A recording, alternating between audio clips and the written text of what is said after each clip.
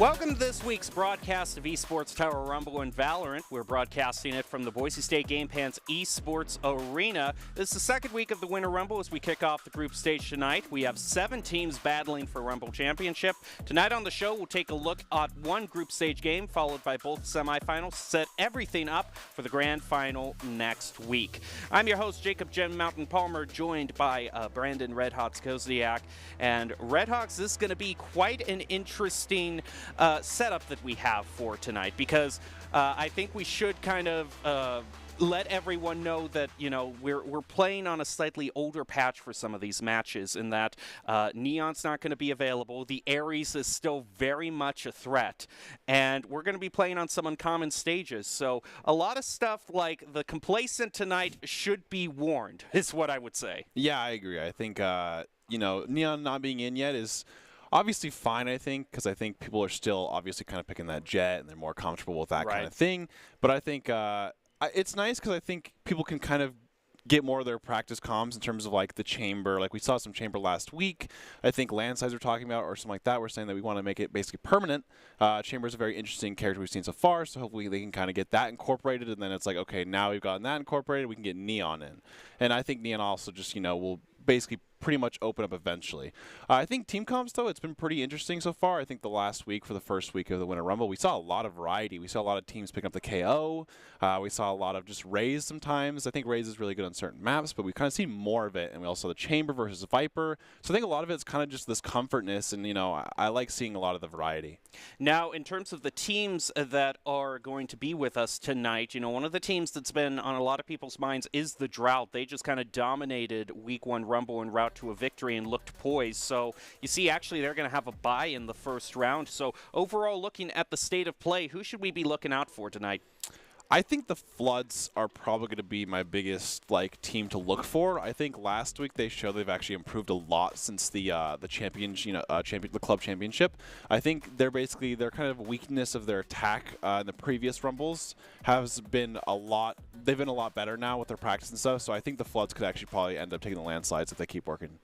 Well, just a quick overview of how things are going to work. It is 5v5, best of ones. The grand final is going to be best of 3, but in the group stage, it's a best of 1.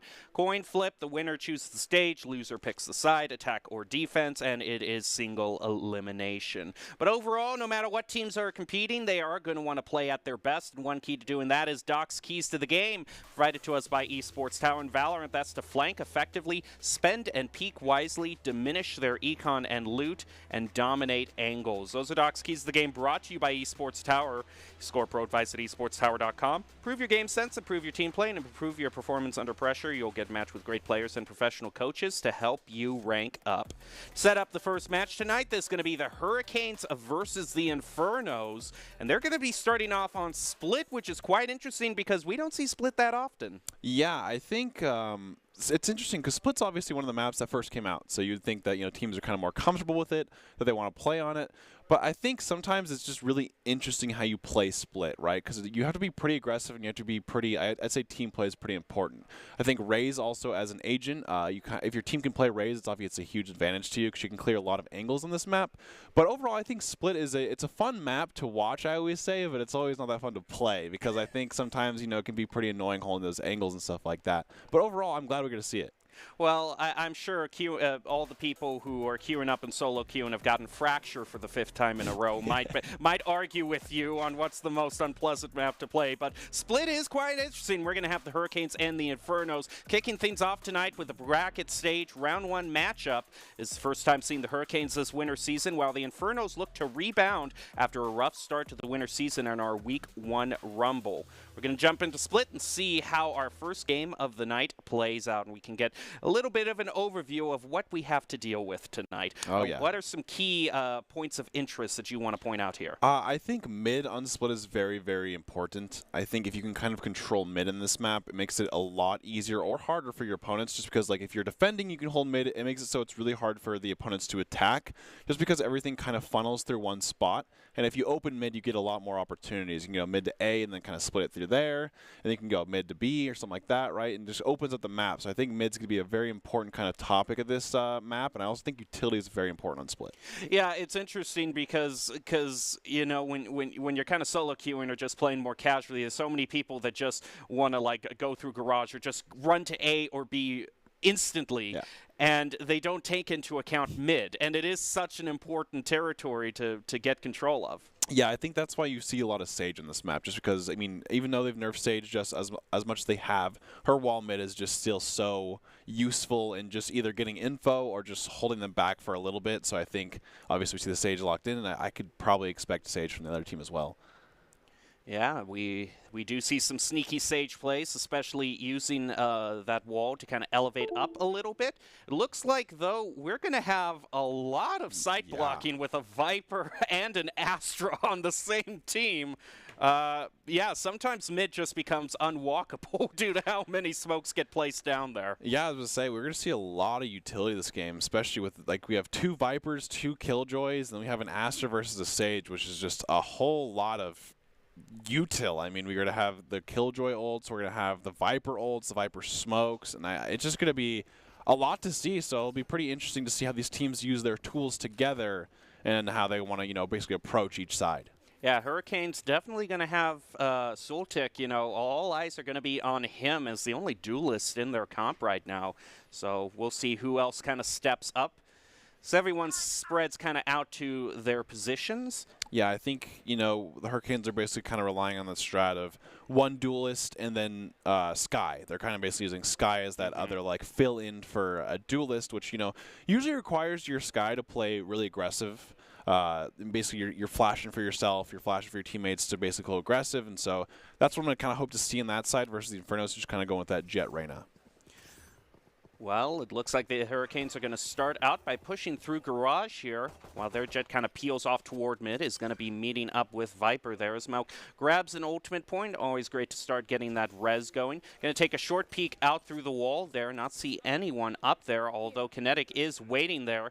Kind of gives a little bit of a ping there to get some reinforcements. Yeah, Hurricanes kind of showed B, but they end up kind of posturing now, and they did get a pick mid, which is pretty big. Now they're taking sight.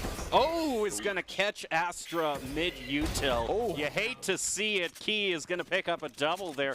Going to be going on upgrade, get a little bit of a util econ boost there, excuse me. Up in heaven, though, Sultik is able to get a nice click, a headshot onto Daps there. But it's still going to be 2 versus 1 with Melk only having 3. Run away is going to be the strategy there. Just try to hold this corner. Viper's really kind of just holding for that angle. 1 enemy remaining. He gets another one. Key picking up a triple. Vipers manages to get 1, but it is going to be Hurricanes picking up the first stage. That was a great round from Hurricanes. They got a pick mid, and they basically just had him sit there. They didn't push through at all, and then as they did that, they caught the Astra on site using utility and just pushed at the same time. So yeah, I was a bit surprised to see kind of using util like that, just that open on the site there. Yeah, I agree. I mean, I think they just didn't really expect them to go through Garage because they're probably thinking that, oh, they might push through Heaven, and then they'll push together. Right. But instead, they just pushed through Garage and just got Heaven that way. Yeah, they were thinking too much like we were, talking all about mid here. And a few went through mid. It looks like they're all going to rush A, though, as they throw out that. It's a little bit of ice trying to make Sultik's job a little tougher. They're going to have to rotate up here through tower. Does take quite a bit of damage there as well. They're going to be going through tower as well, throwing up some smokes. The Viper's going to make their job a little tougher, so in a very tight angle here, trying to take out Melk, but it's going to go down to 8 themselves. Reskin is able to take out Zed. Evan Kinetic is next. It is still 3-3, though. Do some great work by the Infernos defending. They're now down to 2-3. Vipers has a flank, but unfortunately there is a Killjoy tower right there. Turret. Looks like they're actually going to be rotating very quickly over to B here. But Vipers kind of has their, is reading them very well, is rotating over with them. They're going to try to hold multiple angle here. Vipers peeks out, trying to get a pick off here with the classic, a few dinks here or there, but it's going to be hard going up against that Scepter. It's going to catch Reskin off, and Sultik isn't able to get the flank on him. So now with Vipers at low health, doesn't look too good for the Infernos this round. Yeah, absolutely. Vipers at 8 HP, and it's probably going to peek, and just get... And that's kind of expected. I mean, Infernos obviously are full saving there. Hurricanes had a bye, but at this point it's a 2-0. It's a good start for the attack, I'd say. You kind of always want it, especially if you're playing split. I think if you get some, like, you know, some, I guess, momentum running from attack, I think it helps a lot more and feels a lot better to kind of get that going at the beginning. Just a quick look. Infernos is kind of saved up. They're going basically all Vandals. Yeah, I was going to say that. Yeah, I was looking at that. 5 Vandals in this map, which I've always kind of considered Split as more of a phantom map. Yeah, there's not really that many long angles. But, I mean, obviously, I think a lot of the time it just comes down to comfort. And so they must just be a lot more comfortable. Yeah, well, if you're very good at clicking heads, you know, nothing is just going to beat that one tap. Zed is actually holding the angle very closely. That eye is going to try to force him back, but he still maintains the sight line. So that Astra Smoke is going to help keep at bay the Hurricanes' attack. Yeah, and Devon's just going to hold this angle here, using some utility out of the way, but they know at least, you know, they're there. Daps is once again has just always been kind of playing this mid very slowly. I think just kind of waiting for basically people to kind of get out of position or not expect them, and just to open it up a little bit. Let me get flashed here, though. Is able to look away, though, and Zed Evan just kind of turns around thinking, okay, I didn't hear the audio cue. That must mean that Daps is not there. Oh, he's taking a look on the door there. Daps able to take him by surprise, able to get the first pick. Yeah, huge pick by Daps to get that Vandal as well now, and now they can get onto site for B here as all 4 of them go onto site. Gonna meet with Astra here pretty soon. Oh, Daps gets another pick, too. Yeah, that was a beautiful flank right there, able to take out Koji. Where is Daps, though? It seems... Okay, he's rotated down to point there, so he's all over the place. He's actually still holding up here. He's holding up on Raptors. Viper is going to be able to pick him out. It is now 2-3. Hurricanes still trying to defend their spike. Work cut out for the Infernos, especially with Sultek picked out. It's going to be all down to Vipers again. Oh, just like that. And that's going to be huge here for Hurricanes, because they're going to get 2 Vandals on the side of them. And then... like, you know, Infernos have to go back to saving again. Yeah, it was interesting, not only seeing kind of the team that was down 2-0 going a full buy, but Hurricanes kind of going half buy there. So that really kind of helped out their econ. Yeah, so they just had that bonus extra, and they have a lot of, you know, money left over now. If you see, like, you know, 5,700, 6,100. So even if they lose this round here, they can still go again. And so now at this point, Infernos just really need to get a couple picks here to at least make a dent to this eco. One thing you're going to want to keep out eye here is Sultek has picked up the Marshall, which is a very good budget option. And if you're still very good on clicking head, it's going to be a lot more difficult with that Reyna eye thrown out. That's going to make them reposition here. Trying to pick up one is not going to get it. Looked like that might have been a body shot, but that's going to force another rotation out from him. Oh, wow. The alarm bot and a huge swarm grenade is going to take out Green Giant as well. Vipers is just living the dream of a Killjoy, getting 2 of your kills from your utilities. And that's fantastic synergy for the Infernos there. I mean, that's an Astra and Viper, like, Killjoy really communicating there to have their utility go at the same time. Took a lot of damage from that. Speaking of Astra, the smoke is going to be thrown up. So Melk and still haven't made the decision. Melk and Key here haven't made the decision to rotate over yet. It looks like they're still trying to commit to A. Might be trying to peek Zed Evan here through Heaven. Oh, trying to get a shot onto the head there is able to be bailed out by Key. That'll just be very those frustrating moments. Where you Kinetic, yeah, say the smokes could go down here. They're gonna have a pretty decent spot. It's still 2v2, but Hurricanes have a bit of a gun, I think, advantage because Astra has a Ares, I believe. Also going to force them to go right onto point here with this Viper's Pit. Kinetic is just trying to wait, trying to get the right peek. He's going to go in. Melk is going to see him. Oh, and actually gets taken out by Koji. It's going to be Koji versus Key here.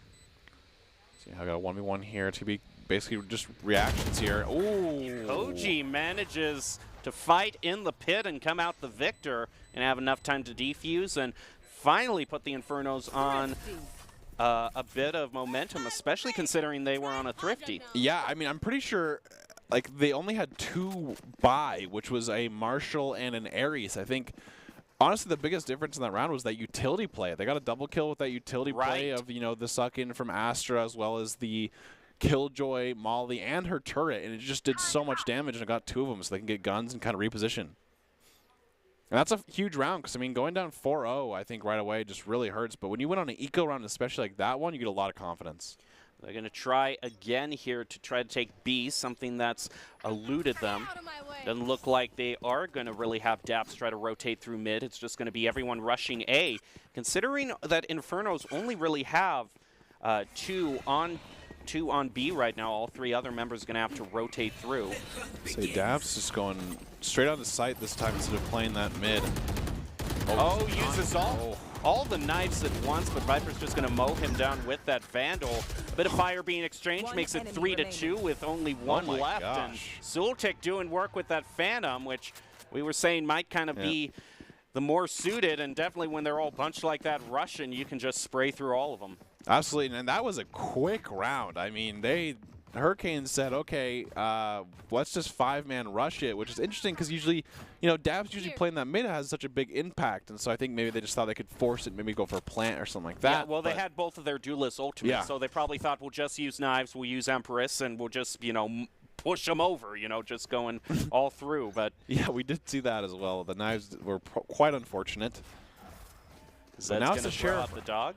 I think the Sheriff around the esports tower has actually usually been pretty good for teams. Sometimes people just really show up with a Sheriff in a round. We'll see how that works out. That definitely has some info on them, enough to tell that Astra to throw down the smoke. It's going to flash them all, keep them at bay for a bit. Looks like Daps is having they're all getting the opportunity here, or the idea to rotate through sewer, see how that works out. Absolutely, and Slux is going to hold this site for the time being as they all just kind of rotate. And I think at this point, Infernos just need to be really disciplined and just kind of using utility and holding these sites so that Hurricanes can't really get anything cheesy. Only one still holding back is going to be Rezkin, making sure that none of the Infernos try to chase them through sewer. It looks like they're all going to probably get away with it, too. There's only Vipers here hanging out in heaven. Might be pinched in here through their Viper as well, who sees that sideline. Oh, not quite able to click the head there. They all know that they're there, and it's going to get caught out by the Molly as well. Zultik is going to get the first pick onto Rezkin. I love those peaks when you're on the ropes and you're just going so fast up and down. It's like you go up, nope, okay, we're going back down. And they're running kind of out of time here for the Hurricanes, so they're going to have to try to force something here, most likely B site, but they are smoked in heaven here.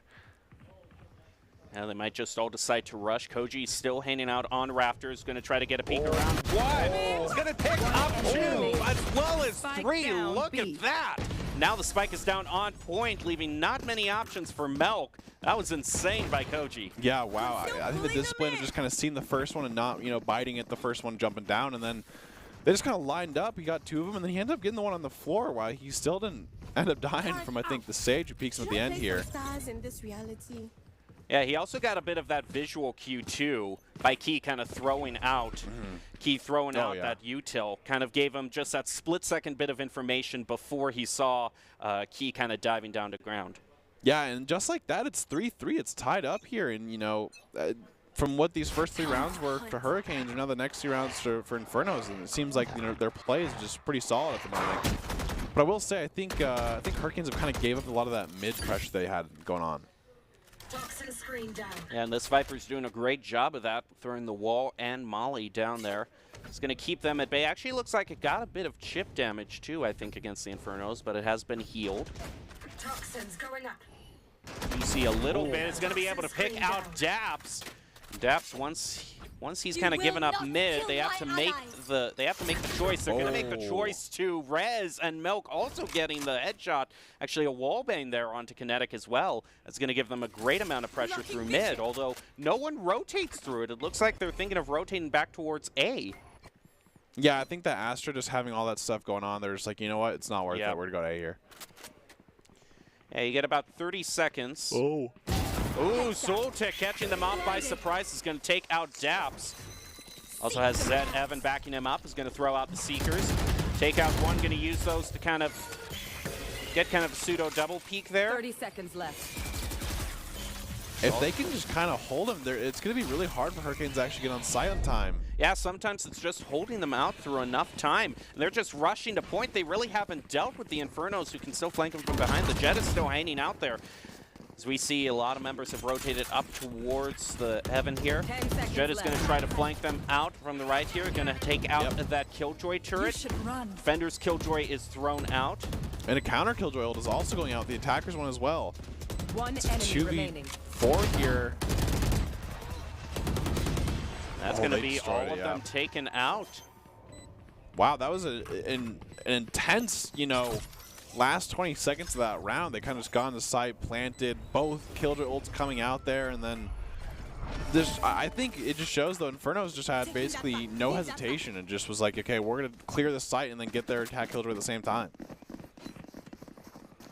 Well, the Infernos have definitely been able to kind of surprise the Hurricanes a lot in just these surprise peaks, and that's one of the things that they've been practicing on this past week. Jump spotting and trying to jump spot without making any noise, just doing anything without making any noise, not to let the other team know where they are, and it's really kind of played out for them. It also should be mentioned that Split is a preferred match for the Infernos, as they think they have several different strats they can run. I think they're very good at taking and holding control on sites. Yeah, so I think once they kind of settled in a little bit to kind of figure out, okay, guys, hey, let's do the strats that we know and let's hold like we can. And I think ever since they've kind of gotten that down, it seems like they're doing a great job there. Looks like Daps is trying to bait out any sort of shots here from Key, holding down mid. They're going to rotate up through the Viper wall. I've also noticed that Infernos have been swapping sites a lot.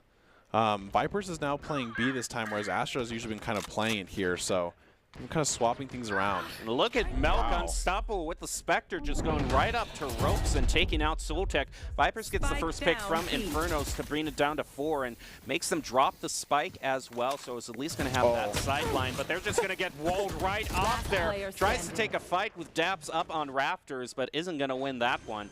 Now it's all up to Zed at full health and with a few flashes and a prayer. Yeah, I thought it was pretty funny how they just walled him in the corner. Yeah, we're not going to deal with you right now. And, yep, sounds about right. And Melk, I got to really say, that was a very aggressive play, just going right up through mid there and peeking all the way towards ropes. It worked out for them. Yeah, absolutely. I mean, Hurricanes seemed to just kind of rip through that mid there and didn't usually do what they, they kind of went with the mid push into B rather than going garage at all.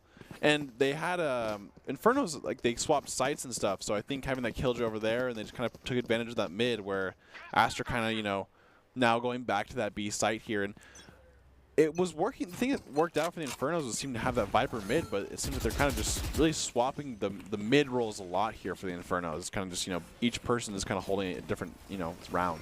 Zed, Evan, and Key both holding A point here. That dog gave them the information that basically a lot of the members of the Hurricanes are all just going to be rushing A here. So they try to rotate up through main, going up the ramps.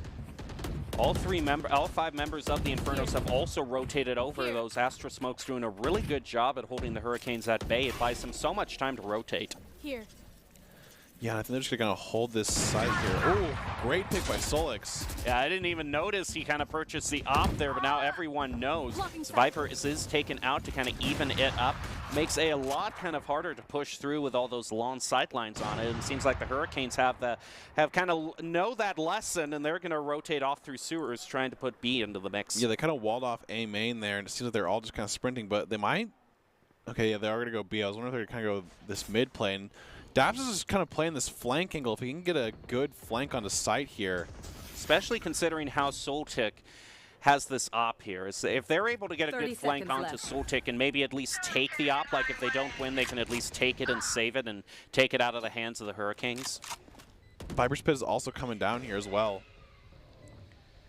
Well, he is going to rotate very slowly through it, trying to catch Kinetic off guard here. One enemy remaining. But he's going to... And it looks like Green Giant, well, we've just been watching Daps kind of take a casual walk through here. Green Giant's been doing all the work, picks up a triple.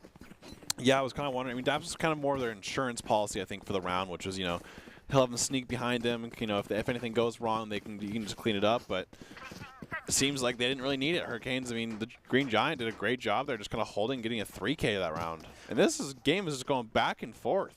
Well, the coaches have really been, talking up Daps here with the ability to pop off as a top fragger. And so I'm kind of waiting for that play. Unfortunately, the first knives they had kind of whiffed, but they're going to be 1 point away from getting knives here.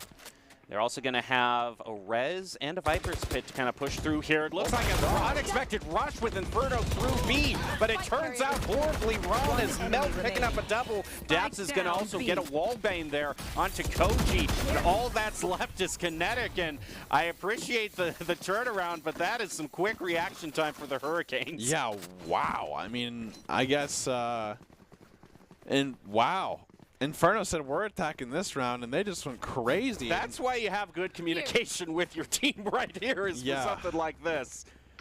And look at that play, especially using that dash so well as a Jet, being able to get your pick, get out of there. Absolutely. I don't think we're going to be seeing any more of that, but it is 4-6 now in terms of Hurricanes. There's 2 rounds left in the half here. So you lost that round. Yep. You brought 2 of the opponent's ults online as well, so we're probably not going to go that route again. Looks like we only have 1 member really holding up in heaven here, trying to take a sightline onto mid here. Through the ropes, though, they're going to try to rotate. Zultek tries to rotate, is going to be taken out by Malk, who again takes that peek, waiting for anyone else to follow through on ropes. I'd say Milk's actually gotten a lot of first bloods, I'm pretty sure, this game. They're doing a fantastic job of getting 1v1s and winning them. And it's always good, you know, to have a Sage that can get those picks, with the Res being, you know, such an important ultimate, being able to consistently charge it up. Right now, it doesn't look like they're going to need it quite yet, as it is a 3-5. Looks like the Seekers were thrown out by Zed Evan, going to kind of give him a little bit of information to plan his next play. As Viper tries to peek through mid here, a bit of a dry peek there as well, and is just going to get punished severely for it by Daps.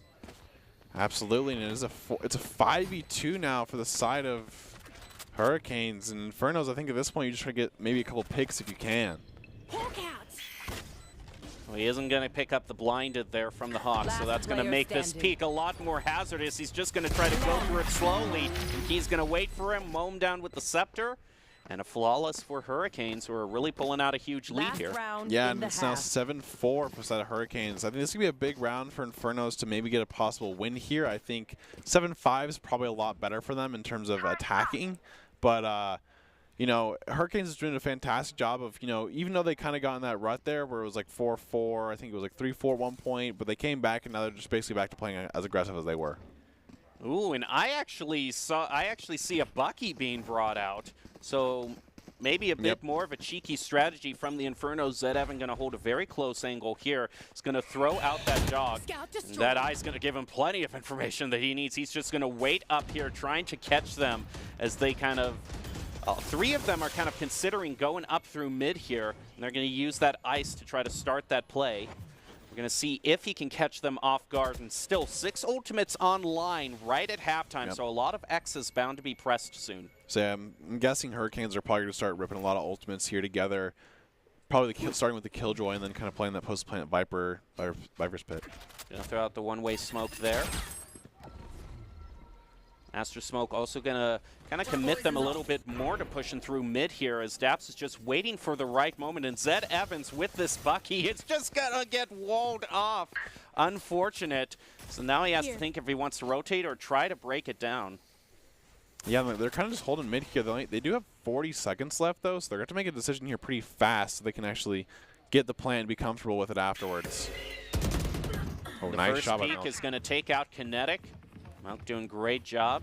Now Zed Evans kind of trying to make the decision of where he wants to go. He's actually going to rotate all the way back through ropes. They're going to throw down their Killjoy and immediately get taken out by Vipers. That Killjoy is going to get taken out too.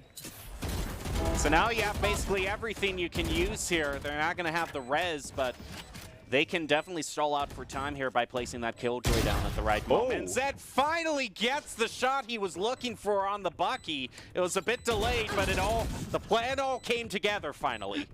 I don't know. They're going to die to this hell spot right here to left. Yep.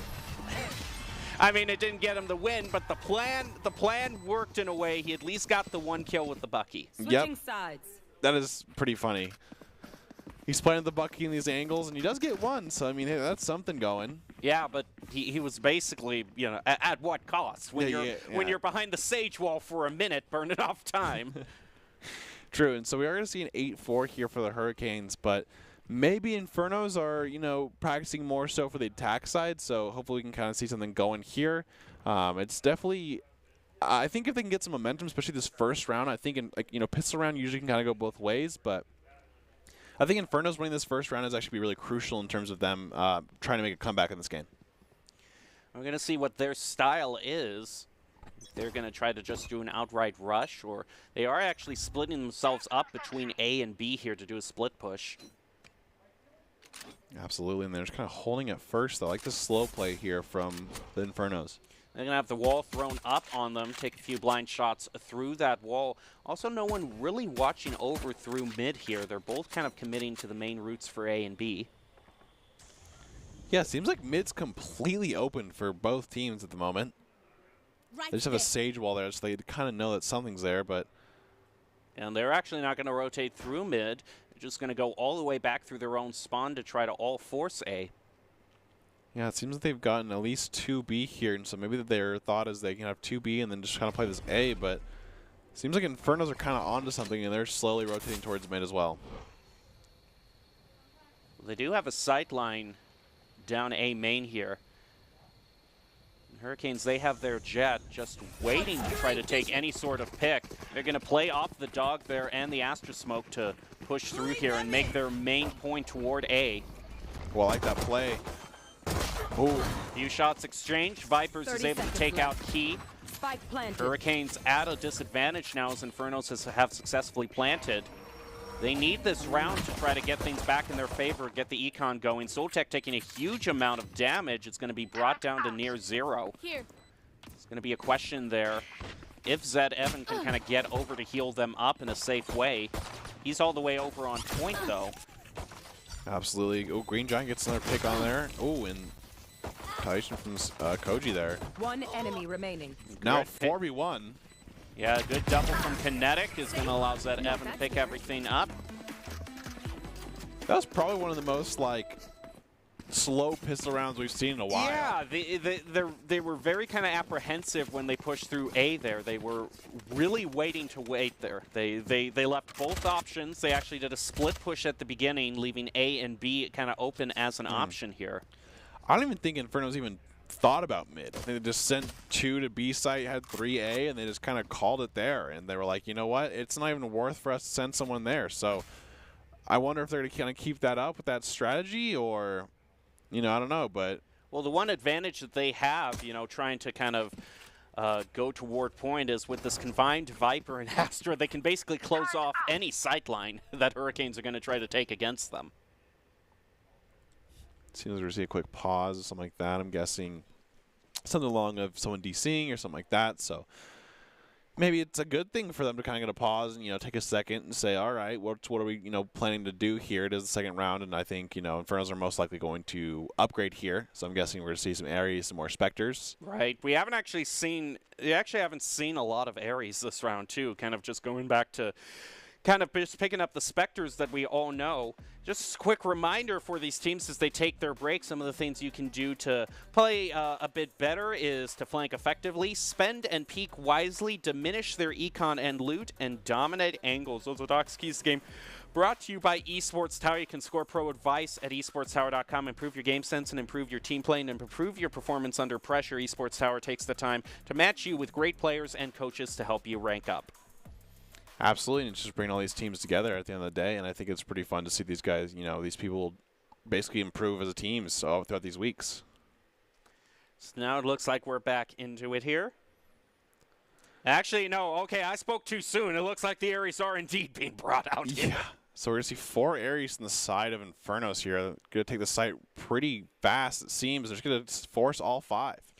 Definitely, though, the noise from that Ares is definitely going to give their position away as Melk is trying to take a sneaky play there, but Soltech is going to catch him out. He's going to use the updraft to go onto Rafters and up into heaven, try to take out Daps, who dashes away. He's able to get a few ticks onto Daps, bring him down to half health, but a flank from Rezkin is going to be able to make it 4-4 between these two teams. Sim's going to get the next play there. Yeah, it's a 4v3 here, but Hurricanes have, you know, Daps, who's very low here on the side of them, and to take 1 or 2 bullets to get him going. And just like that, it is now 4v1, you know, wow, okay. That was a great wall bang. I'm pretty sure Heaven there. 3 out of their 5 kills were wallbang kills. Yeah, with the yeah. Ares. I think they just sprayed them down and were like, all right, well. I mean, remember, it's not the Odin, but it still has that high penetration stat. So it's very great for getting wallbangs, especially when Riot made it very powerful in the short moment in history. Yeah, I also think, especially with no armor that round from the Hurricanes because they're full saving and stuff like that. Or sorry, the Inferno. No, it was those Hurricanes. They're full saving and honestly just makes it so you just pretty much die pretty quick if you don't have that armor, especially against the Ares. Well, after they lost the first round, this should be the buy for them. Soltek has brought out the Marshall. Yeah, I think they had a Spectre last round, so they're still kind of just buying for this, but obviously Hurricanes are going to have a full buy here. Reskin waiting for the peak, but is going to meet a lot of them at once. Throw out the eye to try to get away and reposition to a more safe spot. Looks like the Infernos have gotten the word and are trying to rotate over to A here as Melk is hanging out in ropes. Doesn't want to give his position away, but doesn't want to be too slow. Alarm bot's going to be triggered on him. He manages to pick up one against Vipers, but Koji answers back, making it 4-4. Yeah, and, they kind of have that. Remember, Hurricanes have that gun advantage now. They have all these Phantoms and Vandals comparatively to their Ares, and I think they have one Marshall. So Green Giant kind of has this angle here, but if they get a couple for this site, they can get some things going, but great Viper smoke. Ooh, Soul gets a headshot on the dabs. It's huge for them. Yeah, the smokes have just been so oppressive every time the Infernos push on to point here. It looks like they have all set up, trying to get a headshot, but Spectre beats Marshall most times out of the day, and Key is going to even it up to make it 3-3. This is going to pay some of his health, though. It's down to half health. And Koji is also a little bit, is not full either, is going to be at 70. Okay, they do find another one. Redskin's down now, and the Ares are just having a fantastic job just holding the site, and they have a corner spot. I think they can kind of get him off the site, yep. And Kinetic is just going crazy on this defense here, and he gets 2, and they win the round. So huge for the eco for Infernos. They're really bringing it back now. They have basically 3 in a row. Yeah, I think they have full Vandals and Phantoms now where Hurricanes are going to have to save once again. And I think that really kind of hurts momentum, not as much as eco, because I think if you're the Hurricanes here, you have you've had the advantage basically in terms of you have the rounds ahead of them, but now you have a full buy versus their Ares. Now look at them; they have to buy sheriffs, a ghost, a Spectre, whereas basically Infernos didn't have to buy it; they have full everything now. Oh, and look at this here! Infernos commit all the way towards B. Whereas the Hurricanes just kind of mirror them, are going to take A with no fight whatsoever. I think they just kind of say that, we don't have the long-range weapons to contest A right now, so we're going to go for the flank route. I actually am a big fan of, if you're ecoing and stuff like that, to just kind of 50-50 coin flip in terms of, okay, well, if they are going to come here, at least we can trade, but if they're not, let's just 5-man kind of run it over and just see how it goes. And now you can just kind of go into sites and just hope that, maybe you get a pick or 2 and something like that. Yeah, you're not going to beat the Vandals. They're down A main. Well, here goes Sultik, is going to try to use that Phantom to good use. Is going to try to pick up the first shot against Key, but it's going to take more damage himself. Going down to Wood with the shot through the wall as well. He is not in a good position here. They're going to get the first pick there, and this eco round looks like it's actually looking to be pretty good for the Hurricanes. Only Kinetic picking up 1, but it is 4-2. Koji is now doing a great job bringing it back with a double, and is going to pick up a triple, and ultimately the Phantom wins out. But he is going to get away with no. So he's going to pay for it, have to give up his Phantom, but does get the win nonetheless. But overall, I'm very impressed with the Hurricanes there for all that they managed to do on a safe round. Yeah, I mean, they basically got 4 members. Granted, the one still died to Spike, but that still, basically counts of them going down 1. So they got 4 down, so that means that this round they're going to have to dip more into their eco here, whereas Hurricanes are basically, we're saving for this, so this would be a big round. If Infernals lose here, they're not going to have any eco for next round. This is going to be a big round, I think, for both teams here. This is going to be really kind of a sway for at least a couple rounds here. It's 8-8. Oh, Daps is very low. Oh, through the smoke, Sultek picks up Daps. Now the Hurricanes are going to have a very tough time holding this. Basically, with the combined Astra Smoke and Viper Roll, they're able to block off basically everything for A and force the fight up here towards Heaven. And he catches them off guard here, too. Oh, waiting for the spray transfer. Only going to take one, though, away as Key and EXL are going to fight back, make it a little bit more takeable. Actually looks like they have just enough time to rotate off toward B here, and that's what they're going to do. Yeah, Infernals are actually just going to rotate out, and the thing they're is, just keeping him there. Are going to throw out the swarm grenade, so it does look like they are wise to the fact that there is a rotation over towards B here. Going to throw out an alarm box, a little bit of a swarm grenade where they plan to place the spike. Also throw out the Viper's Pit, making it that much harder for the Hurricanes to take this point back. They've got the plant yet. Okay, so they finally got the plant down. 30 seconds left. Oh, he probably... Oh, now that is interesting. I'm going to have to talk about that, but there goes Melk taking out one. Viper Spit still active. Soltech with a flank that was going to take them. Okay, the thing that I found was so interesting was he went for the plant first off, but it seemed like there was probably some communication said, no, I placed a swarm grenade over here, plant the spike over here, but that gave Melk enough time to be able to kind of catch him off guard. Yeah, Melk just kind of just, shoots in the standard spot. Sometimes you shoot the smoke and you get a kill and you say, okay. But thankfully they had Solarx kind of on the flanks, so he just waits, gets both of them, and they win the round. And now it is 9-8 towards the Infernos. Five wins in a row for the Infernos. And, I think this is the practice coming in here. I mean, they've practiced on this map, and it seems like they've been practicing for attack more than anything else. Knives brought out by Daps, going to take a quick peek through A main here. A few sheriff shots exchanged, as it only really looks like... Okay, it does look like they have two on B with Melk trying to hold down this sideline. It's going to take a lot at once, unable to get the headshot as the Killjoy is thrown out, and Hurricanes are going to be forced off the point here as Vipers and Soltech take out Green Giant and Melk. There's no one left on B, so they are all clear to plant the spike here. Absolutely, and Inferno's just kind of use the Killjoy right away, get that going, and it's a 4v2 here. I don't think Hurricanes are really going to use the ult here. They are in a save round here, so. Both members in alley are going to try to take any sort of play that they can, waiting for the right moment. They do have the Viper's Pit if they can use it to try to block off those sidelines and give them a more clear path onto point. They're taking out some of that Killjoy util, but as soon as they peek around, Vipers with the Vandal and the headshot picks up a triple. And Infernos are just kind of going round by round. It's 10-8 now, and I think Hurricanes did save last round. This is going to be a big round they're buying now. And if they lose this round, they have to make a decision in terms of, hey, do we buy again or not? So I think this is going to be another big round. I think a lot of these rounds are going pretty quick now too, Jim. I think, they kind of started the game, or even halfway through, we're kind of going slow, playing each side, but now they're starting right away. I think it's not only just the pure sight denial that this Viper and Astra combo gives to the Infernals, but it's also the ability of Soltech on these kind of one-on-one fights on these flank routes to be able to just win them so consistently that makes the Inferno such a potent force here on attack. Absolutely.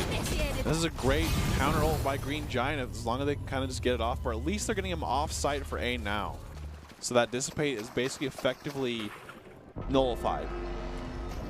That's a really good thing that they can take out of the equation as they're going to go through mid here at Viper's wall. Key tries to rotate. He does not see here, though, the flank. Oh, I'm sorry. That was the camera. I thought that their jet was doing something insane with the updraft. My bad there. Hey, I apologize. Now they're going to have the Seekers coming into sight here, but there's a lot of utility on the site. He is going to take a bit of damage.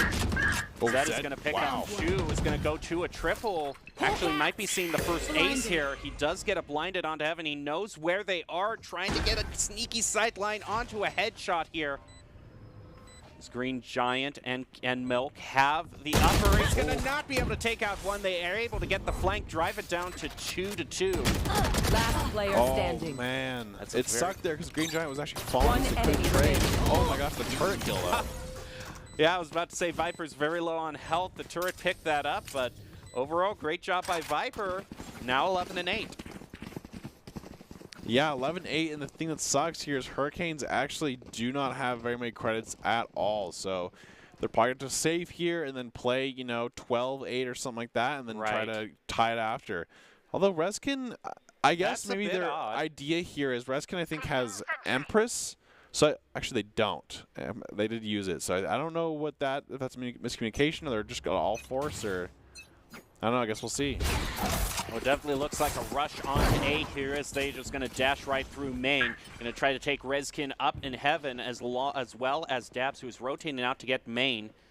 We're going to see the one-on-one here. I said Sultek consistently wins these one-on-ones in the flank route, and that's what he's doing. Picking up a double as well. Now has Daps in his sight. Daps going to hide out in the corner and is able to stop Sultek in his tracks, along with Melk also doing some work. Brings it back to 2-2. Hurricanes still have a chance here to defend. They also have a res up as well, so they can kind of get a res in heaven or something like that. They can actually get something going here. Yeah, there are some safe reses. Yep. That can be. Green Giant playing 1v2 here when he has 2 basically waiting for him as well. Killjoy, they have the option to either wait it out or just go on to point. They're going to have to push it off. Oh my god. There you go. That's a great play by Melk. Being the hero on the Sage with the res and a quad. Hurricanes don't want to be counted out quite yet. Thrifty. And that's a huge round by Hurricanes, especially since the beginning. It just wasn't looking in their favor at all. I mean, Rezkin had the only gun on their team and just gets picked quite, instantaneously at the beginning of the round. And Milk just has a it looks 4K like they were, for the round, just went crazy. Yeah, it looks like they were actually lined up there. Like those those were on the kill feed so fast that I have to believe that was like a collateral or something. I mean, yeah, they're so close with that. Milk just kind of hit him with the 1-2, and Milk's been doing a fantastic job on the Sage, just kind of getting picks when, especially 21 kills Sage, just popping off on that team. Well, Kinetic bringing out something a little bit different. The Odin now on the field, which is not a long-range gun. Nothing I would necessarily expect to take a main with, but we'll see how it works. If you have enough bullets, it can. Just the math is going to work out in my favor. The spray and pray will definitely work out. I like it. It looks like they're also going to be focusing on main here. Melk holding this very close sideline along with Green Giant. Daps rotating silently out through here, but is going to meet 2 who are kind of double peeking there. Didn't really have the chance as Kinetic with that Odin is also going to take out Key. Wait, okay, I'm going to eat my words here. He took him out there through a main, so don't tell him that it's not a long-range gun. He's going to do work on it. And just like that, it's a 4v3 here on the side of Infernos versus Hurricanes. And Hurricanes have been kind of doing a pretty good job of, picking up here. This would be a really big play here by Giant. If he has the knife out. Oh! Yeah, I was saying I don't think he was aware Zed Evan was up there. So now Melk is going to have to turn things around yet again, maybe pick up another quad. That's basically what it's turning out to. Trying to get some sort of pick, but it doesn't look like Zed is going to be given the peek out to him. Actually is able to just kind of casually walk across main when Melk isn't looking. Yeah, and it seems like they're just going to kind of, it's safe. Oh, wow, just waiting for the moment when they rotate out. I think he was just giving up the round and just going for taking as much ego away from them as they could. Yeah, I think they kind of figured, hey, Infernos actually have this pretty locked down, but I like that that play of, hey, let's just get the outros, Match point. So now and just like that, it's going to be 12-9. And what a game this has been. I mean, at first, Hurricanes were just looking like they were dominating the Infernos, and then Infernos kind of made a comeback, and then Hurricanes kind of went up, and then now Infernos on this attack side have just been pretty dominant here, and it's a 12-9, and Hurricanes, I will say, have had their best rounds in their eco rounds. I feel like that's been their best rounds. Yeah, and it is interesting that he was going through a few outros there because, I mean, I can see it. You're taking econ away from them, but you got to remember, Infernos have won 6 rounds in a row. They're going to have everything they have to do another full buy here. Absolutely, and it's going to be, I think, a big thing this time is going to be the first blood kill on each team here to kind of set the tone for the round. Rezkin and Melk both on B directly. Also, it looks like they have Green Giant holding down Heaven as well. Viper's trying to take a peek through there. Some shots exchanged, and Melk is going to take the bigger amount of damage off of it. It's actually going to use their own heal on themselves, which is interesting. So that's going to be gone, that heal ability gone from the Hurricanes. It's actually kind of what you would want if you're trying to kind of bait out that heal from the Sage, just kind of hit them a little bit, draw them down to 80 and force the heal on something like that. Yeah, absolutely. I think, Milk obviously being the top frag in their team just kind of was like, hey, we're going to fight. Oh, great timing. Oh, Milk gets another pick there. It's now 3v5 here at the side of Hurricanes. But they aren't able to take out the Viper's Yeah. pit, as Kinetic is going to hole up with the Odin there, waiting for anyone to just kind of walk in there. The Odin Cannon does have a very nice spray, so even if they double peek, he might have a slight chance here. The Odin in the pit. And Redskin is going to take him out. Now he sees the other two. He doesn't see Green Giant though. Player He does. standing. Green Giant One sees him enemy before he remaining. does, though. And Inferno still have a chance to take this. You hit the Swarm Grenade, Vipers picks up one. Imagine if I died. And just on that, it looks like through time is going to be able to win it.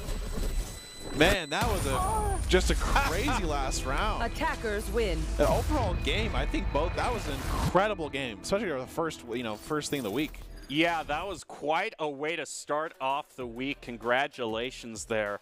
Well, that was some really insane play, and as you can see, Red Hots, going it alone can only get you so far. Ultimately, if you want to increase your chances of success, you have to level up your teaming skills, and we definitely saw that with kind of that double controller comp, especially with the Astra and the Viper, so well to communicate with your teammates to throw up those smokes. And you can see how talented these players are, and Esports Tower really takes the time to create teams of well-matched teammates. I'd like to do a shout-out to the coaches, and for those of you watching who haven't checked out Esports Tower clubs, you should. It's the fast track to rank up. So know that that is in the books. A very, very close, very intense match. Ultimately, the Infernos are going to win that. It was unexpected all around, from the initial choice of split to how seesawy it was. A very fun match to watch. Absolutely. I mean, there was so many times I was like, okay, well, Inferno's got kind of a big lead going into. They got the momentum. Okay, Infernos are kind of doing it. Okay, never mind. They're kind of going back, and then they kind of just, shut out the game in a pretty well fashion. But overall, I think both teams put a great job of effort in and showed that they're pretty comfortable with this map, but overall it was great to watch. Well, we are going to be taking a short break and get to our next game, which is going to be Eruption versus Drought in the first semifinals. Drought, definitely, we were talking about them kind of being one of the top teams. Will they be able to keep that spot? We'll find out after this. You're not going to want to go away.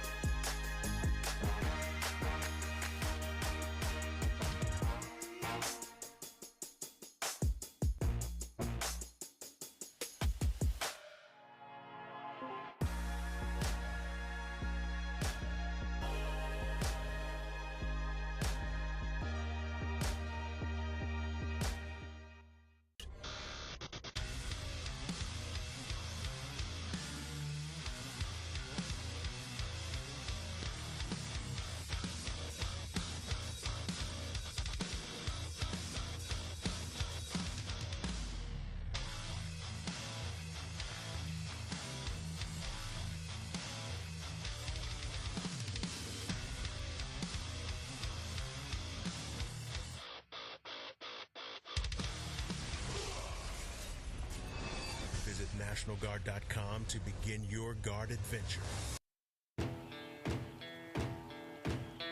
Here are a couple lessons I've learned over the years. Friendships come in all shapes and sizes. And always buckle up. Seatbelts save lives. That's a rule we can all live by.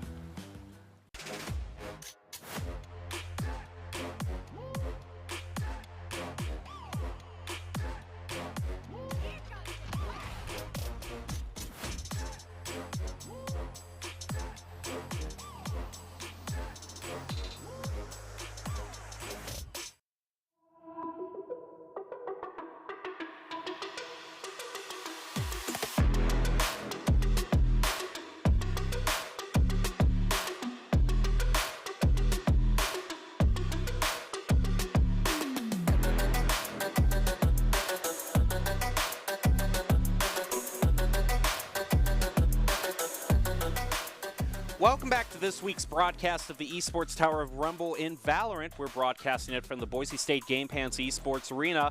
Welcome back to the Esports Tower Winter Rumble Week 2. We are about to kick off our semifinals in this week's Valorant Rumble. And up next is a semifinal match between the Esports Tower Eruption and the Esports Tower Drought. I'm your host, Jacob Jem Palmer. Joining me is Brandon Red Hot Kozniak.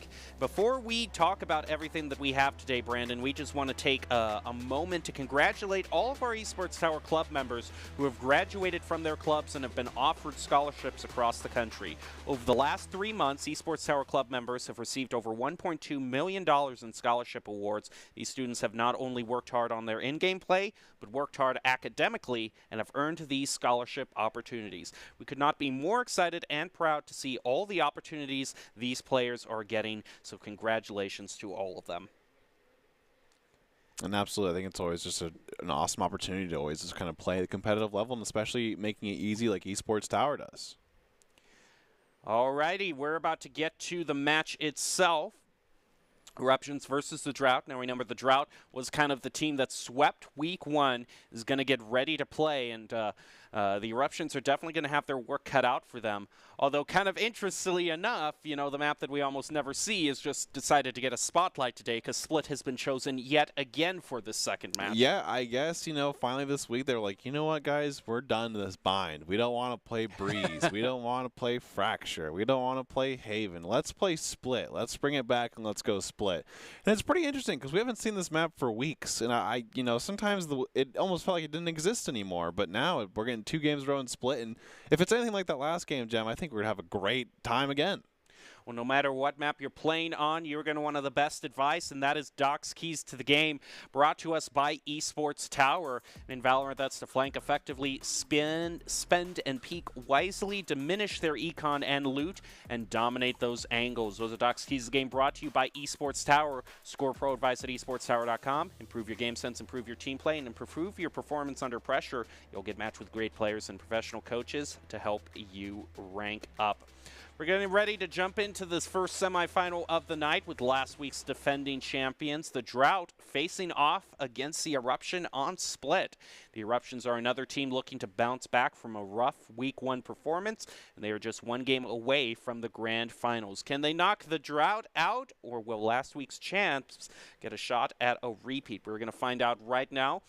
Again, a kind of quick overview of what Bind has to offer, and really kind of one thing that stood out to me a lot last round was we saw a lot of ults kind of on utilities, you know, on mollies like the Killjoy Swarm Grenade, which really you can take advantage on Split being much more of kind of a more compact map than some of the others. Yeah, and I think also what's pretty interesting is, you know, the Sage difference. One team kind of went with the Sage. Another team went for, you know, the Viper, Killjoy, and Astra, and they kind of just rotated things up. They didn't always play the same spot. Sometimes Viper would play mid, sometimes Viper would play A, sometimes Viper would play B. So I'm interested to see if they kind of go on that approach again, if they want a lot more of these controllers slash, you know, Sentinels, or if they kind of want to go the more route of like, okay, we're going to hit one Sage, kind of have Sage mid every round. You know what, let's go with the Duelists. Kind of want to see some Raze if possible. I love seeing Raze. I think Raze is really fun on this map. But overall, I think, you know, I hope we get another fresh kind of look at how these teams play this map. And Let's there's the Raze. 2 Razes. See 2 Razes brought out. Also, a Cypher and a Breach. Yeah, the Breach is pretty interesting. I think you know, usually we've kind of seen Breach come back on Fracture because his ult has so much value. And I wonder if that's just kind of like, okay, well, I've been playing a lot of Breach. I'm comfortable with it. Let's try it on Split. Yeah, that's really interesting. Also interesting is that we don't actually see Jet brought out at all from one of these teams, too. The Jet is on the whatchamacallit, the Drought, or the Eruptions. They have Drought. One, yeah. The Eruptions have 1 Jet. Yeah, so only 1 Jet, but a Raze for both teams, and the Reyna. Yeah, I do like these Razes. I really want to see some aggressive play on Raze. I think a lot of the reason why people play her on this map is she can clear basically a lot of corners, and especially her boom bot, since, you know, there's a lot of tight corridors in this map. Sure. And I think the Showmaker can make a lot of space in this map by just kind of using that blast back right off the round. Well, we have seen Cypher also brought out, and it's not common, but it's not uncommon either. It's mainly just a lot of people like to focus up his camera on Beast, which just gives such a complete view down into Garage, especially since that seems to be the route that the Eruptions want to go through first. We'll see how well that works, and we were also talking about how valuable that Sage Wall is in just blocking off mid. Oh, great grenade. That's great. That's going to take him down to 81 as well. So they're going to throw off their own one, it looked like. Might just be trying to find the right lineup. It looks like they've been given the go-ahead, though, to rotate up toward Heaven. They're going to find their job a lot harder as it's been smoked off by the Astra. It's down to 4-4 as Orthodox is able to pick up DRW here. Eruption's facing a lot of resistance as they try to get onto point. Their Breach is taken down to low health as well. Devin might just be trying to peek up through here, but it's a... Okay, that's pretty funny. That's a little slice of something special. And there you go. Devin is able to take out their Breach, who was already very low on health. Quick headshot, though, onto Devin. It's a 1v1 scenario with Ellie having that overheal, so she's efficiently at, like, 180 plus HP. And like that. Yeah, that was... Okay, that was pretty easy. You could have shot him in the toes there, and that would have worked out. That's the type of comms, though. You're always like, last one's super lit. Last one's super lit. You just gotta hit him once. Like, it's just that kind of thing going on in comms. I feel like that's just always happening, especially in like a 1v1 scenario.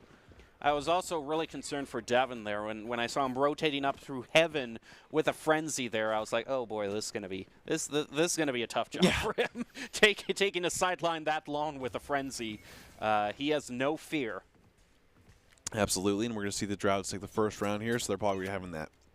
The buys, the Spectres, and Ares, and Ellie's just going to peek this one with the Spectre, getting into the right side, actually. I wonder if she can kind of catch him off guard here. Although they've made no noise here, besides, looks like they made some mid-noise. Yeah, they have made, going to throw out that grenade. With the two shorty shots is going to take out Boof. I love seeing the shorty be brought out, and it works out great. Vega also, with the Classic, is taking out the Drought. Orthodox is going to answer back with the Spectre, though. That's definitely going to beat a shorty in a Classic.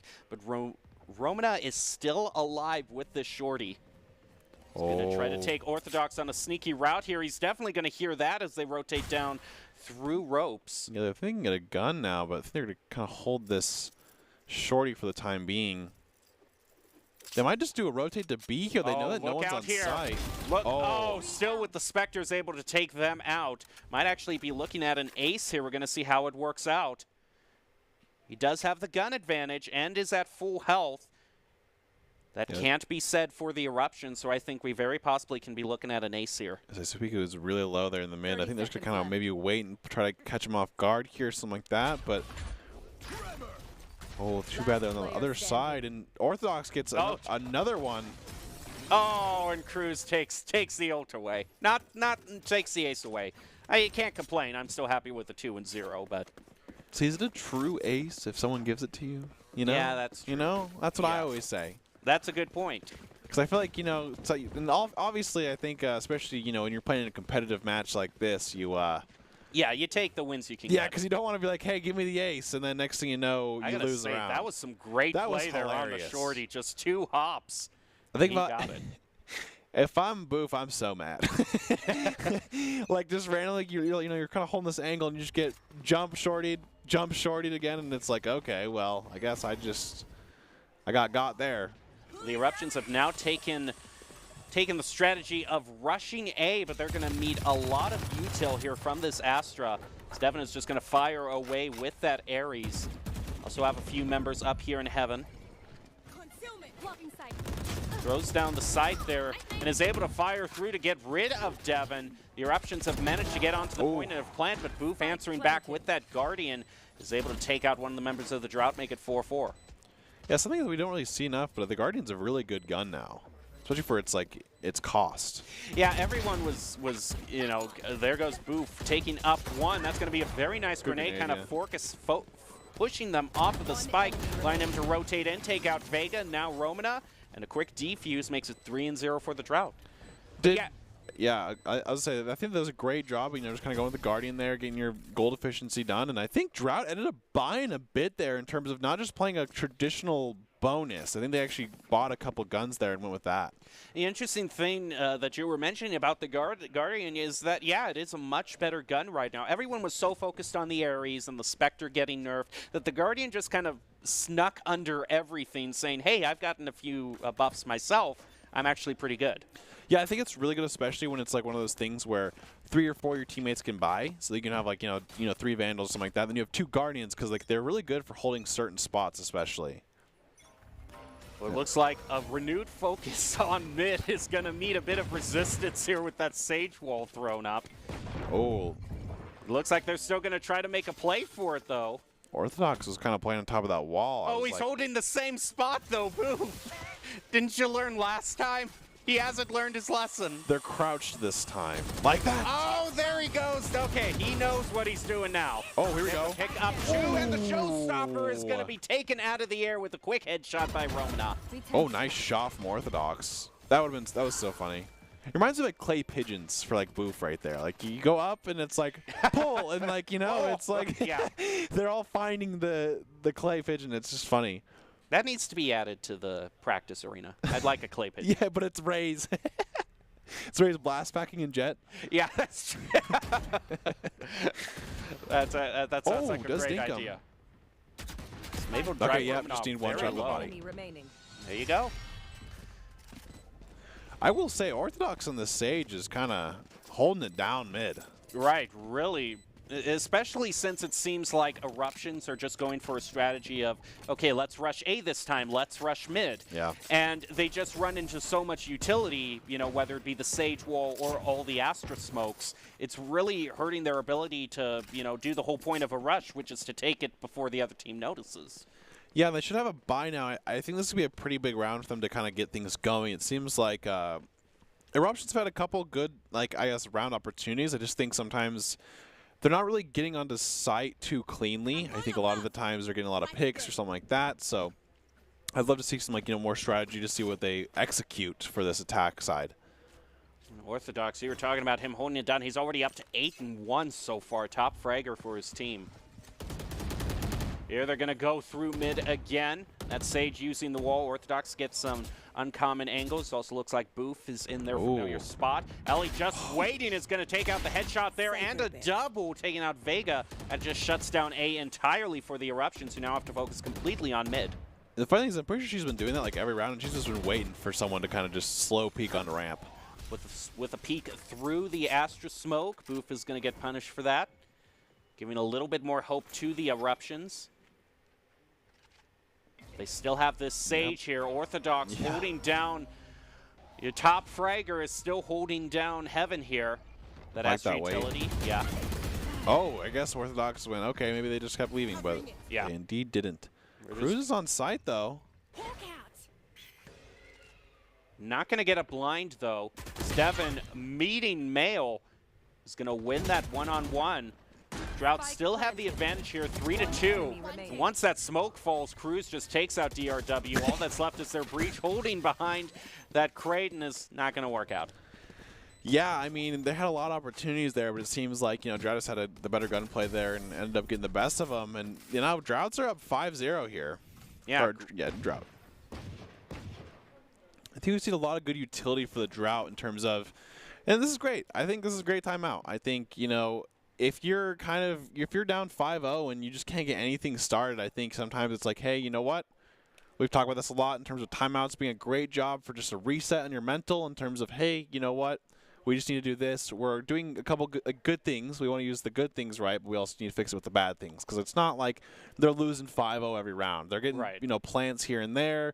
It's just kind of at the end, it kind of falls apart. They lose 2-0, and then it kind of goes from there. So what do you think the strategy that they're trying to bring into this with this Cypher and Breach pick?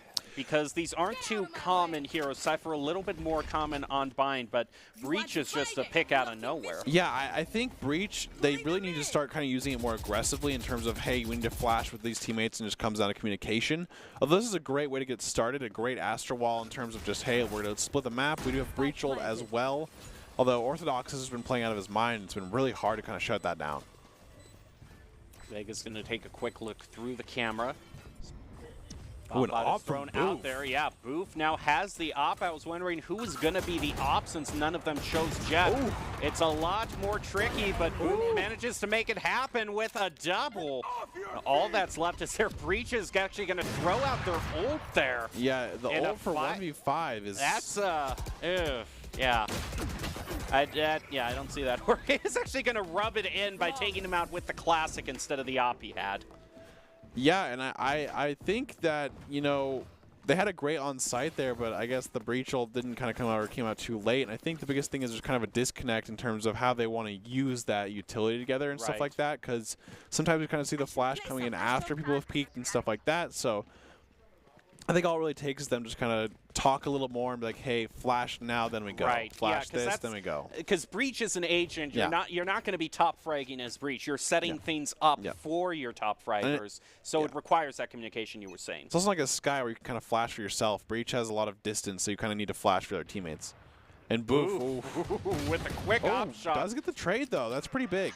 It does look like, were they able to pick up that op? They weren't, so now Mail takes control of it. Romana does have ult, though. So they can kind of get something going. I guess they're going to look to, kind of rotate here. They're going to see someone, they're going to see Orthodox mid here, except for there's a wall. Yeah. But still has the sound cue, so is able to tell everyone to rotate over to A.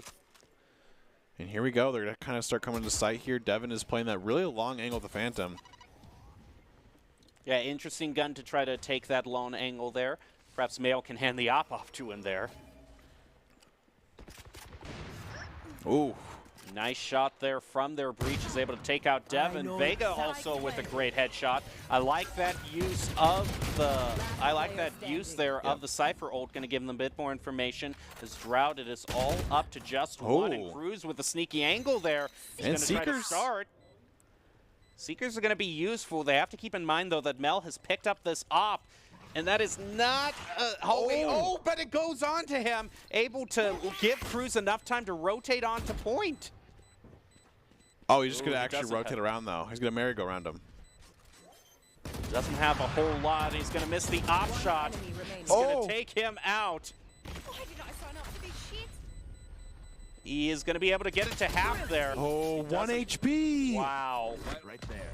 Oh my gosh, that was way closer than it needed to be for the Eruptions, but nonetheless, they did get their first win of the round, and I think that's, hey, gotta get something going. Yeah. Yeah, that was a very tough ask there. Because I think that's when you're, your team, and you're like, all right, guys, play together, and they just keep getting picked one by one, and then, at the very end, at least, though, they got it by 1 HP. That is crazy. Yeah. Because he had it at half, so I think he actually probably won the round if he didn't, if he actually ended up getting him there. Yeah, he probably would. He had very little time, but by getting it to half there, I think it brought it back into the realm of possibility. So they're going to all rush through Garage here, where he's going to throw out her Boombot. Boof, a whole lot of util going through there. Boof does go down, actually, to DRW. And I will say, Boof has now got his second ult by the time Romana hasn't even used their first one. So hopefully we can kind of see their, this round, that use of that ultimate to kind of get something going there for that raise. But at this point, DRW just kind of hold this corner. I think they might rotate back to B after he kind of clears sight if he can. Trying to take a peek up through that wall there. Cruz is just holding this very, very, discipline as well. Just kind of playing together. Oh, great headshot, but unfortunately it's a Phantom diff. That was great, just waiting to kind of play off. Their teammate in Heaven is going to get the blinding onto a lot of them, but sees a whole lot. He has to get another blinding onto 2, but Vega still manages to find a way to get Cruz. And Orthodox is also taken out, so the Eruptions have a 4-2 lead, a 3-2 lead here as they're planting. Oh, and Romana gets a great kill there. It is all up to Devin now. 3v1, Devin, maybe, you never know. Just try to catch one of them off a careless peek here. Yeah, I could peek that a little bit to see him, and does a lot of damage though. Actually, less than I would have thought. Great He's concuss. only at 77. That is a good concuss. Speaking of concuss, though, in Breach, he is very low on health, though, so that could at least start it. We'll say Eruptions are playing this a lot different than their 8 kind of defense last time. They're just all holding those angles. Making sure nothing happens this time. We don't want that last round again where they barely win and they're like, okay, whew. They're able to get the win soon enough there that Spike isn't going to take away their guns, so that's also very important. Yeah, and, you know, that's 2 wins in a row for the Eruptions here, so it's kind of getting something started, which is very good. You know, we saw last game that sometimes split is just kind of need a little bit of momentum to get things going, but by no means does it mean that the game's over at all. Well, they're going to be able to do a full buy here. Leaves the question for the Drought. If the Drought still had barely enough for a full buy here, that means they're going to be forced to a half buy next round if they haven't done it this round already. Does look like they still have Vandals and Phantoms, though, as Orthodox has a Vandal here. Going to throw out that Ice as Vega tries to push up there. Nice camera placement, I like that too. a lot. I like that. No charges left. Although Orthodox is just using a lot of utility, making sure that nothing can happen mid here. Vega is actually going to, looks like he's going to go through sewers now to rotate over to A. Seems like that's the whole plan that the team has. Yep, and, you know, just like that, we're going to see the Eruptions kind of all rotating to A, which seems like no one's really on site for A, so they can just kind of go through and take this entire thing, and that's exactly what they're going to do. Yeah, closest one is Devin, and he's going to be smoked off completely. That's a very fast rotate. I like the play there. It's down to 4-4. Oh, here we go. Here goes Showstopper. There were 3 available. But unfortunately, through the smoke, it just isn't aimed quite yet. The res is going to be used. Devin taking a few shots here and there, but has managed to get res, which is the important thing. Yeah, so here comes the... Does his teammates need to kill it? Okay, there we go. Another Showstopper being ready to be used. It's just going to be taken out before he can use it. Oh, I love hearing the blast packs and just insta-dying there. That is so funny to me. So as much as you've been playing up the Rays here, Red Hots, when the Showstopper's finally brought out, unfortunately, it whips. Yeah, I will say, Romanos is pretty unfortunate just because they had to kind of guess in the smoke, and they chose, you know, maybe to the right. Ended up playing well. Boof also got pretty unfortunate. Drops the blast pack, gets hit by the Cypher trap, and then, you know, it doesn't work like you can just keep going anymore like this, and now they just know where they are, and they must have just jumped out and then just got, you know, basically shot through the smoke, and that's just quite unfortunate. Stay safe. But a great job by Eruptions nonetheless, and it's 6-3 now. They're doing a great job. They can all kind of a sudden, 3 rounds, wins in a row. So now this is the point where it basically has to force, you know, either that. They still found a way to afford some Vandals here, so still a full buy for the Drought. But you just bound to have a lot of credits when you get 6 wins in a row, so a lot to eat away with the Eruptions here. Gets hit a little bit. Yeah, just with 30 the damage grenade. to him, though. Gonna throw out the blinding. Does pick up a few there. Is gonna go around and take out Romanov. Wow. Also eliminated by Boof. It's now 3-2, and Boof now picks up a double, looking for a triple, and indeed finds it. And that was a 5-for-0 that round. Oh my gosh, Drought was really ready for that play. They just kind of knew exactly what they were going to do and just played every cross angle. And that was a really crucial moment for them because 3 losses in a row, you know that their econ was being done. You can see right there 50 credits for one of them. So that is so important that they were able to pick up some wins now. And just like that, 7-3 on the side of Drought. And, you know, we've kind of seen this. It looks like some teams will kind of lose a round or something like that, and then they'll just go, okay, guys, we're going 4B. Like, we're just going to rush through B Garage, and let's see if we can take it. And it's kind of hard also, though, because the Eruptions don't have a Sage. And sometimes you can kind of see that B, you know, that B rush with that, you know, the Sage wall onto it, so they don't have to worry about that one angle. But unfortunately, they don't have it. And they do have the Breach ult, though, and I'd love to see them kind of coordinate something with that. Well, they're also going to use the knives right away for DRW. Cruz once again is kind of holding this angle. Looks like their dog gets blinded there. It's just going to go out there, unfortunately, though. I mean, I know you have the knives, but a dry peek is still a dry peek. Yeah, that is very true. I think they thought they had a flash, but they still have the Haven angles. Oh, and Devin's going to be a 1-on-3 here. Does manage to get away with it, though. They're getting the plant now, which is pretty good here. Oh, Cruz is going to be really close here. Boof does the kill. Now it's 5-3. Orthodox also picking up 1. Vega manages to pick up Devin, though. Oh, great peek by Boof. Right when he was trying to throw down that tripwire. There it is. There goes the ultimate again. But again, these ultimates, the first one was used in a 5v1. This one was used in a 4v1.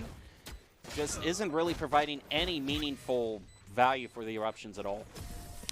Yeah, it's a little unfortunate they can't really use it, you know, to its full potential in terms of with his team and stuff like that. But You know, 8-3 here for the side of Drought, and I will say, if there's one person that's going to take that site, it's going to be Boof. Boof will always just kind of hold forward no matter what you're doing, and he will catch you off guard. Well, sometimes, but just in time, he has charged up the showstopper again, so he's going to have another opportunity here. I think this is his third one of the half, I believe. Yeah, it's been insane how fast he can charge that up. They've been kind of, you know, really, I think he's been made some ult orb and stuff like that. He's also been playing really well. Got a lot of kills last round, and I could see them just kind of using that showstopper to really stop Eruptions in their attack here. Especially since they're all rushing through Garage here, and he is up in heaven just waiting Great for divide. them. That is nice. Throwing that wall up there makes it a lot better for Boof to just hang up there. Going to throw out that flashing, but a flank from behind is actually going to take out a whole lot of damage. There it goes. There it is. Right through the showstopper. Just jumped over him. Oh, it's not going to take out anybody, but he does get my a pick. A double, actually, onto two members of the Eruptions. Manages to force them to drop the spike. Now they can just keep eye over the spike. Actually, just going to focus on Romana there, which they know is in Garage. Does a little bit of a peek there. He's now going to throw out the Hawk. And they're going to run him down. Yep. Just give me a moment. Just like that, 9-3 for the side of Drought, and it seems like these this time defense kind of had the advantage here. I will say I think Eruptions will have maybe an easier time defending because they have that Cypher. But the problem is I think it's gonna be quite hard for them to hold mid here. They don't have any Sage or anything like that, so I don't know if they want, like, you know, kind of the Breach to hold mid, or it looks like they have a Jet that's mid right now, and I want to see how they kind of play with this defense side for the Eruptions, because I think Cypher will obviously be holding B. Yeah. Here. Throwing down the camera in the standard spot. But yeah, they can't really lock off mid like Drought was able to so easily with that Sage wall. Absolutely here, and I guess we're going to have to see what they end up doing to counteract that. We go. It looks like the smoke's being brought out as they all rush through mid here. They're just going to try to take DRW, wall him off. That's a great wall, and they're just able to focus on Mail and mow him down. Now they take a move on to Heaven. The next target is most likely going to be Vega, who manages through the smoke, through a nice one-way smoke, is able to take out Cruz. Yeah, here we go, and DRW has a flank here. It is a 4v3 here, so... And just like that, like, it's another pick. Traded by DRW, though. Pays a lot of health for it, though. He is very low, down to 13, so just one shot from any of these guns is basically going to do it. Oh, there it goes. Now it's just left up to their Breach. They're just going to mow him down. There you go, 10-3. Yeah, I mean, just like that, it seems like Droughts are going to win the pistol round, be 10-3, and they're now going to have the, you know, the bonus. So it's going to be pretty hard around here for the Eruptions to kind of bring it back from this. Right there. It seems like Drought there had basically everything they kind of got. They just got straight on to B site with not too much, you know, utility or, you know, slow down or anything like that, and they just kind of overtook that B site pretty fast. I need to blow something up. Yeah, it just seems like they realize that they have so much more of an opportunity here to play aggressively on mid, and they are definitely kind of abusing that. Yeah, we're seeing a super aggressive mid here. They do have a Bucky Zupiku behind them. Maybe a flank or something like that. Boof gets another kill, yeah. One with the first blood here is moving right onto point where Vega is waiting. He's going to have to watch out for those rotating through Alley there. Still picks up Vega. Now knows to turn around towards Alley. And still they have their Breach, who is not going to be left up into Heaven. Instead going to meet up with his teammate. Now they try to go up through the stairs toward Heaven there. But Devin has the sideline locked down. A run and gun with the Scepter. Yep. And that's what they call it, basically. It's the run and gun. I mean, it's a gun you kind of just use that you can just run all over the place and people get really angry at it. But that was a great job of using that right there. That was great play there, especially by Boof, who I was a little bit worried for him, you know, once he went on to point. But there were some opportunities for the Eruptions to get some flanks, but just some really quick one-on-ones were able to lock it down. Absolutely here. And we're going to kind of see it's 11-3 now. Eruptions are going to have a full buy here. Or they should, at least. And I actually see a shorty. Yeah, I think they might have bought some last round, or they bought down. Ooh, DRW's going to take some damage, though. But it does get at least one. Yeah, but it's only a body shot onto Boof, who manages to heal up readily. They got both a Sage and a Sky, so a lot of healing available to them. Meanwhile, a bit of chip damage against the Eruption's jet here. Looks like they're going to try to go through ropes. Yeah, a little ropes to A action there. We're going to see some, DRW as soon as they get out of this here. But, nice shot. Gets one. Romana with another shorty kill. Tries to wall off, but gets caught off mid. Wow. And the shorty to close it out. We've seen 3 shorty kills this game, which I think is the most we've ever seen, really. Yeah, it is. It is surprising seeing the shorty be brought into the fray this much. That was a great play by Ellie, though. Knew he couldn't reload in time. And unfortunately, in the midst of the wall. Yep, and now it's going to be 11-4, I believe. And Eruptions have a full buy. It looks like both teams kind of have full buys here, so this would be a big round for both teams to kind of see what they got going on here. Blast pack, yep, going quick. Gonna go quick, just basically smoke off all the sight lines there. They're 5-man in this. They're going to throw out a bit of util to try to get some more information up into heaven, and now they start to peek through. Vega holding this door with the shorty again. Will he manage to pick up another? Cruz getting the first blood right now. Spike planted. Yeah, we have a 4v5 here. Flash, then Cruz knows at least there's one of them there. Ooh, Vega gets one pick on Cruz. That's huge. Oh. Ellie tries to, peek them with 2. And Eruptions are just kind of taking advantage of these, 2v1 situations, using numbers to their advantage. DRW trying to get an aggressive peek here onto point and just going to try to stick it right away. And wow. They're able to do it. Vega has the shorty still. Yes. Always rocking it. Ready to bring it out with those close angles. It is only 150 now, so might as well. It also has it's the fastest gun to swap to in the game. So if you instantly swapped your shorty, it's going to be the fastest than it is like as a classic or something like that. Look, I know so maybe he's just ready to, gung-ho it and just, little 1-2 action. Well, remember that the Drought got a bye in round 1. The Eruptions had to earn their way to this semifinal. They took on the Monsoons and beat them in the group stage. So they have some momentum behind them. Here. Yes, they do. And they're going to play this mid once again. It seems they've been kind of at least making some presence mid and then going through a sight through that. Oh, DRW's in the corner. I think they're going to check it. Oh, does get 2. Devin manages to answer back with the frenzy. Actually looks like it's going to be a save round for the Drought, but anything he can get, he tries to pick up the gun, but Vega takes him out. Great Cypher roll, too. Use that neural theft, give them more information. Cruz tries to take a peek up on the barrels, but Vega is right there, and Ellie, unfortunately, is left only with the frenzy to face down a bunch of Phantoms. And just like that, 11-6. I mean, Eruptions are kind of making a comeback here so far. I think that's, what, 3 rounds in a row for them? Yeah, 3 or 4. I actually think that they were down at 10-2, so now that they've managed to make it 11-6, they are really on. We see Mail there placing down a little bit of utility. The coaches have been working with Mail in recent weeks to improve his utility placement and gun skills to make him a threat the other teams have to worry about.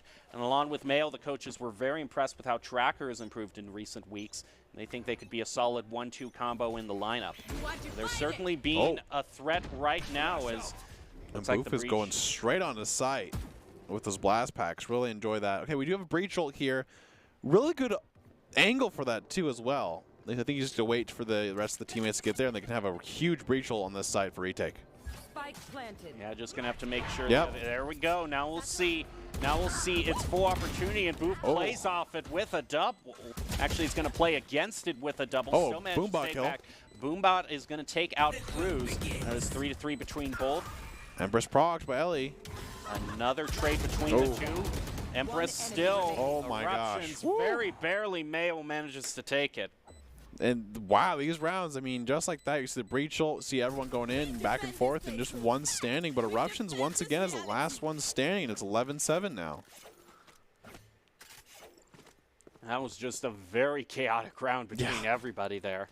Boof had a great spot right there. Did not get hit by the breach ult, just gets 2 and really helps, you know, try to get that round. But unfortunately, that wasn't enough to win the round there. Still a lot of ability to make some plays here. Vega throwing down a few tripwires.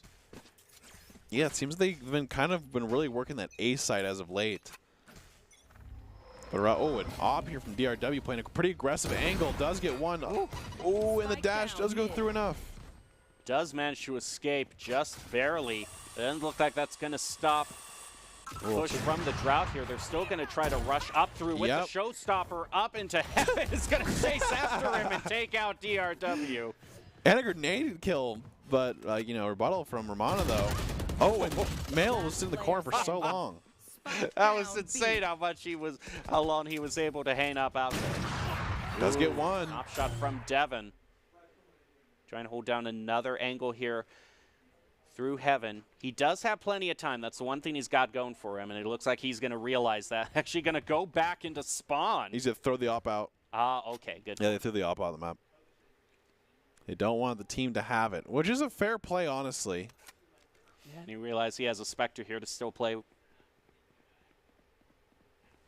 Forcing the other team to rotate around a little bit. It's going to try to catch a little bit more of a flank. They don't really know where he is. Now we're down to about 30 seconds. That's about as much time as you can have to rotate. 30 seconds left. Looks like he still wants to kind of commit to B here. Trying to find out their breach. Does manage to get him. Now it is 1-1. Picks up the Vandal as well. He doesn't have enough time, though, to go over to A. He's got to find. He's got 13 seconds left, but Romana does have the showstopper. 10 seconds left. He is going to manage to get the plant. Does he know where he is, though? That's the thing. Oh, yeah, and he jumps, tries to go back to the site, and Romana was behind it the entire time, but you just didn't know. And doesn't have to use the ult. So yeah, which is huge. And another round. I think they're going to look for the op and then be like, wait a minute. Wait a minute. It's not there. It's not there. Yeah. There you go. But unfortunately, they threw it off the map, and you can't have it. Yep, you're just going to have to look at it from Psychomuseum from behind the railing, please. I think that's actually that's a pretty big deal there, honestly, too. Like, right. Yeah. If you're defending and you don't have your operator, it's definitely a lot harder than they did, especially in that pick right off the beginning of the round. I mean, making it a 5v4 instantly and still living is huge. Well, it looks like DRW did decide to buy a new one, but that's going to take even more credits away from him.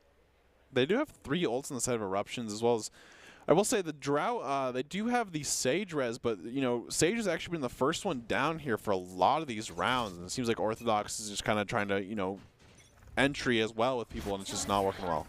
The Drought really kind of hit a brick wall against the Eruptions right now. Looks like they realize that someone's probably hanging out behind that crate. They can't wallbang it, though. DRW with the op, though, isn't quite lined up. It's just Mayo waiting for them. Mayo loves waiting in these corners, too. It was like last round, too, for the B Heaven. Just kind of waiting in those corners, the smokes, and not letting anything go by. Eruptions, quite a return of power towards them. They are now favored again to probably win this round. It's going to depend how they peek out through here. Oh, they didn't realize DRW was holding that with the op.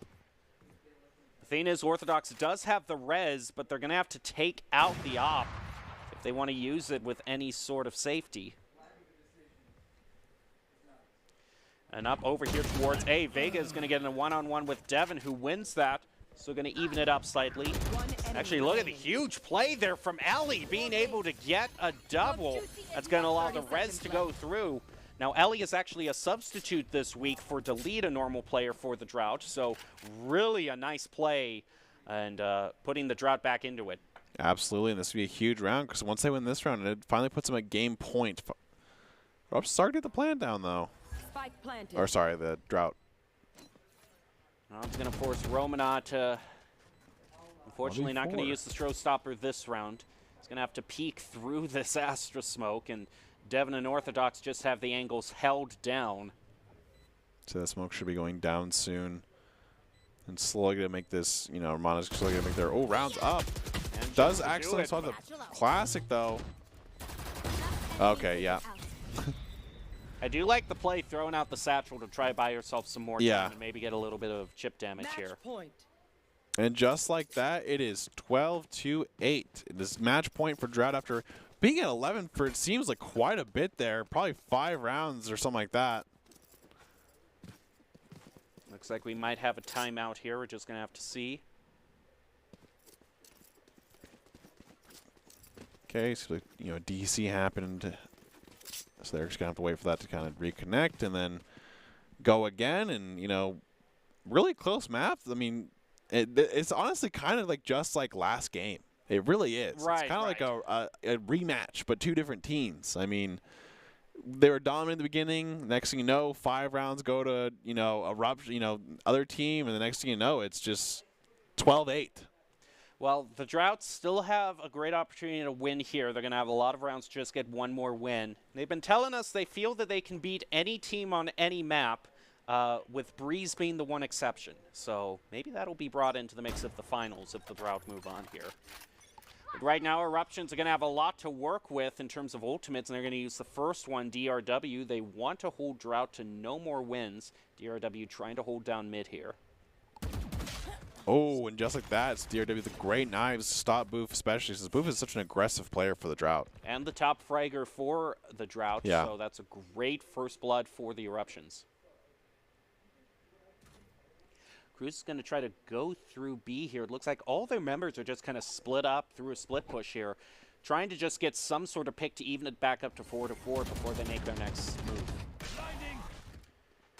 Throughout the blinding does there, get 2. more knives, takes out Orthodox too. And Orthodox can't res for, again, they keep finding Orthodox, so they can't get that res off. I have the spike. Ellie picks up the spike. DRW is very low on health, so despite the knives they still have, that could be the first pick that the Drought gets. Knocking them. Oh, does have knife. Oh, just barely misses them. Unfortunate, but still managed to pick up 2 with those knives. Eruptions still have an advantage. 30 seconds left. 4v3. Mail gets 1. Mail once again playing these corners. It's great. Spike down. B. Spike dropped again. It's all up to Devin, but Vega with a flank and a Showstopper was popped, by the way. Yeah, it was from the Drought. Just to make sure, really probably confirming that round. I think they popped it as there was 2, and then as they popped it, 1 went down. So I think that's still fair. And 12-9, I mean, Eruptions are just slowly making it, back and crawling back more. But, Drought just need 1 more to kind of end it all. And it seems like the mid start of these rounds have been a really big contribution. Like we said, we've seen Orthodox go down quite a bit, mid at least, and it's really hard. You don't have the Sage utility or anything like that, especially for healing and anything of that nature. So that's what I'm kind of starting. Vega has a really cool smoke there. Dog thrown out through garage is going to manage to hit one of the Eruptions as Vega is now holding down B. Going to try to peek out here through his one-way smoke. There's the wall coming out. Sage wall thrown up to get them onto point, a little bit safer. Bit of a trade there, brings it back to 4-4.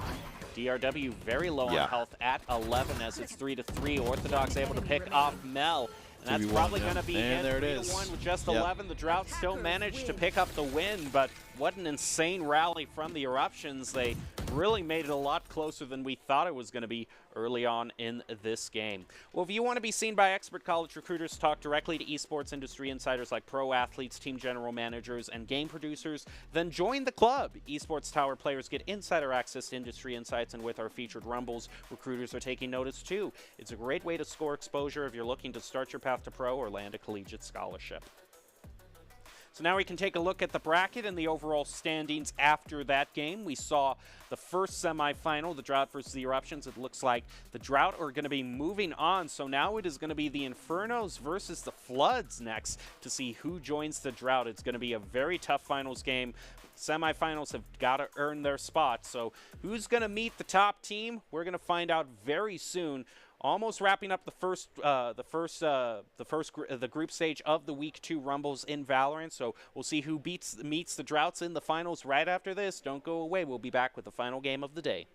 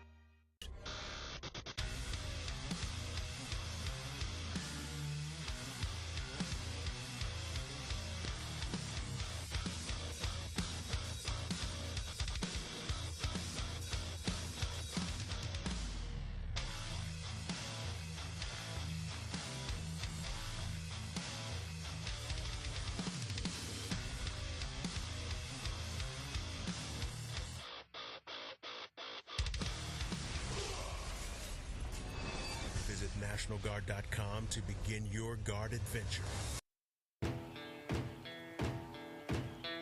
Here are a couple lessons I've learned over the years. Friendships come in all shapes and sizes. And always buckle up. Seatbelts save lives. That's a rule we can all live by.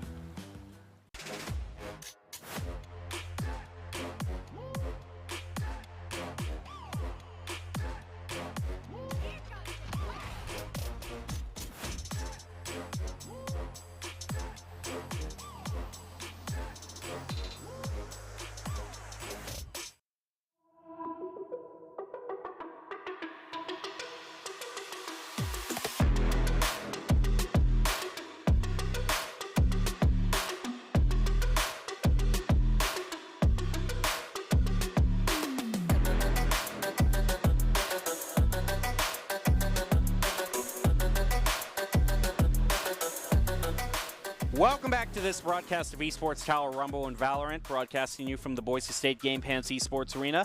Welcome back to Esports Tower Winter Rumble Week 2. We're about to kick off our final game of the night for the Valorant Rumble. It's a semifinal showdown between the Floods and the Infernos for a chance to play in next week's Grand Finals. I'm your host, Jacob Jem Palmer, joined by Brandon Red Hot Kozniak. And as we take a look at the overall bracket here very soon, Red Hots, I just got to say, between these two teams, Infernos and Floods, who are you watching out for?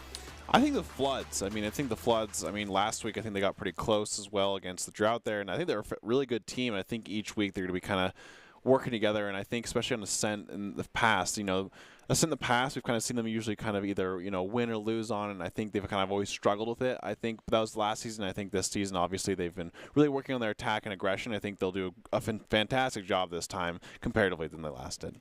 Well, before we get to the game, we want to give both these teams a chance to do their best by providing them with Doc's keys to the game, brought to us today by Esports Tower. And in Valorant, that's to flank effectively, spend and peek wisely, diminish their econ and loot, and dominate angles. Those are Doc's keys to the game, brought to you by Esports Tower. Improve your game sense, improve your team play, and improve your performance under pressure. You'll get matched with great players and professional coaches to help you rank up. Score pro advice at esportstower.com.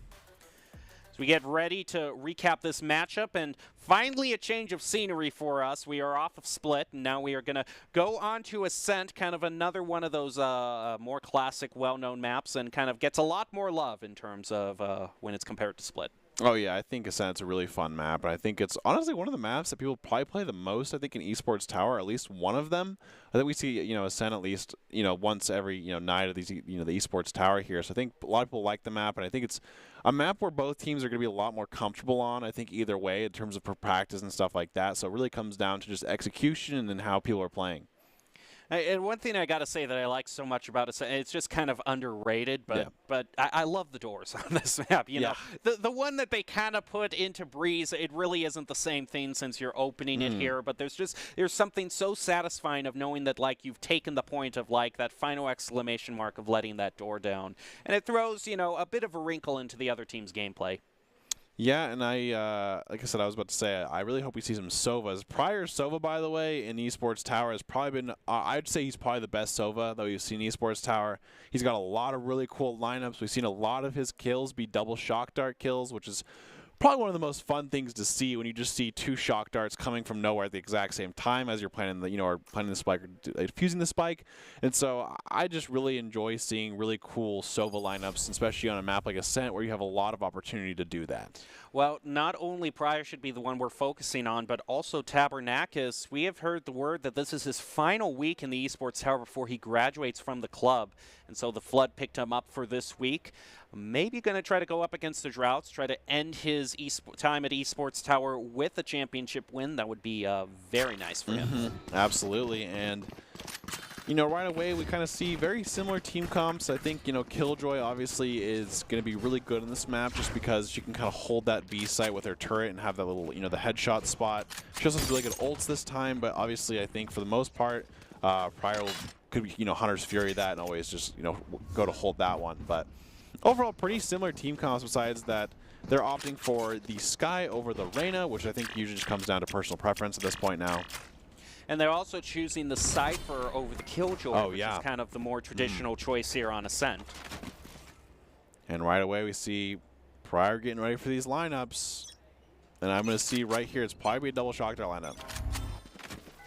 Scanning ahead. We're just going to do a recon dart first, kind of see where they're going. I mean, you know, the basic lineups still work. They don't all have to be showstoppers. Just your basic shot. If it works, it works. They're going to all be rotating towards A here, trying to push through this choke point as more Astra Smokes get thrown up as they smoke off guard. Moving out toward the door, and Vampanax is just able to predict where Gojo's going to go, trying to close that door, and drives us. Oh, here we go. And there goes another lineup back towards A point here. Spike planted. Spike is managed to plant. A lot of them are just going to go way down there under heaven. They do have the Sova Dart up, I believe, in a couple seconds. They just got to wait for that to play some information. But Koji does manage to even it up slightly, taking out Rafa. Last player Blood is standing. going to be kind of mowed down here, and just one left. It's going to be Pryor, and he's taken out by Zed Evan. And just like that, 4-1 for the first round of the half, and you know, pretty convincingly too, honestly, I'd say.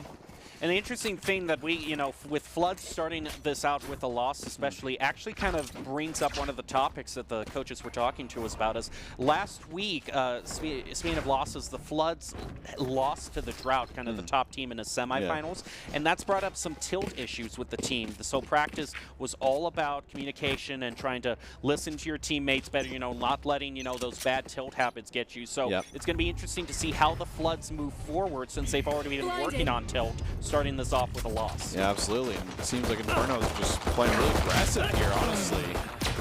But managing to take one away from them with the Classic isn't too bad for a save round here. It is still 4-4. Looks like they're going to try to go through B, taking advantage of all the wall bangs that allows them. They're just going to rush them. It actually works out, being able to take it to a 3-2. This could be a very impressive Thrifty here, as Cozy is actually going to be going for a flank as well. Pryor also doesn't have a whole lot of health left. Is going to have to contend with that Killjoy turret that is set up. Just trying to look out for the lineup on that. Kinetic being able to draw it toward a triple. Now it is all Cozy has to deal, though. That turret is going to let them know, hey, he's back there. But they actually go and commit to the plant. Yes, they are. And Cozy is, you know, have a 1v2 scenario here. And they, you know, they only have a Classic versus, it looks like they have at least Ares, but they try to pick one up, so not too far off. They only have 75 HP, so it's going to be kind of harder for them, for sure. He is going to have to be very cognizant, though, of any sort of swarm grenades that have been placed down by this Killjoy. He's already at 75, so any sort of chip damage makes it that much harder. And they, you know, slowly woken up here. But yeah, they do have a flank here. Oh, nice dash. That is a nice dash. Unfortunately, I don't think he has enough time here. It looks like he's just going to maybe try to save here and maybe just try to get a flank here on the rotate out. Yeah, that's what he's going to do. Gets Kinetic, unfortunately for him. Kinetic gets the 4K. Great round by them, and they're starting off 2-0. And now we're going to see, obviously, where it's going to be the bonus there. But Floods, you know, are going to have a full buy here, so we're going to see kind of what happens here. I think Infernal wins this one. It's going to be pretty rough for the Floods, at least starting off right off the bat. Well, Kinetic off to a great start with a 5-0, and the coaches say Kinetic has responded very well to coaching and in practice to improve his head taps and tracking, and they're quite happy with how he's playing so far in this Rumble, and I'd be happy too. It's only 2 rounds, but he's off to a great start. Tabernacle is going to try to throw out a bit of a hawk here to see if they're going through A. A lot of members, though, just kind of waiting to see. He's actually going to throw out the dog instead and immediately get some feedback on that. See that a lot of them are over onto A. Followed off by that owl drone. He's going to throw out the blinding to give the team a bit more time to rotate back over. Pebble taking dog walk right now. Absolutely, and Tabernacle is kind of holding this side. They're not really getting anywhere so far, so it is a 5v5, and there's still a lot that can happen right now. Looks like they've gone to close the door. Have able to done it, but it quickly gets taken down there. Rafa looking out for this rotation here through mid as Pebble actually with the triple does a great job on it. Is still at full health here. It's going to play off of that blind and pick up the ace as well. What a play. Wow, and Pebble just going crazy, and that's just what they need to kind of get something started here. It seems like with, you know, them going up 1-2 in that kind of a round, especially with an ace, is really some way to turn it around. I've got enough time to What go a into just the astral fantastic form. play. And it was so funny going outside that Astra smoke. It was like, whoa, you didn't even expect him there, you know? Yeah, and the fact that just off the smoke, Checking I was the a bit worried situation. that Hawk might blind Pebble as well, but that smoke really coming in handy there. And now Pryor is Off I going to go. pick up the Sova Classic, if you will, on Ascent here. Revealing Going to be area. more than happy to hold down A here and just use this Odin. Isn't going to pick Sova's anything using up. this drone first, though, and so they're not going to see anything with the recon dart, it seems. Oh, it does look like they are committing toward B, though, here, Yep. so great use for this Odin here is going to be no used. way. So the lineup, unfortunately, whiffs on that lineup. One does manage to go through here, but he does have the Odin he can still defend with. That's a nice recon dart there, just barely able to pick up some of the members of the Infernos. Still managed to hold a lead over the Droughts. It looks like they might be, it looks like they're focusing. They're going to go back through their own spawn and go back over towards A. Tabernacle is going to try to catch them out in rotation through mid here. Yeah, Cozy's just going to slowly walk up here on this catwalk and see if they can get a huge flank if they just go with left. Ooh, great Does shot. manage to do it, throws down the smoke to buy himself some more time. Two smokes, in fact, as all of them go over towards mid, and he gets out of there and fast, but does manage to even it back up to 30 a 4-4. seconds left. Now the team has recommitted towards a push towards A. The Hawk there isn't going to pick up any sort of blinding cue, so he's going to throw it again. There they are. Shots close around the corner. Pryor is unable to use that Odin. Here. Tag. No more They're charges seeing through the smoke, though, due to the Cypher camera. 10 seconds Yeah, I left. like that placement of the camera. It does Spike manage down to allow A. him to just kind of allow One Cozy to enemy play off remaining. that and get the wall bang, and Tabernakis and Rafa able to clean it up and stop it from being a 3-1. Yeah, no, it's a 3v2 here. I mean, it's 2-2 here, and Flood's looking pretty good in these rounds. You know, sometimes it takes, those 2 rounds to get going, and now I got something going here, and I guess we'll kind of see if they can roll with it or if, can bring it back here from the side of Inferno. Although they're going to have a full save run, it seems like, for Inferno here. Yeah, it looks like they are indeed Ooh, committed to an that. operator coming out for Cozy. Ooh, now we're going to see some huge plays made. It looks like they're still going to mostly do actually a bit of a split push here towards A and B, and they're immediately kind of going to smoke off main point in A there. Cozy starts it off with that op play onto They're Vipers. concussed. Tabernakis also manages to concuss one of them through the dog. Their location's going to get revealed by this recon dart, though, so Inferno should have a bit more information to help them push. Okay, Pryor was looking at something, but decided to hold for now. Trying to look through mid here to get another shot, Cozy. Oh, there's a double shock dart, but unfortunately no one's there. There's still one player over, trying to think, does he want to rotate through mid? He's going to be running right into this op here, though. That's a dangerous sideline to peek, though, with this op in play. He's just hiding behind the wall there. But he doesn't realize that mid is pretty closed off. That's some great play, though, off of the Astra there, taking Cozy out of the Yeah, equation. and that's a great job because they know you have an operator, right? So they got to smoke that off to make sure they can at least get mid and now push through. Does manage to get a blinding. Pryor Oh. does get some mileage out of this Odin, but a shot back from the Sheriff is going 30 to take seconds him out. left. Flood still have advantage on this, 4-3. Tabernakis trying to take a few peeks here through Garden to play off his teammates. They're going to play through the crossfire here. Gets one. Ooh, that's great cross-down placement. Absolutely immaculate from Pebble there. And Tabernakis picks up a 2 after that, and Floods now go back into the lead. Yeah, Tabernacles get really low there, but that was a great crossfire set up by there to make sure that Garden is basically just unreachable. And 3-2 for side of Floods, but this time Infernos are going to be able to full buy as well. And, the prior Odin's been, pretty interesting to kind of hold that B site there with the Sova and just kind of just waiting for the cheese to happen. You're going to see it soon, I'm telling you. But basically, all Heading of to the above. for the Floods, all of the unique picks that you have are done now. You've got the Op for Cozy, you've got the Odin for Pryor, and Connect just doesn't have enough credits to get an Op for themselves. Cozy is just waiting here through mid, is going to get immediately smoked out, has to reposition here. And that's just a great job, though. Getting that op into an Here. uncomfortable spot is just always good for you because now look at they're just getting smoked everywhere. They just kind of feel like they know where they is all the time. Pavel's going to get the first pick there on Vipers. Answered back by Koji. Is now 4-4 as Foyabanakis from Dogwalk throws out a bit of util. Pryor with the Odin with the Wallbang onto Koji. Each team has been answering each other. But now without the Astra, Cozy is probably going to be able to make a difference here with this op now that all the sightline blocking is gone. Absolutely, and we do have the Seekers out as well as the Killjoy ult out, so I could see them, Inferno's kind of setting up for a Killjoy attack here. But unfortunately, right now, it seems they're kind of staggered. That was a bit faked out there. Yeah, right? you're like, oh, he's going to peek, but he was behind the wall. There's a peek that Cozy was Spike waiting down for and mid. manages to find it. And he drops the spike as well, so he knows the team is going to be forced to go over there. As Seekers are thrown out by Floods, give even more 30 information seconds for left. Cozy to get the top enemy row. remaining. Gets another one. There's just one left for Kinetic. Okay, now they know where the last one is. Okay. Another op shot is able to get it. He tries to wallbang there, misses Kinetic again. And Rob is there picks it up. to shut it down. But even then, you know, they had him all surrounded. There was only 14 seconds left. So. Yeah. I know, it kind of seemed like it was going back and forth there. You didn't know which was going to truly happen, but they just kind of held them in different angles. And So it's going to be a Shut very down. interesting question because you kind of have the main pick that you want, you know, for Cozy, you know, trying to take him out of the equation, and in that him being such a threat, you have the counter pick that the Floods want to get onto the Infernos by taking out Koji. Once all of that Astra sideline blocking is gone, Cozy can have free reign of this map.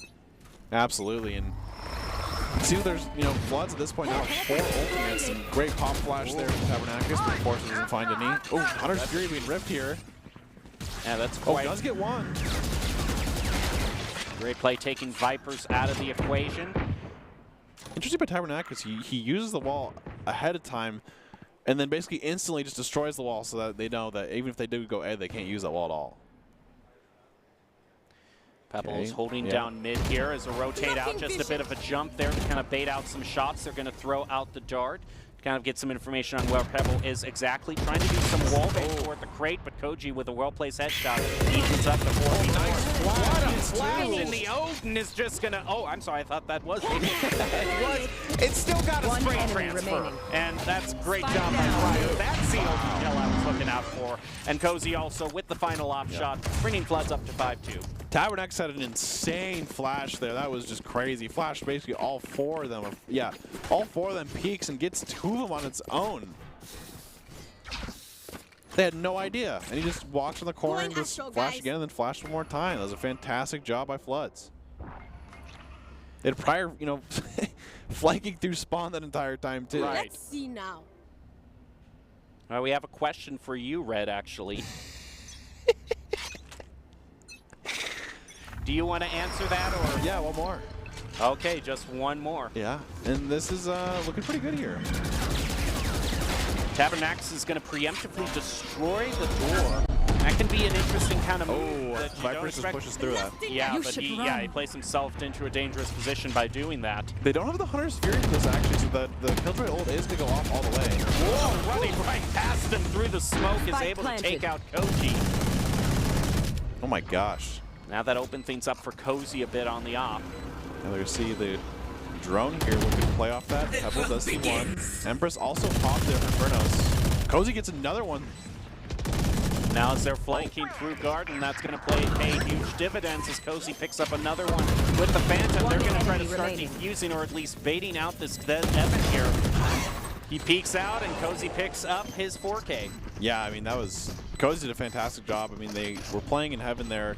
And next, you know, Cozy's just playing that flank angle there from Guardian and just wiping at least 4 of them and did a fantastic job.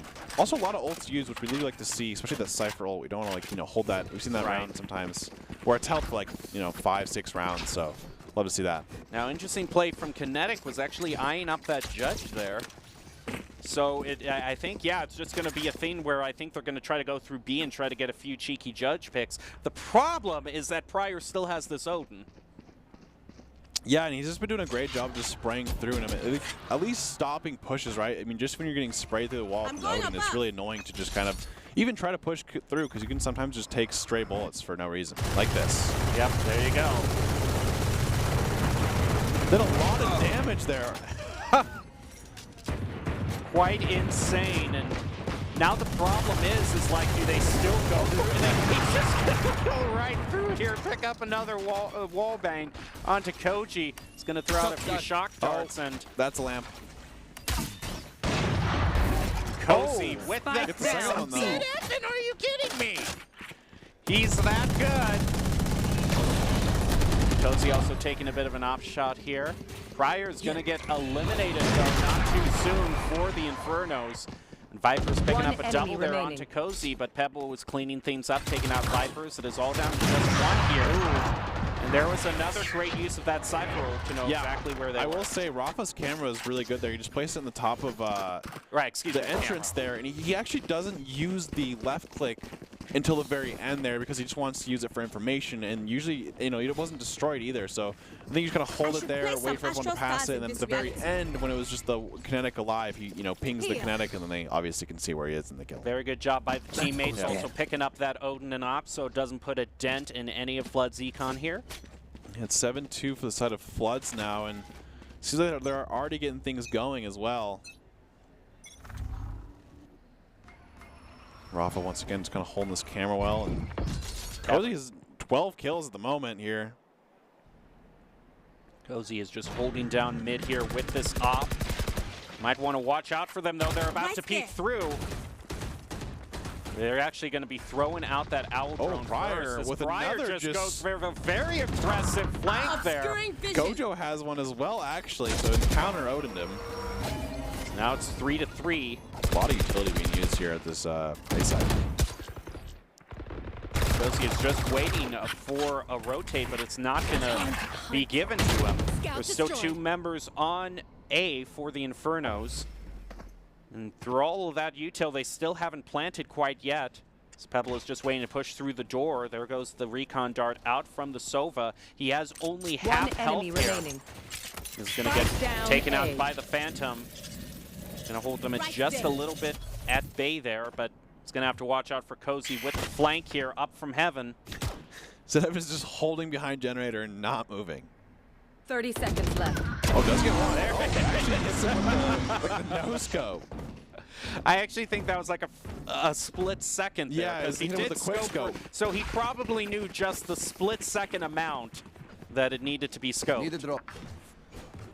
Cozy showing us some COD montage a little bit, getting us back into the spirit. Well, at this point, it looks like the Odin is bought back for Pryor. Yeah, Gojo going back into the Odin says, hey, you know what, Pryor? I like that. I'm going to use it too. Time to This would be a safe kind of half-buy round from Infernos, but I don't think they're going to have... Oh, this isn't last round, though, so they're going to be pretty broke for the next round if they do not win this round. Instantly destroyed and answered back with the Ares. Yeah, the two Ares and Odin just return fires. You want to fight it?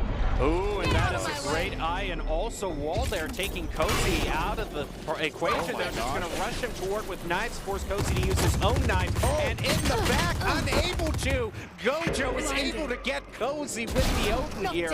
It is evened back up, though, by Cameron and Pebble. Rafa picking up the damage there. But kind of a knife duel that we weren't expecting there, kind of forcing Cozy to bring out those knives. I think Floods, they're going, they're just going crazy once they kind of figure out where the enemy, the enemy team is. They're just going all together, and they're playing wonderfully in terms of utility as well. We see Tyrannagus basically flashing at least 2 every time as well. It's 9-2 here from the Floods. They're starting from 2-0, and they have now won 9 rounds in a row. Yeah, basically, despite a little bit of earliness from the Infernos, it just seems like the Floods, all they needed to do was kind of adjust. Just taking out that owl drone there. Tabernakis still holding down B as always. Going to look like he's going to try to preemptively destroy that door as well. Pryor does have the ultimate here. He's probably waiting for them to and just rip it into this small corner. I think he hits 2 of them. Oh, but Zed Evan with the flank just right in his back. Thing is, though, that Cozy knows exactly where he is, just exactly. Is going to be able to stop Vipers there, though. That should give a notice to Zed Evan not to peek out through mid. It's open back up 4-4 between these two teams. Infernos, that was all split up, though. And Zed Evan in an Spike down awkward A. position here. Oh, gets another one. Oh, does find him underneath now.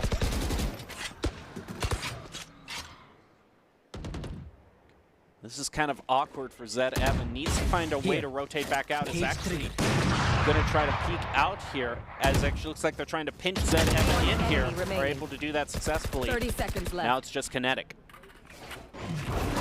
And dashes through and almost gets him, but unfortunately, Pebble is there on the crossfire to get the 3K.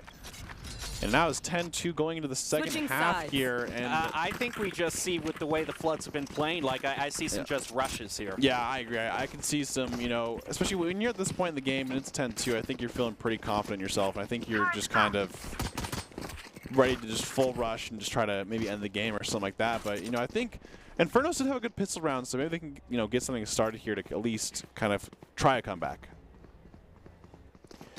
They're certainly being pretty aggressive here in their gun choice, almost going all ghosts except for Pebble to get all that util down so they can place their smokes. Yeah, Prior's looking at the sky like usual, looking at some dot pixel in the sky. They are actually, it looks like they're all going to be going for the ghosts here.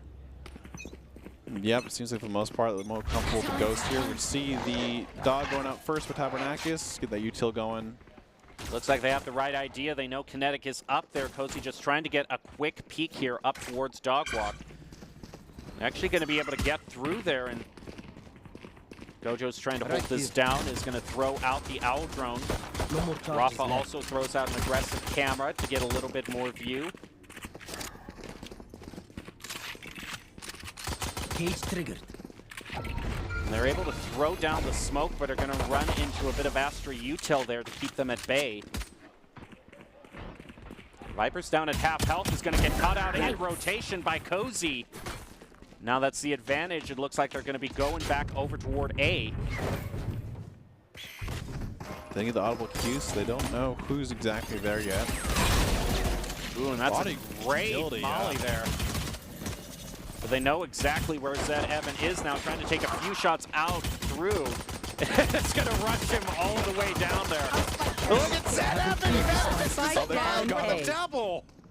One They enemy still remaining. get him and still manage to win it, but yeah, a few choice right hooks from that classic, and Zed Evan's still a force to be reckoned with. Yeah, I thought it was funny because Prior actually recon darted underneath there, and it was outside of the smoke, so he actually could just keep staying in it. Yeah. And so they just kind of rushed him, and eventually they went 2 down for it, but they ended up winning the round, so I guess that's all worth it for him.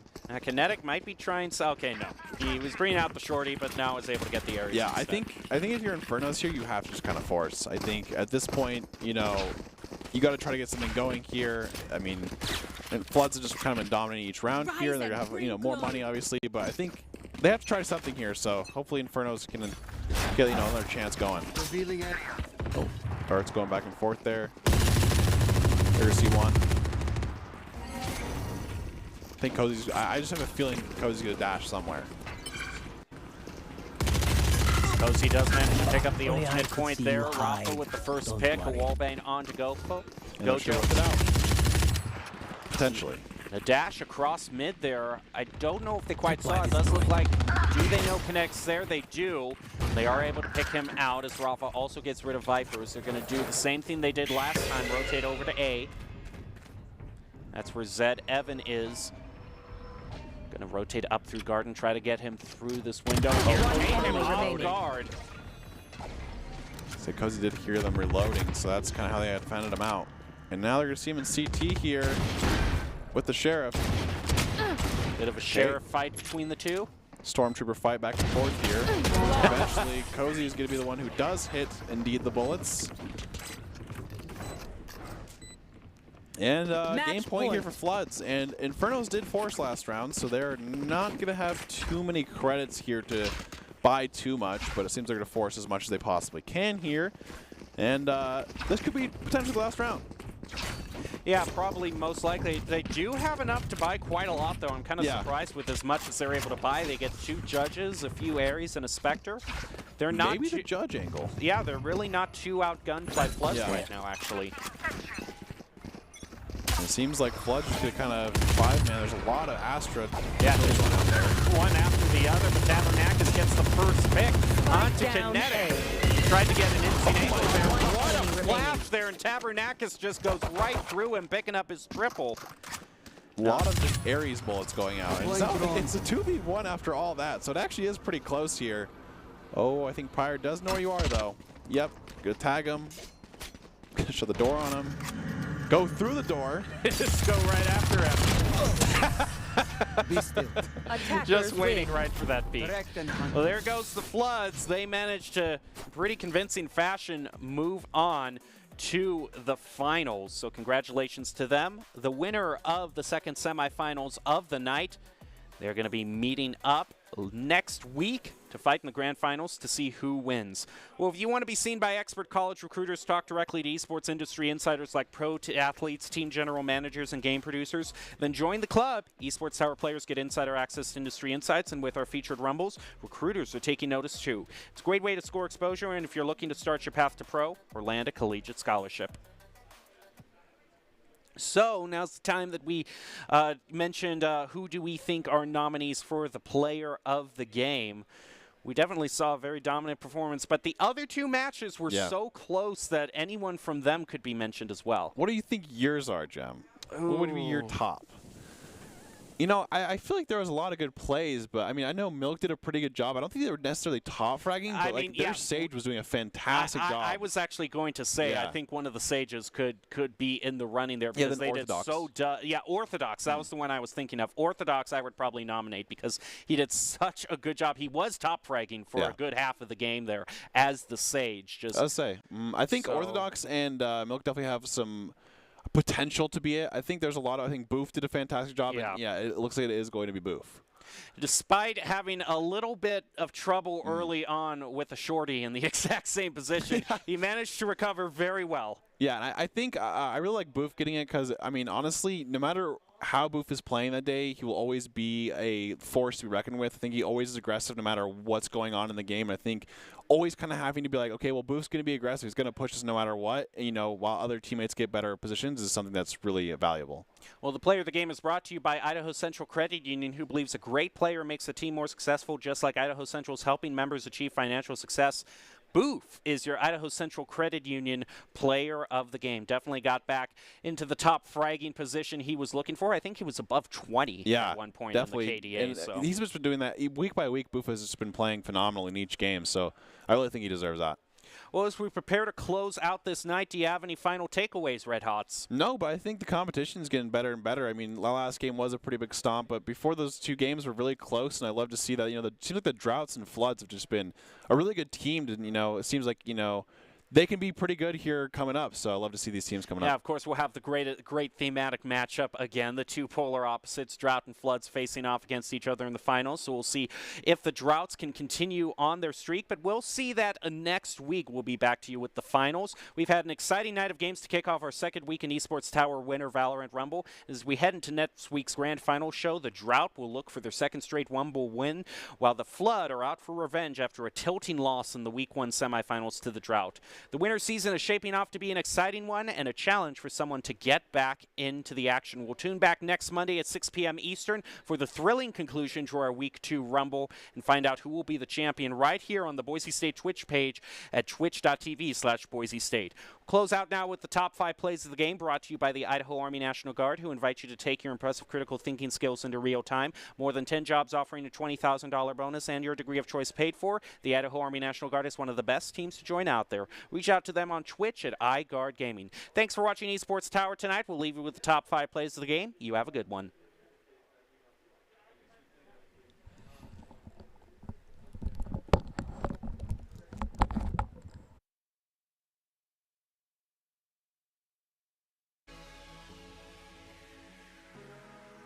Quickly gets taken down there. Rafa looking out for this rotation here through mid as Pebble actually with the triple does a great job on it. Is still at full health here. Is going to play off of that blind and pick up the ace as well. What a play. Wow. So they're going to have to try to force something here. Most likely B side, but they are smoked in heaven here. Now they might just all decide to rush. Koji still hanging out on Raptors, going to try to get a peek around. What? He's going to pick up 2 as well as 3. Look at that. Now the spike is down on point, leaving not many options for Mel. Yeah, they have made, going to throw out that grenade. With the two shorty shots is going to take out Boof. I love seeing the shorty be brought out, and it works out great. Vega also, with the classic, is taking out the crowd. Orthodox is going to answer back with the Spectre, though. That's definitely going to beat a shorty in a classic. Play for it, though. Orthodox is kind of playing on top of that wall. Oh, he's holding the same spot, though, Boof. Didn't you learn last time? He hasn't learned his lesson. They're crouched this time. Like that. Oh, there he goes. Okay, he knows what he's doing now. Oh, here we go. Pick up 2, and the showstopper is going to be taken out of the air with a quick headshot away. The eruptions here. Gets hit a little bit. Yeah, just 30 damage to him, though. Gonna throw out the blinding. Let's pick up a few there. Is going to go around and take out Romanov. Wow. Also eliminated by Boof. It's now 3-2, and Boof now picks up a double, looking for a triple, and indeed finds it.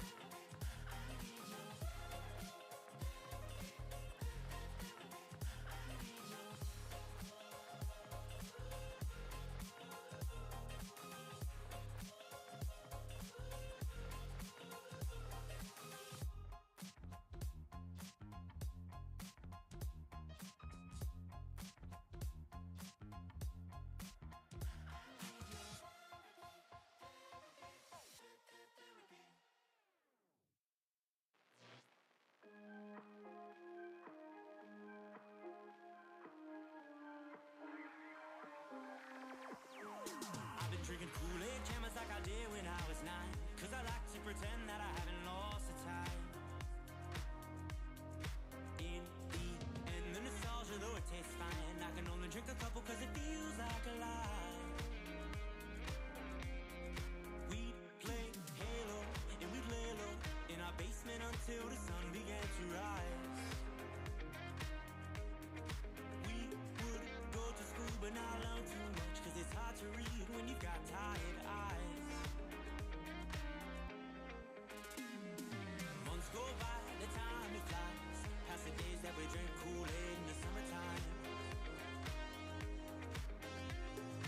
Years go by, the time it flies, past the days that we drink Kool-Aid in the summertime.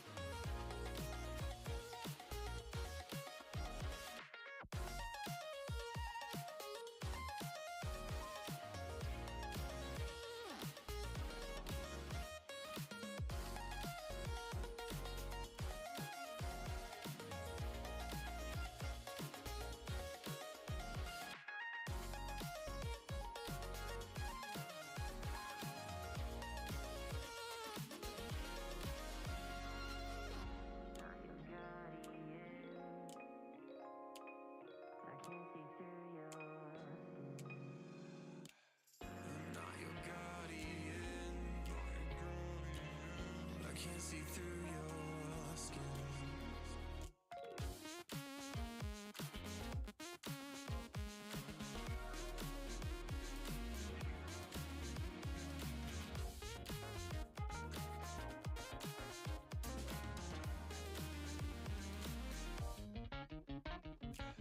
I'm not your guardian.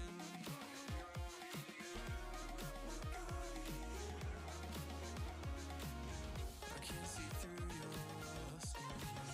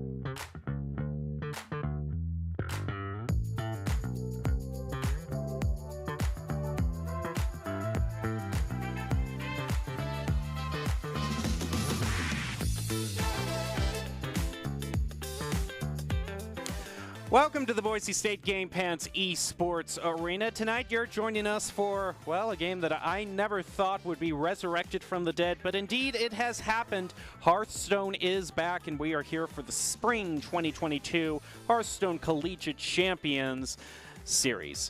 I'm going to be your host, Jacob Jem Palmer, joining sort of your guide to the incredible display of randomness that we are about to see, and we are just about ready to head into the games. Boise State has a new star Hearthstone player, and we'll see how well he does against the competition. Right now, Boise State is going to be going up against Coppin State University in what is going to be quite an interesting matchup. Now, joining me in continuing the Hearthstone tradition of bringing along an unsuspecting co-caster to join us, I have got Joan Glovely Clark joining us with us. How are you doing, Glovely? I'm doing great, and you know, this isn't my first Hearthstone broadcast. People will remember back in the day we used to do Hearthstone together. There was a point at which I was like, wow, we should really get some popcorn out so we can have some snacks and on that the happened. desk. And that even turned into an emote for a little while. Well, I know, Glovely, that you are of a League background, and if you had told me at the beginning of the semester that League would be taking a hiatus where Hearthstone would be brought back, I would not have believed you at all. This is quite an unexpected turn of events. Definitely. I mean, League of Legends has always been one of our more popular games, but sometimes you just don't have the members to be a competitive team. Seeing Hearthstone come back, I think it's a pleasant return. I always had a lot of fun on our Hearthstone broadcast. Yeah, we do. We do indeed. Well, to join everybody or get everybody up to speed who isn't aware of how this is going to work out, let's go over the rules that we have for Hearthstone Collegiate Masters. And overall in Hearthstone Collegiate Masters, the overall format that we have had in the past for competitive Hearthstone hasn't changed that much. This is still Conquest format, which means technically it's a best of 5. Each player bans 4 decks and 1 is banned, and then each player will have to win with each of the 3 decks that they have. And it's standard format, of course, and since we have last been in the Hearthstone mix, a whole bunch has happened. We have had 3 whole expansions. 3 packs have rotated out. The Year of the Dragon is no longer with us. That means, unfortunately, League of Evil and League of Explorers are gone, but not forgotten, as we have moved into a new format of incredible new mechanics that we will be willing to cover all for you. But before we get into that, I'm not the only one to talk a lot about Hearthstone. We've also got our very own Doc Haskell ready to bring you Doc's keys to the game in Hearthstone. And that's going to be to plan your lineup, know your mulligans, anticipate your opponent's mana curve, and be proactive in your play. Those are Doc's keys to the game, brought to you by Drop-In Gaming. Drop-In Gaming is the premier online platform for gamers who seek competition. You can play your favorite games to win cash and prizes through free and paid entry matches. Whether you are new to the scene or a seasoned veteran, Drop-In Gaming has the right games and competition for you. So, as I'm sure you can attest, Glovely, the main thing that that's interesting about Hearthstone is the aesthetics it has. All the different classes that you have lining up with additional World of Warcraft classes as well. Is there any particular one that you're interested in seeing tonight? I mean, personally, I'm just excited that we aren't going to have to talk about Odd Paladin again for hours at a time. What I like to see in pretty much any card game is I like to see aggression. I like to see quick play, quick decisions. Try to eliminate your opponent as fast as possible by getting as much damage out on the board as you can. Well, I don't know if we're going to be seeing any aggro decks tonight, but here we go, the official return of Hearthstone. Never thought it would actually happen, but here we are, and we're going to be getting into a Freeze Elemental Shaman, it looks like our Boise State player has brought out. In comparison with Warlock. So that tells me more than anything that this is most likely going to be Quest Warlock. Quest lines have been recently brought back, and we have seen a few of those decks be brought into the meta so far. But what that mainly means is that we're going to be playing against a deck that really likes to take its time, Glovely. This is going to be a Warlock deck which likes to draw a lot of cards, run out and mill everything completely out, and then do a completely insane play at the end to swing things back in their favor. So well, Boise State is good. Aggro dreams. Then. Well, no, your aggro dreams aren't gone. Boise State is playing a much more, well, what could be considered an aggro deck, although the initial hand that they've gotten is pretty. They really haven't gotten anything too much. I'm looking at their deck lineup. Let me just look at it again. Pretty sure Boise has... Yeah, they've got 1 and 2 mana cards, so they just got completely... they just got the short end of the stick here in terms of the initial cards that they're going to get. And that's really going to be a problem for them. If they can't manage to get anything out on the board, then this Warlock is going to be more than happy to just draw cards and spell the end. That is a very key top deck. We're seeing the return of the RNG here, and I like it. I mean, sometimes it's not a question of like how good your deck is. It's a question of what you are able to pull from that deck.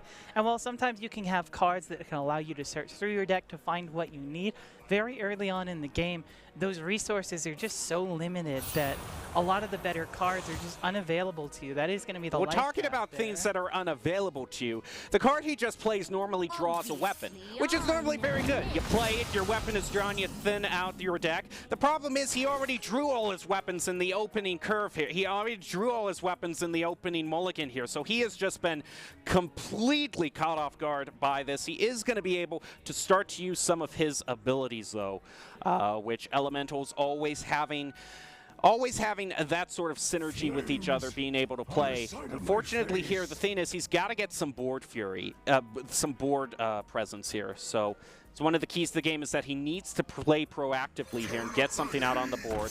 And I like that against Russian Wind Fury. It's going to take away a little bit of health, but now he has a presence on the board, which is starting something.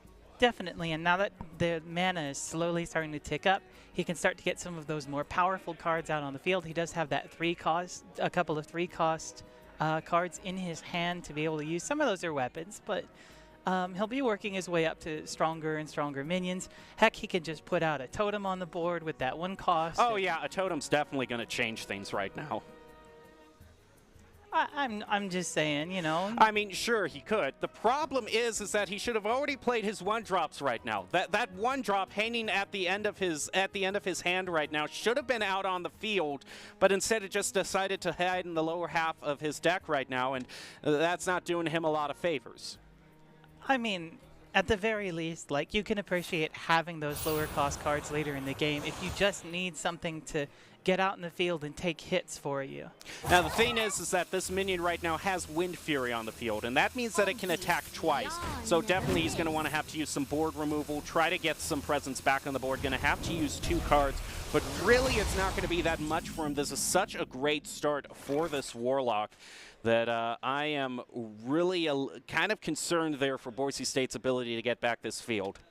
Yeah, they keep drawing very high-cost cards, things that they have to spend their entire mana bar, and that's resulting in a lot of slower tempo play here, as they're just not able to get things out on the field. We can see they're still thinking about, are going to put that out on the field, the Granite Forgeborn. That's going to lower the cost of the Elementals in his hand, so give him a bit more options to play right now, but I just only having one card on the field, just a 4/4 at already 4 mana. It's just I don't know. I'm very concerned right now, especially since the first part of this quest is about to be. Yeah, that's what I would have suggested there. Just start, you know, throw the spear out into the wild, hope it hits something, and maybe that's going to turn around everything. Well, there's the life tap. And we can see that maybe they're having trouble on the other side as well. Oh, no, they're not having trouble, Lovely. They are not by one bit. They've got the first half of their quest. Now, the interesting thing is the new quests that have been added into Hearthstone since we last broadcast, they are 3 pieces now. It's not like you have your one part. Each part of the quest you complete gets you a little bit of reward, building up to the final reward at the end. The fact that this Warlock has already completed the first third of the quest is really concerning to me. I would really think that they probably use a board clear here. Yes, of course, deal 3 damage to the hero. There's a friendly minion back to the field, bounce back that, yep, bounce back the Stainer. Get rid of that, deal 8 damage, place the 8/8 down. Oh boy. Yep. That is not a great position for Boise State to find themselves in. I don't think they have the damage to be able to handle something like that. They'd have to make multiple sacrifices in order to get it off the field. Well, we're going to see what they do. All they can throw down is this minion, which actually is a very good counter. That turns it into a 1/0/1 minion with taunt, and they're able to do 3 damage with the worm there. That's actually a pretty good play. That gets back control of the board back into their favor. So that answers a really key threat that the other player brought out. You know, sometimes it's not about the big numbers, and it can be really depressing to have a really powerful minion out on the field only to just have someone say, no, that's actually really weak, or no, that doesn't get to be played, or no, that's going immediately to the graveyard. The thing is that isn't going to be denied is that the second half of this quest has been brought out, which, oh my goodness, it is such a nasty reward once that quest is completed, and that costs 1 since his hand is full, so he gets an 8-6 on the board, of course. Okay, do you want, Glovely, do you want me to tell you what the reward for this quest is? I think it would be important to know for the It's a minion that has the effect that any damage you take as a Warlock instead goes over to your opponent this time. So every time that Warlock life taps now, every time they draw a card, every time they have a card that does damage to them, it'll instead go over to our Boise State player, which is not good. You could say that. It means you get to life tap every turn for a free 2 damage and your opponent, and yeah. you get a card. Oh my goodness, and that's just going to do even more damage and flood the board. This was just not a good start for our Bronco. I mean, this was... Again, Russian Wind Fury, that's something. They're going to get the weapon, and it gives another friendly minion. Okay, that's going to buff that. The thing is that they're able to freeze, so they're able to buy a little bit more time. They're also going to draw a card, which is nice. And they realize that they need to do some damage to face and now, because there's only one part of this quest left.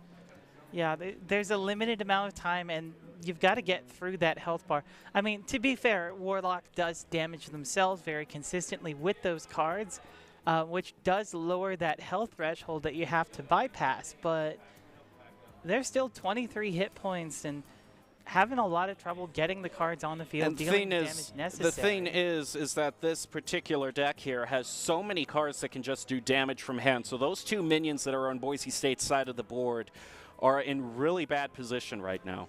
It's just... probably not going to last very long. They're going to life tap for 1. Now they're only 6 away from completing their quest. I'm really nervous for the Broncos. They need to put a lot of damage on the board, which as everything stands right now, they do have, it is kind of lined up for them to have a pretty good turn next turn.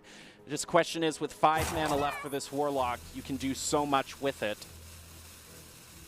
I'm really not looking forward to this. Well, let's see the resource. No, okay, because that's been brought back for like the 10th time, so that's perfectly normal and healthy.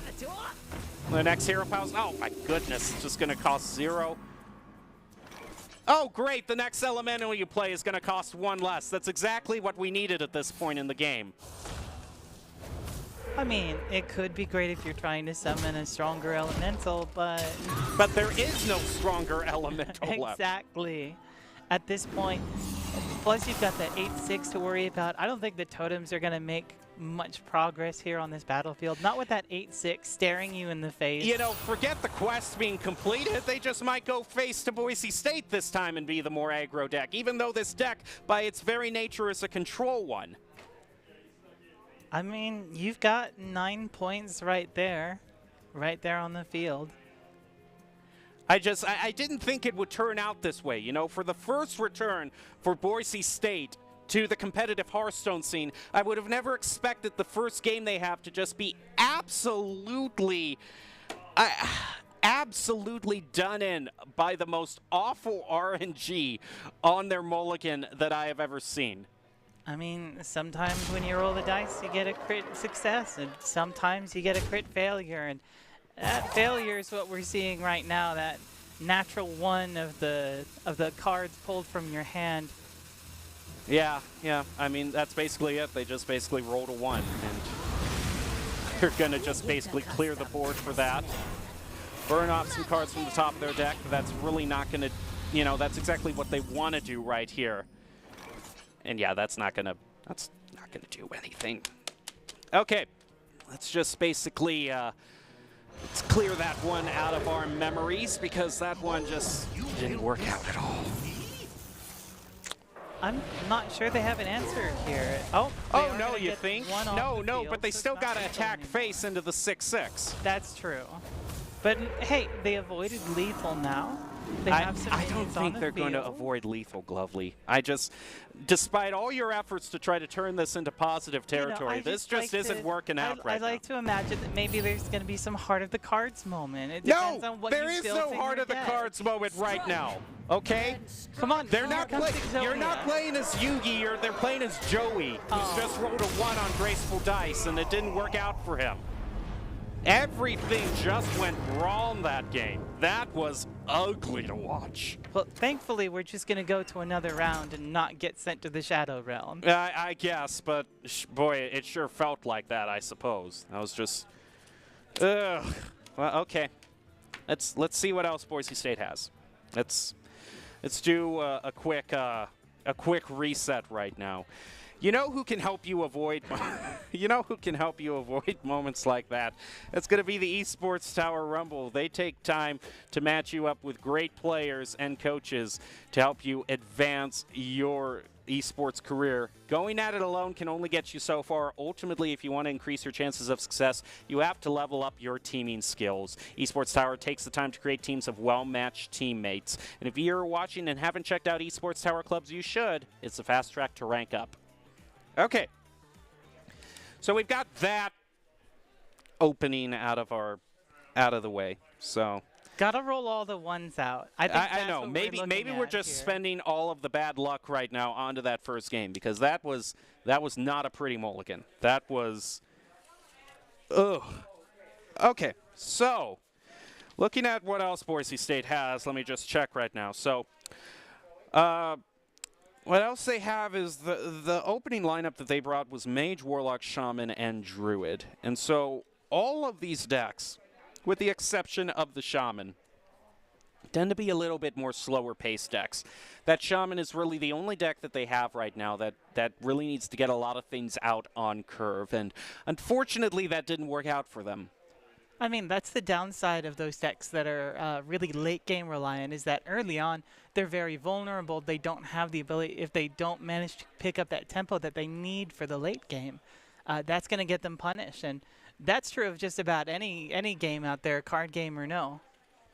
Well, but when your other team when the other player isn't able to put anything out on the field, Glovely, then all of a sudden that one main disadvantage doesn't exist anymore. Exactly, and then you can just plow through your opponents. And I don't think we do have to consider that luck is a factor. I mean, it is. It's not something that any amount of training can prepare you for, but you can build your deck with the idea that you might get messed up by bad luck in mind. So you can put in lower cost minions in greater numbers, which allows you to get more things out on the board. But that does also come at the cost of what your overall strategy might be. Well, we'll just have to see what the strategy is going forward. I hear we're just about ready to head into the next Hearthstone game right now. It looks like we are actually going to see Demon Hunter be brought out from Boise State. And this is much more of a tempo-focused deck here, so we'll see how they do. Unfortunately, drawing some 2-cost cards, maybe not the best. The one thing Boise State is going to have going for them is that Demon Hunter is that one class that has a 1-cost hero power, so they're going to have some more options to curve out, I suppose. At the very least, it means you do have a play on turn 1. Which you wouldn't have otherwise with this hand with any other hero. I mean, it's a play, but it's only give your hero 1 attack. You know, it's not the best. I would rather have 1/3 out on field. I mean, it's something. It's better than nothing. I don't know if better than nothing is going to be the real mentality that Boise State is going for here, Glovely, but it looks like that's what they're going to take, and they're going to be ready to go now. The thing that one of the big combos you're going to watch out for is that 7-mana card right now. If it summons 7 1/1s with Rush, and if all of them die in the same turn, then another 7 1/1s with Rush gets summoned. So it's a very good board wipe card.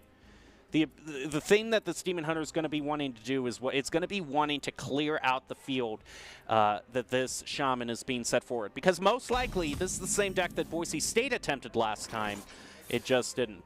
That's actually going to be really nice, doing more damage and drawing a card this early in the game. This is a better start for the Broncos.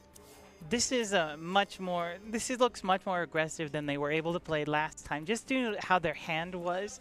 And thankfully, they're getting some of those lower cost cards early on. While they have a lower amount of mana, they're not going to be dependent on trying to have 3 or 4 cost cards in their hand out on the field when they've only got so much to work with. Right now, the other team is just kind of choosing what they want to do right now. Boise State has a lot better options right now, including being able to set up the weapon, and is going to be having more card draw in their hand. So this is a better start, despite Boise State not having any minions on the field right now. They actually have stuff they can do. Fortunately, that Lightning Bloom is going to be used, bringing them already to 4, and I kind of like that. That's one of the new things that have been released, are these kind of spells that have an effect at the end of the turn, and what that one does is puts a 3/4 out onto the field, which on turn 2 is pretty insane. Yeah, having that card available is going to present some problems, because even though you've been chipping away at that Shaman for a while, you don't have necessarily that much damage. Certainly not 3 points of damage every turn level. Well, the weird thing for Boise State is they need to find a way to clear that out and do 4 damage. And it looks like they're just going to go face. The problem is that 3/4 freezes. But they do find a way to clear it. So they're not going to have to worry about that this turn, at least. And the thing is that Lightning Bloom that that Coppin used, it has an overload of 2, so they are only going to have 1 mana to play with this turn, and a 3/4. The closer they get to that 7 card, they're going to have a lot more opportunities to clear out the field that's trying to be set up here. Boise State gives them a little bit more. Never going to be really unhappy with drawing more cards. Unfortunately, it doesn't look like they're getting more options with those cards. Yeah, they're just 1 mana short of using those Warglaives there, so I think they're just going to have to do the attack, take the freeze, and then deal 1 damage to all minions twice. That's at least going to clear the 3/4 off the board, so at least Boise State isn't at risk of being mowed down here.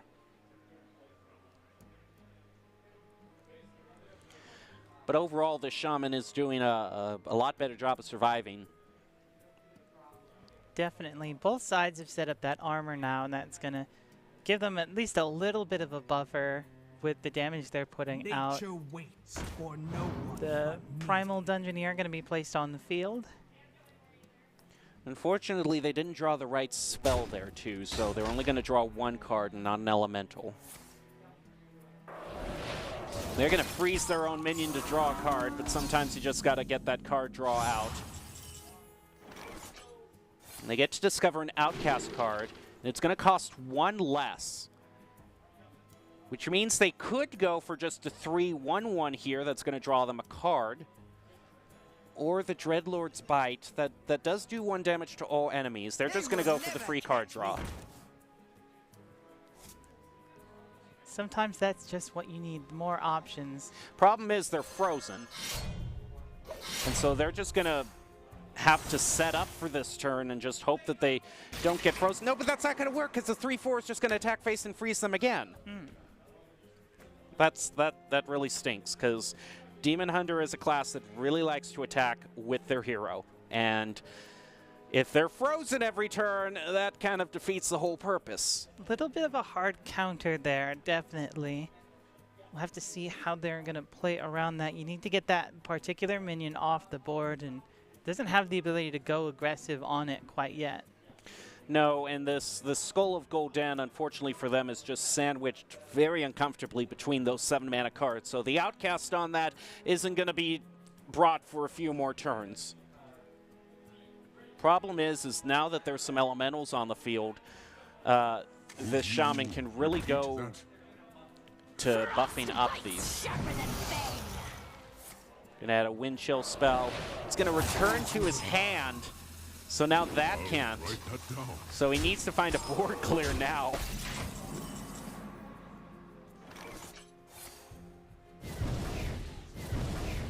Well, that's not bad. That gets rid of 2. It's a little progress. Did he just pass? He passed. Yeah, it looks like it. Wow. He's relying completely on the 7 mana card next turn, but I'm just worried about a buff. I don't really see this working out to a happy ending. Not at the current pace. I mean, I know you've been trying to save everything tonight to have a positive spin, Glovely, but I mean, I want to feel happy about, you know, coming back to Hearthstone. I don't want to have a bad mood about watching everyone. It looks like he's going to use up an extra wind chill. That's interesting. yeah, he just did that so he could draw the card. Now he's just going to place even more damage. The thing, though, is that he can use the 7 mana here, though, to heal. No, but that's not going to do it! Oh, no, he still can. Okay, I'm sorry. I have... No, he can still kill every one of these here. I was thinking with the 0-2, all the... Okay, that's fine. We're fine! There we go. He refills. There you go. Let's clear everything. That's actually pretty good. That's not bad. I'm not gonna lie. That turned out a lot better than I thought it would. So. My goodness, that death sound is kind of obnoxious. Oh, you got to get used to that when it's Demon Hunter. Okay. So we're just gonna hear that over and over. Yes, because he has one more. That's he gets to eat a minion. Of course, it's the most powerful, so that goes up to an 8/7. Thing is, though, he has another one of those 7 cards. You know, that 7 mana card, so he can just clear out everything again. Does have that option one more time, but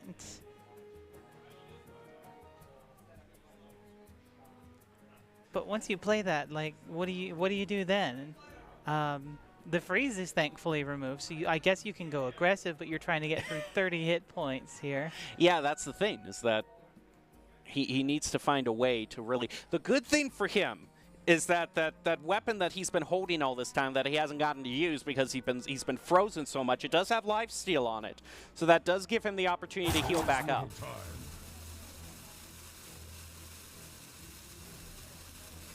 Time is running low. You're spending a little too much time deliberating here. Yeah, on 0 mana too. He's probably deliberating whether to use another one of those lightning blooms to give him 2 extra mana. Guess he's not going. He does get to discover an outcast card. He's actually going to use the Skull of Gul'dan, refill his hand, get a huge discount on everything here. That's nice.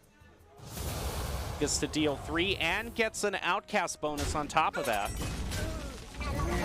Oh no, he doesn't. Excuse me. So now things are starting to work back. Now we got a little bit of a we've got something going here. It's not huge, but it's something. Definitely a much faster pace. Is going to get access to that lifesteal, so he's going to actually take the health lead here in this scenario. Has control of that board. We're up to 8 mana crystals per side now. Just looking here to see if he has the same. No, he doesn't.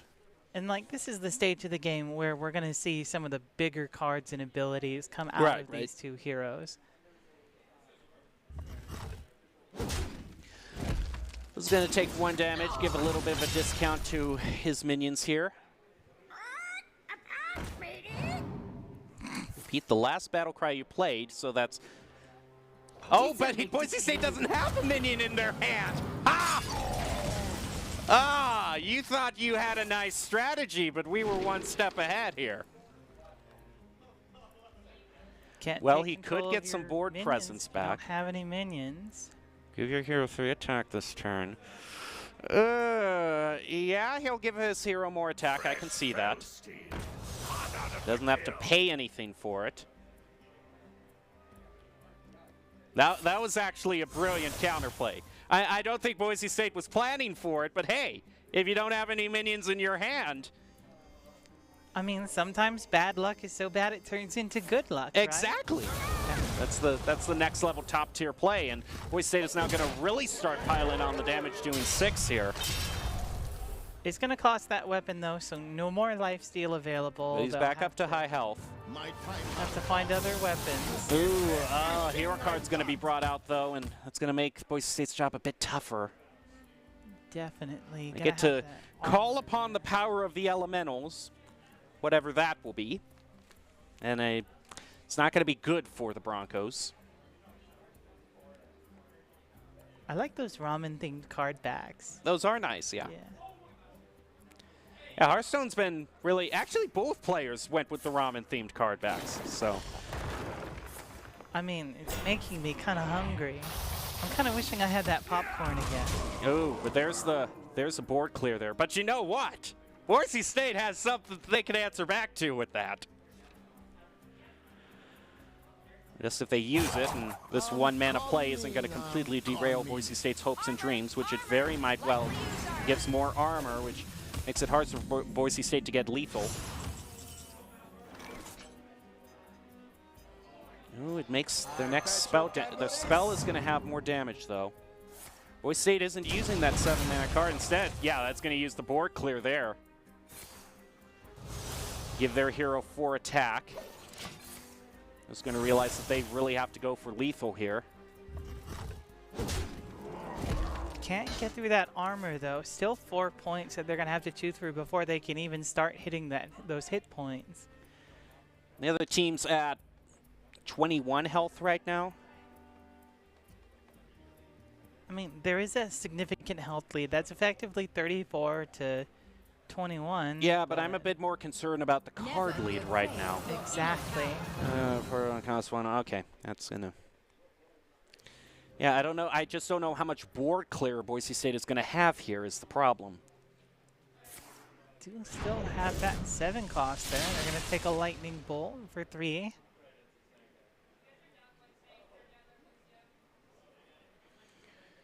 There's a point here. I'm really concerned for the end game here because these hero cards can usually do enough to carry the end game on their own. I'm coming.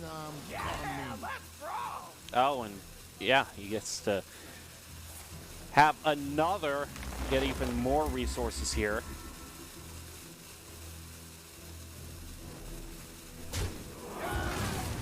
Oh, and even more right now.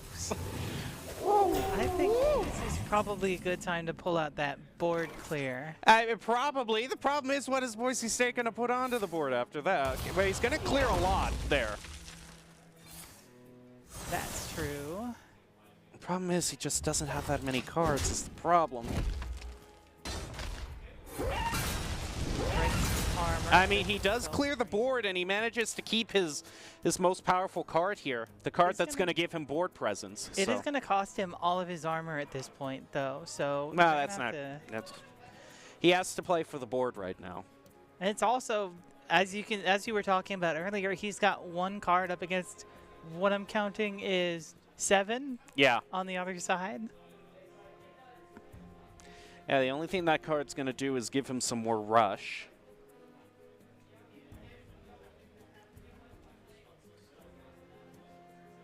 Could you repeat that?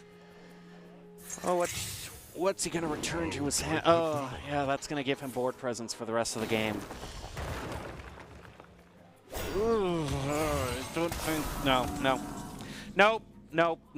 Ah, you drew a skull. Well, what are you going to draw? I mean, the thing is like this whole Demon Hunter deck is about doing huge damage to the opponent's face, but if they're going to summon so much every single turn, can't really hit that face. Definitely mulling it over. Yeah, just going to go for the board clear. It does give something to Boise State now. And the outcast effect is still going to apply at least, so.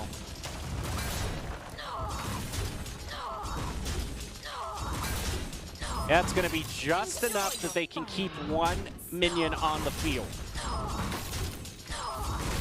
That noise, that absolutely obnoxious noise. And they're actually just going to keep the 2/3 on the field because they'd rather have a wide field like this one. But unless the Shaman has board clear of their own. Gonna add even more spells to their hand now.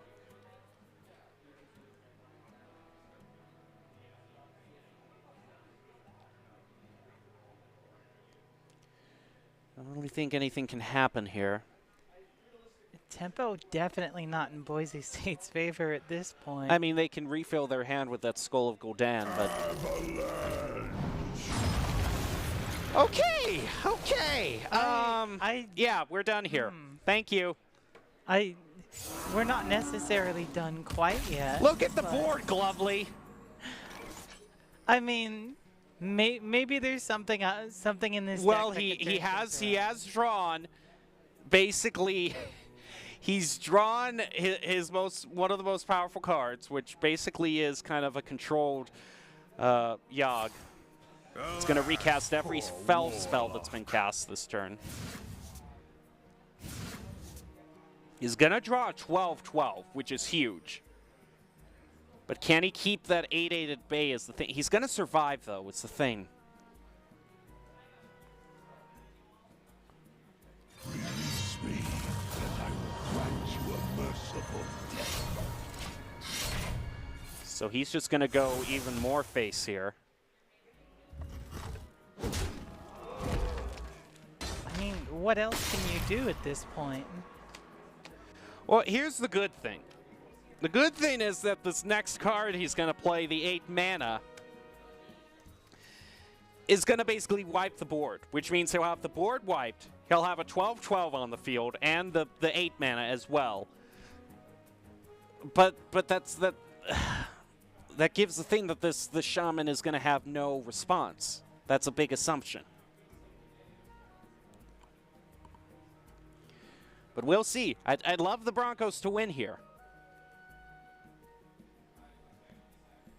Especially when you've got that 8-8 on the field, that is a concern. Just like, how much damage are you going to take? If looking here, you're taking 13. If you just went face, 13, yeah? He's out of the range of lethal, is the thing. Which is good, even if you have. Okay, that's considerably more. And the 2/4s. Oh! Okay. Yeah, no. Okay, he's still alive. Barely, but alive. Okay, the thing is, okay, this is going to recast every Fel spell that he's drawn. He's going to also get the spell damage bonus as well. And it's going to target enemies when possible. He's going to draw a lot of cards too, and he gets the hero.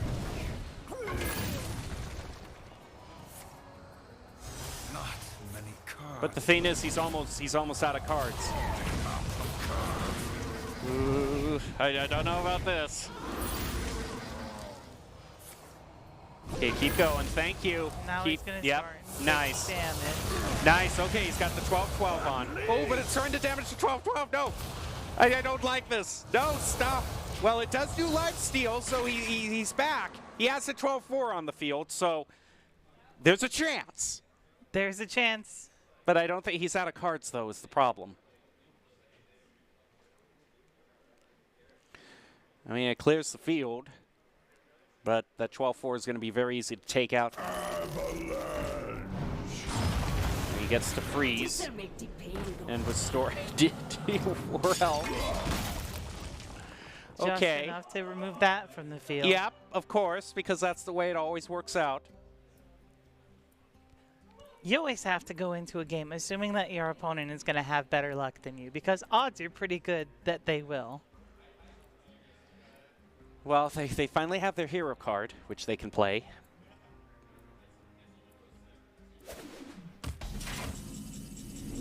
Take 1 damage.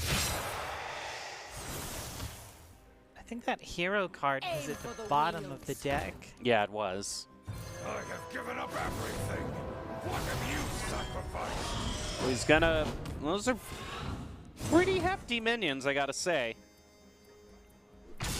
And he gets to refresh. So that hero power is gonna refresh. He's gonna do a whole bunch of damage to face. The problem is like, when does he run out of minions? It's a lot of damage, though, so he has to answer this. He's He's going to be at full health. After you play Battle Cry, Great. repeat the battle cry. The lightning bolt. Uh-oh, what's repeating here? That is not a small card. No, add a copy of each corrupt. No! Oh, no! No! Ooh. Okay. The thing is, does he have enough to add to his hero? I don't. Oh, this is not good. No. Stop! Stop it! Okay, yeah, that's it. I can see why that would be a 10 cost card. Okay. 2 damage. I don't think he hasn't. No, he's not gonna. Okay. That is just how it works out, I suppose. It's the luck of the draw. And Boise State has been having some terrible luck this game. Oh. Yeah, that ends that.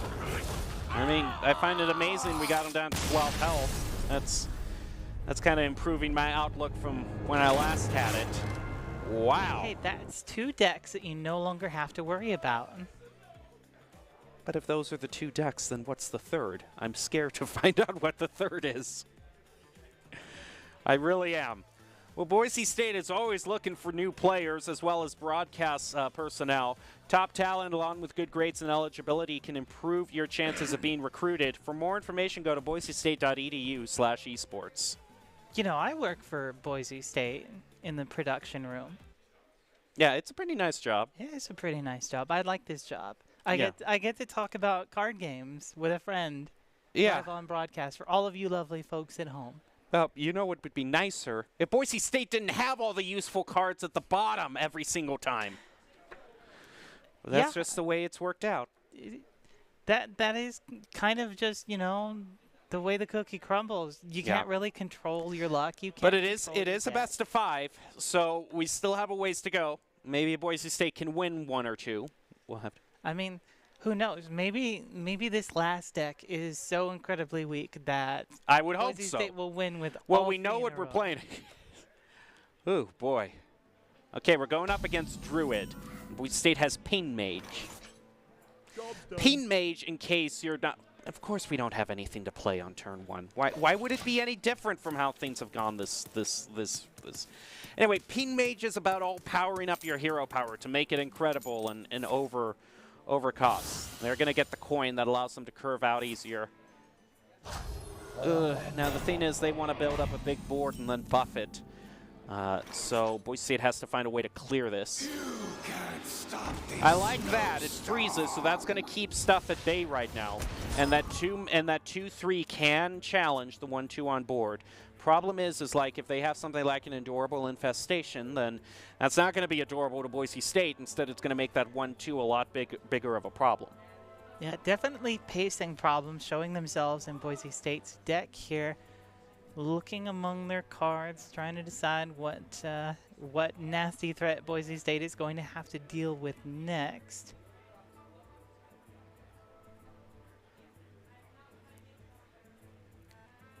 We're just seeing right now they're doing an awful lot of thinking for it being a 2-mana. It's a very complicated card game. Sometimes you just got to think for a long time. See, they have the Adorable Infestation, of course, so that's going to make it a 2/3. They get to discover a spell. It costs 1 less. They're just going to go face with that.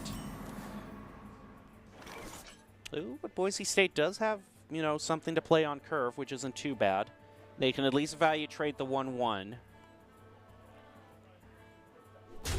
But they're just going to go for drawing 2 cards, so there's clearly something, that they want to search for right now. You know, I always find it funny that in almost every card game, one of the best cards is to just draw 2 more cards. Of course, yes. Just to add more cards to your hand. So that Arcane Intellect, of course, fantastic spell. It's been around since the beginning of Hearthstone, and it's still played for a reason. Draw 2 cards. Thing is, I'm really worried now because the wide boards are the way that this druid likes to play. So Boise State needs to keep that to a minimum right now. And it's going to draw even more. Oh, I hate that card so much. Basically what it does is it gives each minion a death rattle of draw a card. So this Druid's hand is going to refill if Boise State clears. All right, let's see what Boise State has to do. Wow me. He has a card that'll give him more armor, I suppose. It's just something, but I don't want this. This turn 4 really scares me with the board as wide as that.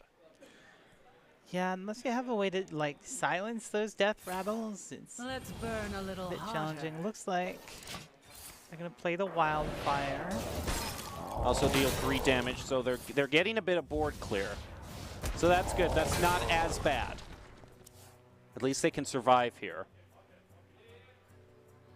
It's progress. It's progress, but is it enough progress? Is the thing. I don't know. I've had all of my hope and joy squeezed out by those first 2 games that we saw.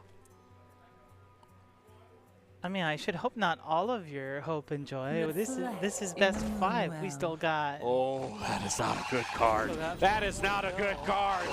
No. Oh my goodness. And I don't think Boise State has a board clear here. Well, not for another 2 rounds, unfortunately. Yeah, but look at all that's on the field. They're not going to be around for another 2 rounds. Not at the current pace. Okay, 2 damage. All right, you can have a card. Nah, they're going to buff this turn. I know it. I know it. It's going to happen, and it's going to be ugly. And Boise State isn't going to be able to survive. I mean, yeah, this is what my... Yep, there it is! I called it! My Demacia deck does in Legends of Runeterra. So Yay! that is lethal. Oh, I called it out. Congratulations, everyone. That was a team effort. I'm really happy for it. Thank you. One of my predictions came true. So, yeah, Coppin State University, wow. Great job. You just completely wiped out the Broncos there. Well played. Great game. We wish you the best of luck in your future endeavors. Well, this game, or this travesty rather, but anyway, one of our proud sponsors is the Idaho Army National Guard, and they invite you to take your impressive critical thinking skills into real time. More than 10 jobs offering a $20,000 bonus and your degree of choice paid for. The Idaho Army National Guard is one of the best teams to join out there. Reach out to them on Twitch at iGuard Gaming. So, Glovely, do you have any final reflections, any highlights that you'd like to mention? I think that definitely Boise State struggled in terms of the luck tonight. That really held them back, really kept them from having that tempo to move forward. But let's give credit to the opposing team for capitalizing on that bad luck, for pushing their advantages when available, and making sure that they had the cards necessary to set up that lethal damage in the end. So we actually have, in the interest of good sportsmanship, we're going to have a few for fun matches right now. So let's hope that these turn out a little better, I suppose. I suppose, or I think we might take a break or just be ending it, I suppose. Oh, okay, we're taking a break. All right, so we'll be back with a few for fun matches after this. We'll try to cleanse the palate, if you will, from what we just saw. So just take a breather, get some popcorn, let all of the tilt just dissipate away, and we'll be back with some for fun matches after this.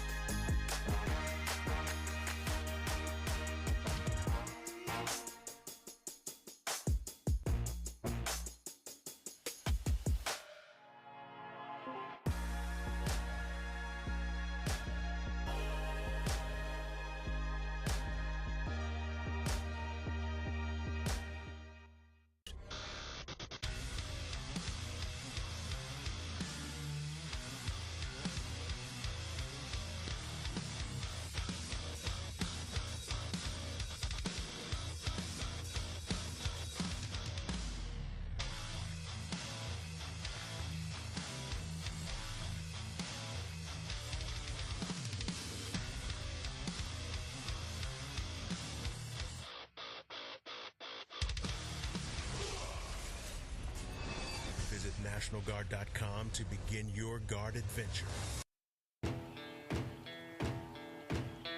Here are a couple lessons I've learned over the years. Friendships come in all shapes and sizes. And always buckle up. Seatbelts save lives. That's a rule we can all live by.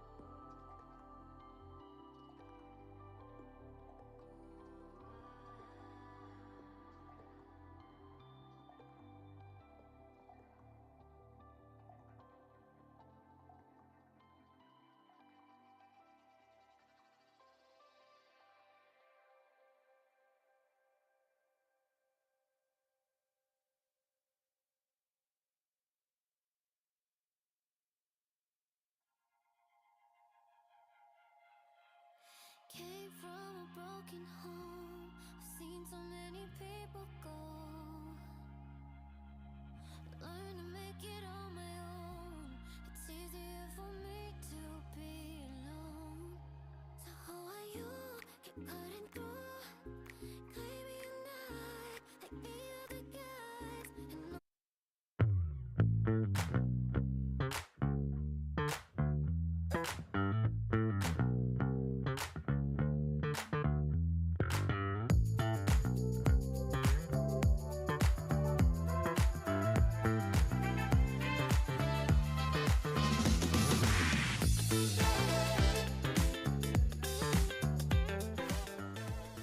welcome to the Boise State Game Pants Esports Arena.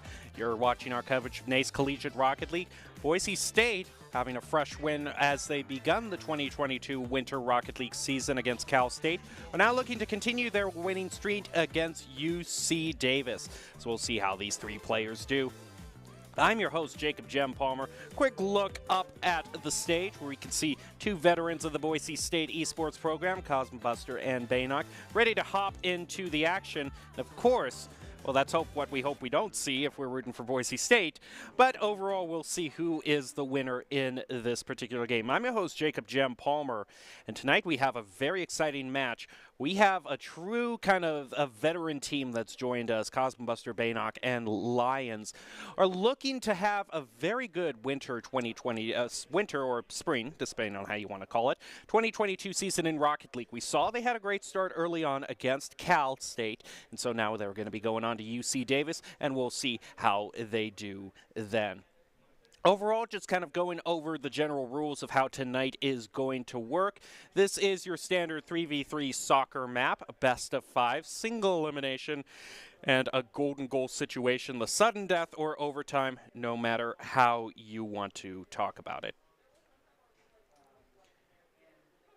And we can also take a quick look at the opening lineup that will be available for us tonight. Looking at the standings overall, Boise State is kind of having a 1-0 lead. But in terms of the lineup that I have been talking about, we have got those two veterans, Baynock and Cosmobuster, as well as Lions, who are going to be fighting for the Broncos tonight. The opening lineup brought to you by Count. Count Identity Trust Global Network delivers real-time fraud prevention and account protection to over 9,000 leading brands and payment providers.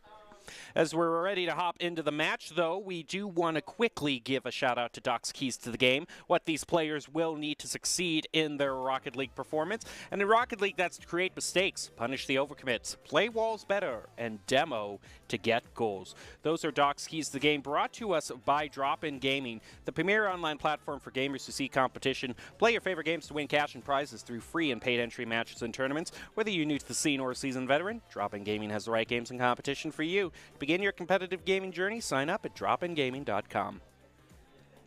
So we've got our players up there on the stage live, ready to fight for the Broncos. iGem will be your main guide throughout the festivities tonight. It's always nice when we can have Broncos playing up there on the blue. And yes, in fact, for those of you just joining us, that stage is official Boise State blue turf. But as we're ready to head into the virtual stage right now, I got to say, it'll be interesting to see how well UC Davis does against Boise State. It seems the teams that really give Boise State a run for their money are the ones that are able to kind of predict things, if you will, for Boise State. Boise State's one of those teams that loves their aerial plays, loves those passes, loves that cooperative play. But if the other team can really bump and demo them to disrupt their plays, overall kind of get involved with their strategy and really prevent the plays before they can happen, then Boise State can have their day ruined, if you will. We'll see how that overall works out as we are ready to hop into the first game. We're just about ready to hop into the first game right now. Boise State looking up to go against UC Davis in Rocket League. And we have a new addition to the stage right now. Why don't you just kind of give us an introduction of who you are, your name and gamer tag, and what you have to offer? Yeah, I am Gil. I play for the other team. It's not playing tonight. And I've been asked to be on the desk today. Gonna have some fun, talk about the boys, know them well, getting some cheers.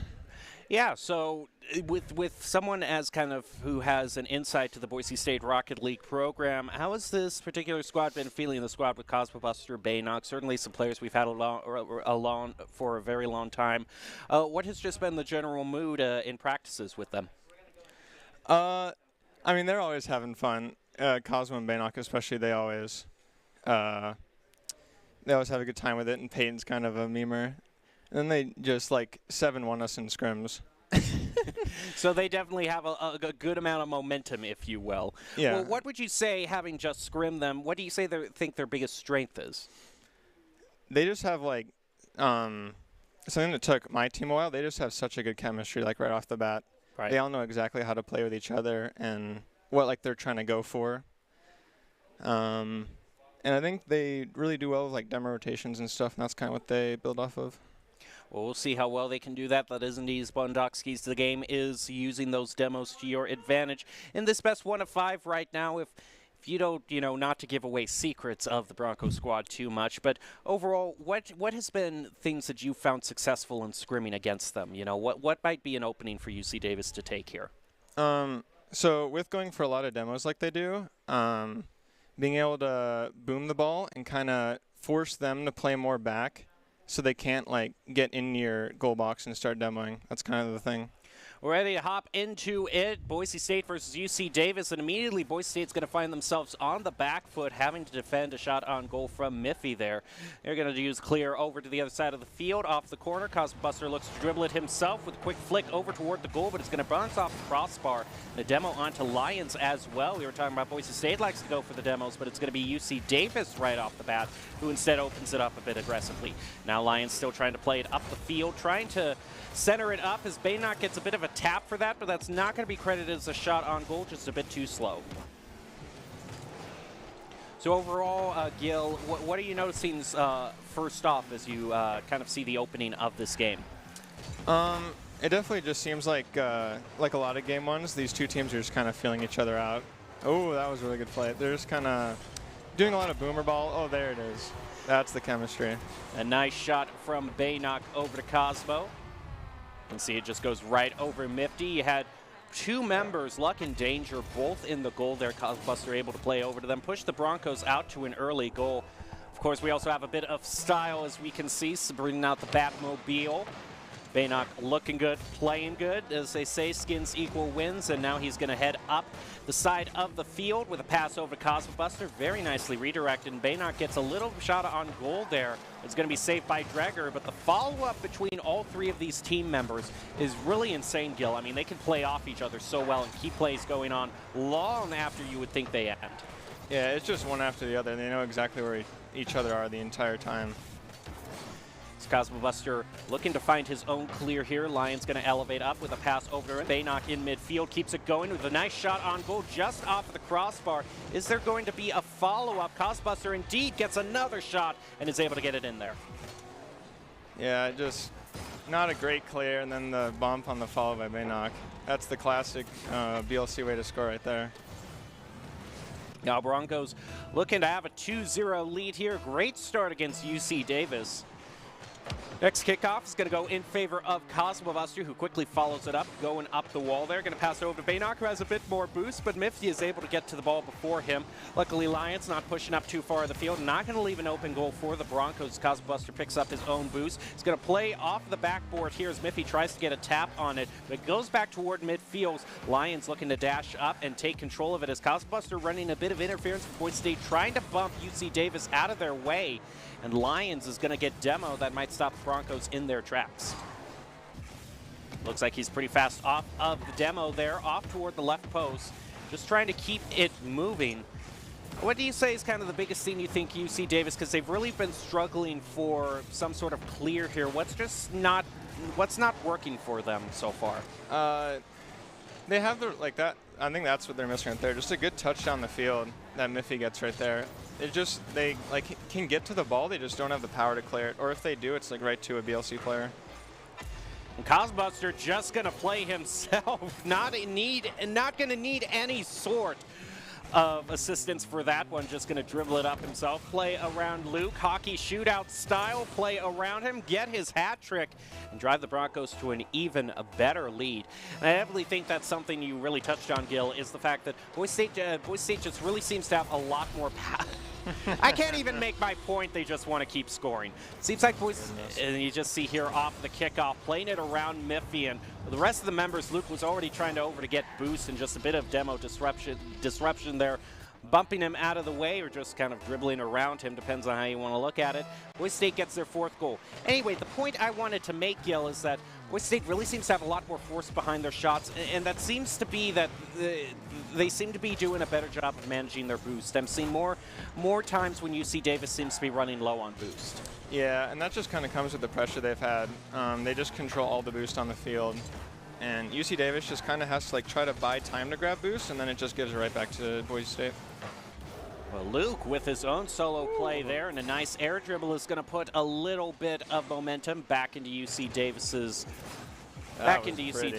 Davis's psyche, if you will. Baynock trying to clear that out at the last moment. Not going to be quick enough for it.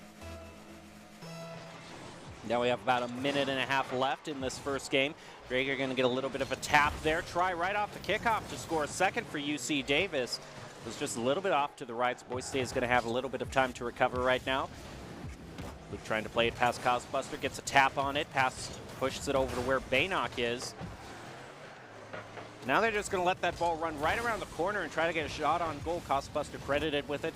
Doesn't go in, but Boise State at least has the side control back. But there, UC Davis trying to make a play for it. It's going to be a demo onto Cosbuster, but nothing really comes of it. Cosbuster is able to respawn. Is now making the play again for Boise State's 5th.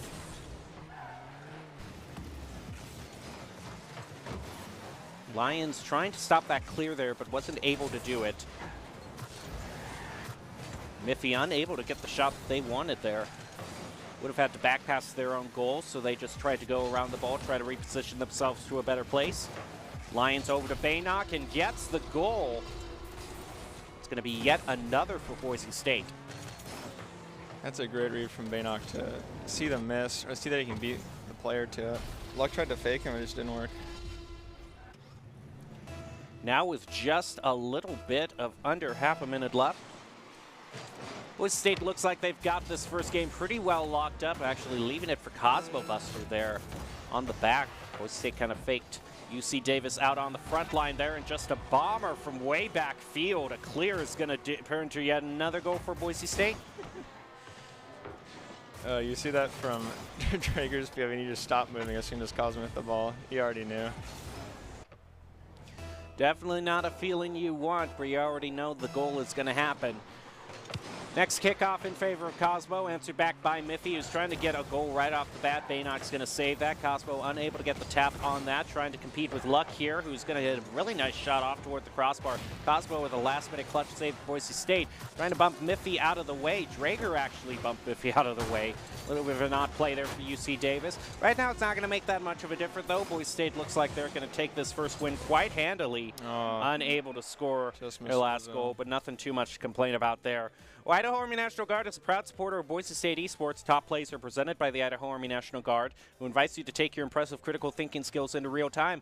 More than 10 jobs and a $20,000 bonus and your degree of choice paid for. The Idaho Army National Guard is the best team out there. Reach out to them on Twitch at iGuard Gaming.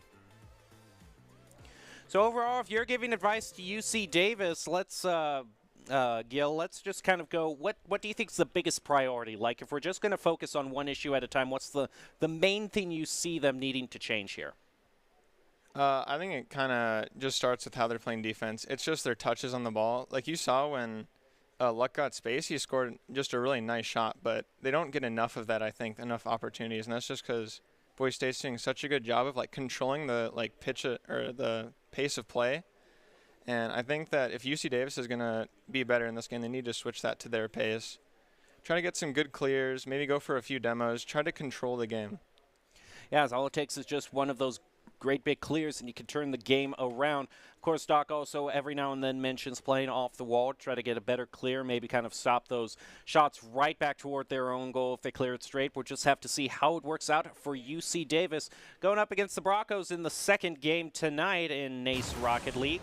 Ready to hop in right now, and here we go. Boise State already looking to put the pressure on as Baynock immediately gets a shot on goal. Is going to be saved by Miffy. Pass over to Drager, who's now going to be pushing it up the field where Luke is, but actually Costbuster is going to take it away from them. Go up the wall with a shot back toward midfield. Miffy looking to get a tap on that, only barely able to. It really doesn't stop Boise State from getting the clear and the side control that they wanted. Costbuster with the redirect in and quite effortlessly gets the first goal. Yeah, UC Davis has a little too much faith in Drager's clear that they all push up and then there's no one in net. Yeah, UC Davis hasn't been able to really get a lot of clears, so nothing you really want to trying to predict your plays off of right now or be counting on. Let's focus on getting the clear first. Luke is going to be doing this nice dribble toward goal, tries to waterfall it in with the follow-up from Drager. Putting a bit of pressure on the Broncos now as the Broncos look to get their own clear. Miffy's going to take control of it as Lion steals it away. Back toward midfield, Luke with the pass over to Miffy is actually going to whiff on that, unfortunately, for UC Davis. They do manage to get in front of the goal, and Baynock misses. That was probably maybe an opening opportunity, but UC Davis just didn't have anyone back there to follow up. And now Drager is going to look for his own clear here, trying to keep the side control going against the Broncos. Still managed to have a small lead there as Lions elevates up back toward midfield.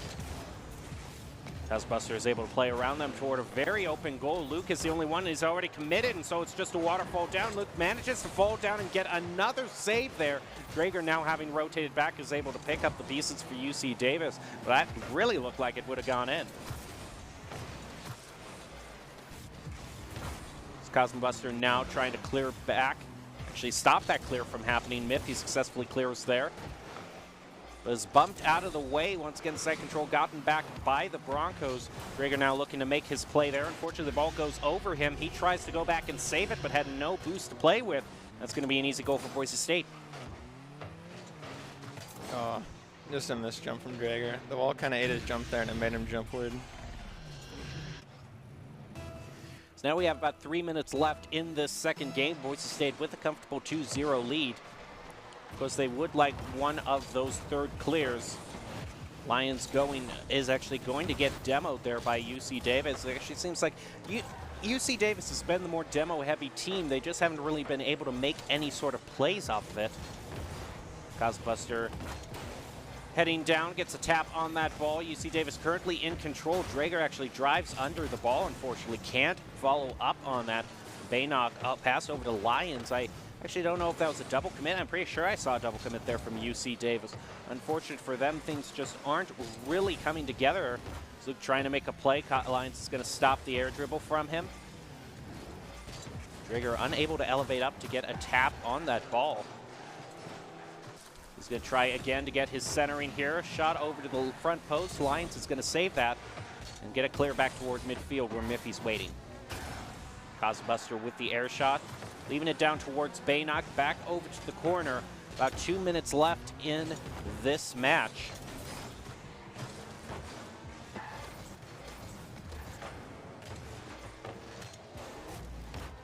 Miffy elevates up. Baynock with a little bit of a tap back toward Costbuster, who just tries to follow up with the shot on goal. Baynock with a tap there finds the goal he was looking for. One goal spread out between all team members. Just so much panic there. Double commit. And Drager losing that. They just kind of all had the same idea, but didn't communicate it to each other, it looked like. Yeah, it seems like we're actually starting to see more of that from UC Davis, these double commits. As off of the kickoff, Luke is going to try to dribble this over. Baynock goes running past him. Costbuster is going to save, but get demoed for that.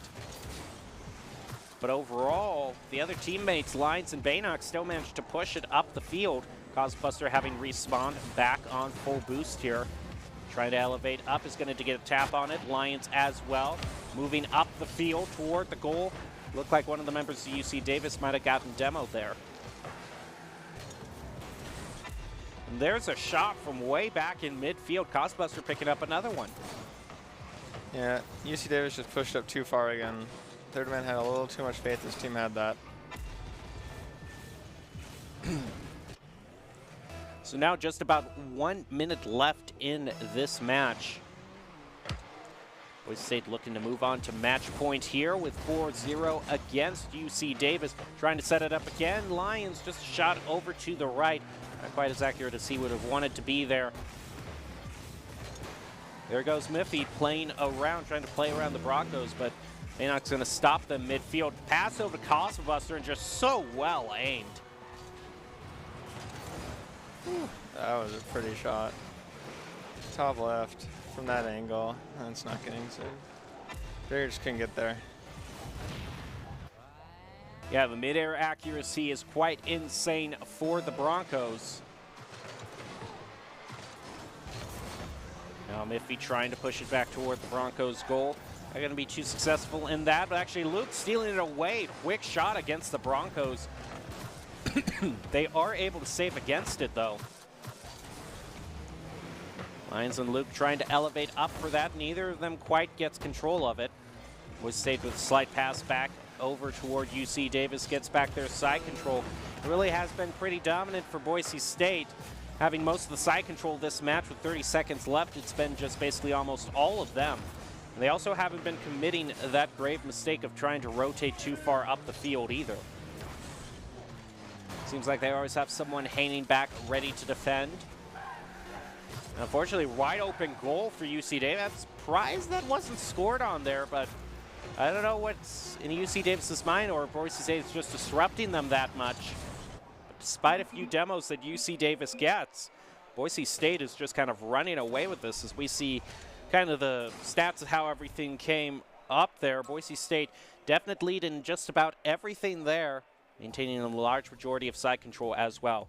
Boise State Esports is always looking for talented players, production, and broadcast. Top talent, along with good grades and eligibility, can earn scholarships as well. Sign up today by visiting boisestate.edu/esports for more information. So now as we're ready to head into Game 3, I just got to ask you, Gil, what do you think is really working out for Boise State right now? I mean, the main thing, what's kind of the main gap in performance that you think is being brought out? I think there's definitely a overall mechanical skill gap between the two teams. It just seems that Boise's faster to the ball. They have more consistent and better touches. And that just leads to a lot of like boost and side control. And on top of that, they also have like the huge chemistry. We saw those pass plays. You know, Cosmo and Baynock have been here for a long time playing together for almost all that time, and it really does show today. Yeah, it really seems that their communication and rotations are down pat. They haven't really made any huge major mistakes that I would see, but is there anything evading my eye in that regard? I don't know. I think they're giving UC Davis a little too much respect on some of the plays, or like too much space, because luck on UC Davis almost had a few solo plays that could have put UC Davis back in the game. But other than that, they're doing pretty well on the field. Well, they're looking to close it out here in Game 3. Broncos have had a really good performance against UC Davis so far. Look to be cruising to a 2-0 overall record in this season. Straker with a pass over to Luke. Going to get the early side control. The problem for UC Davis is they don't have a lot of boost to work with as they're trying to make their play. Boise State now just going to be looking for their clear. Luke going back is able to get a pass towards goal. Quickly answered by Baynock. Miffy's going to take it away from the Broncos in midfield with the follow-up to Luke. And a score there is going to put UC Davis into an early lead. Yeah, there he is. This guy's going to be the catalyst to the UC Davis offense if they want to stay in this game. He's done everything for them on the offensive side of the ball and has to stay that way. Now as Boise State is going to find themselves with an early disadvantage, we'll see if the Broncos can answer back. Lions is going to answer that kickoff there. Luke is going to be doing an air dribble past two of the Broncos. Baynock is able to take it away from him at the very last moment and be credited with a save. Off of the wall, the Broncos look to play. Lions drives it up into the corner. Centering is going to go through, but no real follow-up from the Broncos. They're not quite liking the look of things quite yet. Overall, in the corner, we actually see Lions start for boost a little bit here. Still trying to find that clear, but unable to do too much here. Baynock is going to get deflected over to the other side. Lyons is able to make his play, but Luke is waiting in midfield. Going to get demoed by Baynock, giving the Broncos a bit of time to work out their own clear here and drive it toward the goal with Lyons with the follow-up. Baynock over to play up toward the crossbar there and follow-up, unable to squeeze it past UC Davis. Lyons with a shot back toward goal. Going to be saved by Miffy. Broncos have back their side control. There goes another demo. Boise State finally bringing out the demos as Luke wins that contest there between the two. But Drager is doing a good job starving this boost from Boise State. Able to steal Boise State's corner boost away. Play well around Baynock, who has no boost at all right now.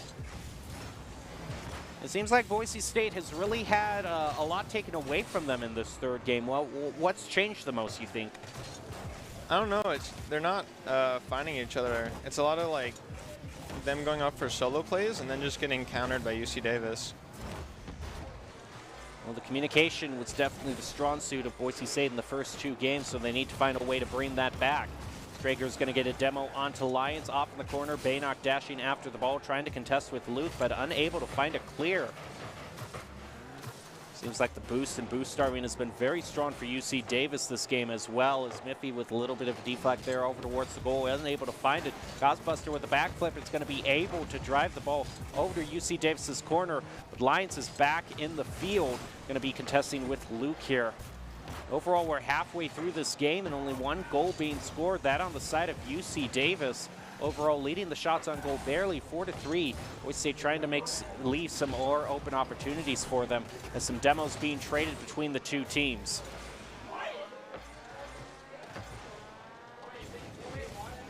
Luke now over to where Lyons is. Cosbuster is able to take it away with a nice big clear.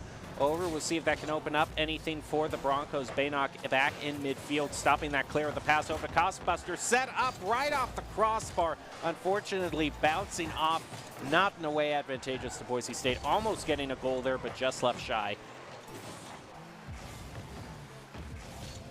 As they look to clear here, back up across the midfield. Cosmos is going to bounce off the wall there, be able to answer the shot by Luke. Elevates all the way up. Lyons with crucial demo onto Miffy. Going to stop UC Davis's offensive push here. Stolen away by Miffy though, fresh off of that demo. Overall, the Broncos just kind of not quite finding what worked out for them in the first two games. They're going to have a minute left to get one goal. Nothing impossible.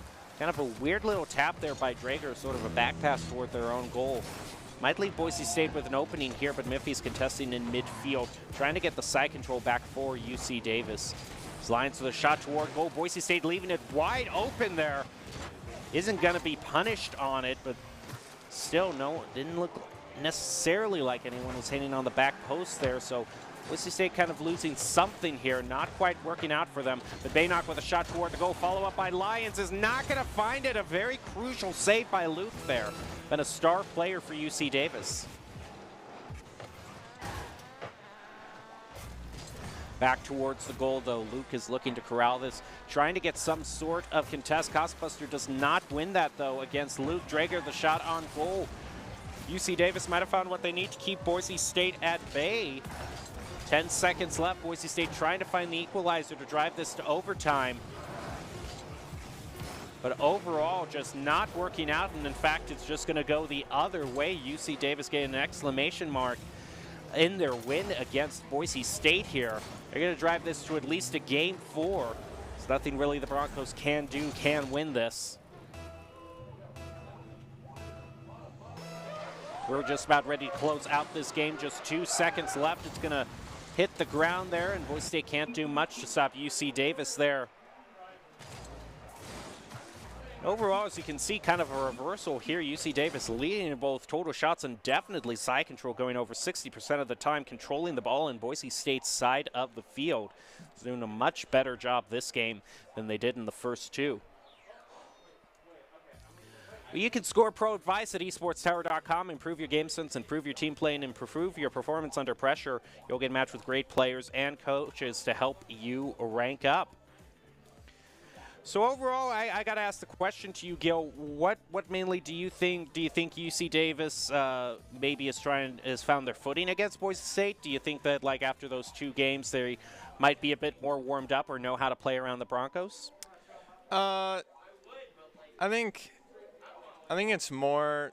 This happens a lot with teams where like you'll dominate the first 2 games, you know, win by 5 or 6, and then you kind of slack off for most of the game, and then it gets to like a minute left, and you're like, oh crap, we're still losing. Yeah, on autopilot. UC Davis just did enough to hold on for that one. I think for Boise State, you don't change much here. You know how to beat them. That was just kind of a goof around game, it seemed like. Well, definitely the Broncos, that loss might just give them the kick in the pants that they need to get back to being able to get a goal here. Cosbus are going to try right off the bat to get one, but it's going to be stopped by Luke. Boise State rotating up a bit too far there, leaving a wide open goal. Drager looking to capitalize on that, but a save there by Cosmobuster is going to keep the goal being scored by UC Davis. Overall, it seems Luke is kind of a star player for UC Davis. What do you think his biggest strength is, Gil? Luke definitely by far has the biggest mechanical ceiling on his team. I think his biggest strength right now is all the solo plays he's creating and beating some of the BSU players for space for his team. For UC Davis, rotating a bit too far up the field, leaving the goal wide open for a goal. Yeah, they've definitely done that a few times now where they just all put a little too much faith in, and then it gets banged over their heads. Boise State back into a more familiar position now, leading this 1-0. Just about a minute passing in this 4th game. Boise State still at match point, looking to close this out against UC Davis. Just a shot there, Luke elevating up, able to play around Costbuster, but Lyons demos him, so Drager takes control. Back over to Miffy, who's trying to get this ball and wrestle it away from Boise State. Boise State's doing a good job so far. Costbuster pass over toward the left there is not going to get the goal, but it does maintain the side control, and Costbuster. Boise State definitely being a lot more forceful against UC Davis with these demos. Yeah, I think they've definitely they've definitely woken up a bit now again. They're just kind of like, all right, we're going to win the game. They're going back to their main play style, just a lot of demos and good passing. Unfortunately, that pass there doesn't go anywhere. Might have been some disruption by UC Davis knocking the Broncos out of the way. Cosbuster plays it off the left here. Baynock now trying to set up the goal over to Cosbuster, who deflects it in. It's a great play by the Broncos, and unfortunately, just a little bit too far up of a rotation here. Yeah, that was a nice play. That was a really good pass by Maynock to use the ceiling instead of like a normal back border wall. Now the Broncos making to look yet, excuse me, Broncos looking to make yet another play against UC Davis here. Lyons is going to demo Miffy, giving the Broncos enough time to stop this clear. Miffy's fresh off the respawn. He's going to try again for this clear. Cosbuster elevating up with the pass over to Baynock. So beautifully aimed and so exacting. That was a nice play. Cosmo hit Baynock right on the front of his car. And then just an absolute banger. Now we're about almost halfway through this match. Boise State looks to have tidied things up well here. So they're up to 3-0. Lions setting up for Cosbuster, elevating it up into the corner. No shot toward goal. Now Baynock off the corner again is going to leave it for Lyons, who gets the goal pretty easily there. Yeah, just off the corner. Lyons with the faster read. I don't know what. Luck might have got bummed or something. I'm not really sure what happened to him. He was floating for some reason.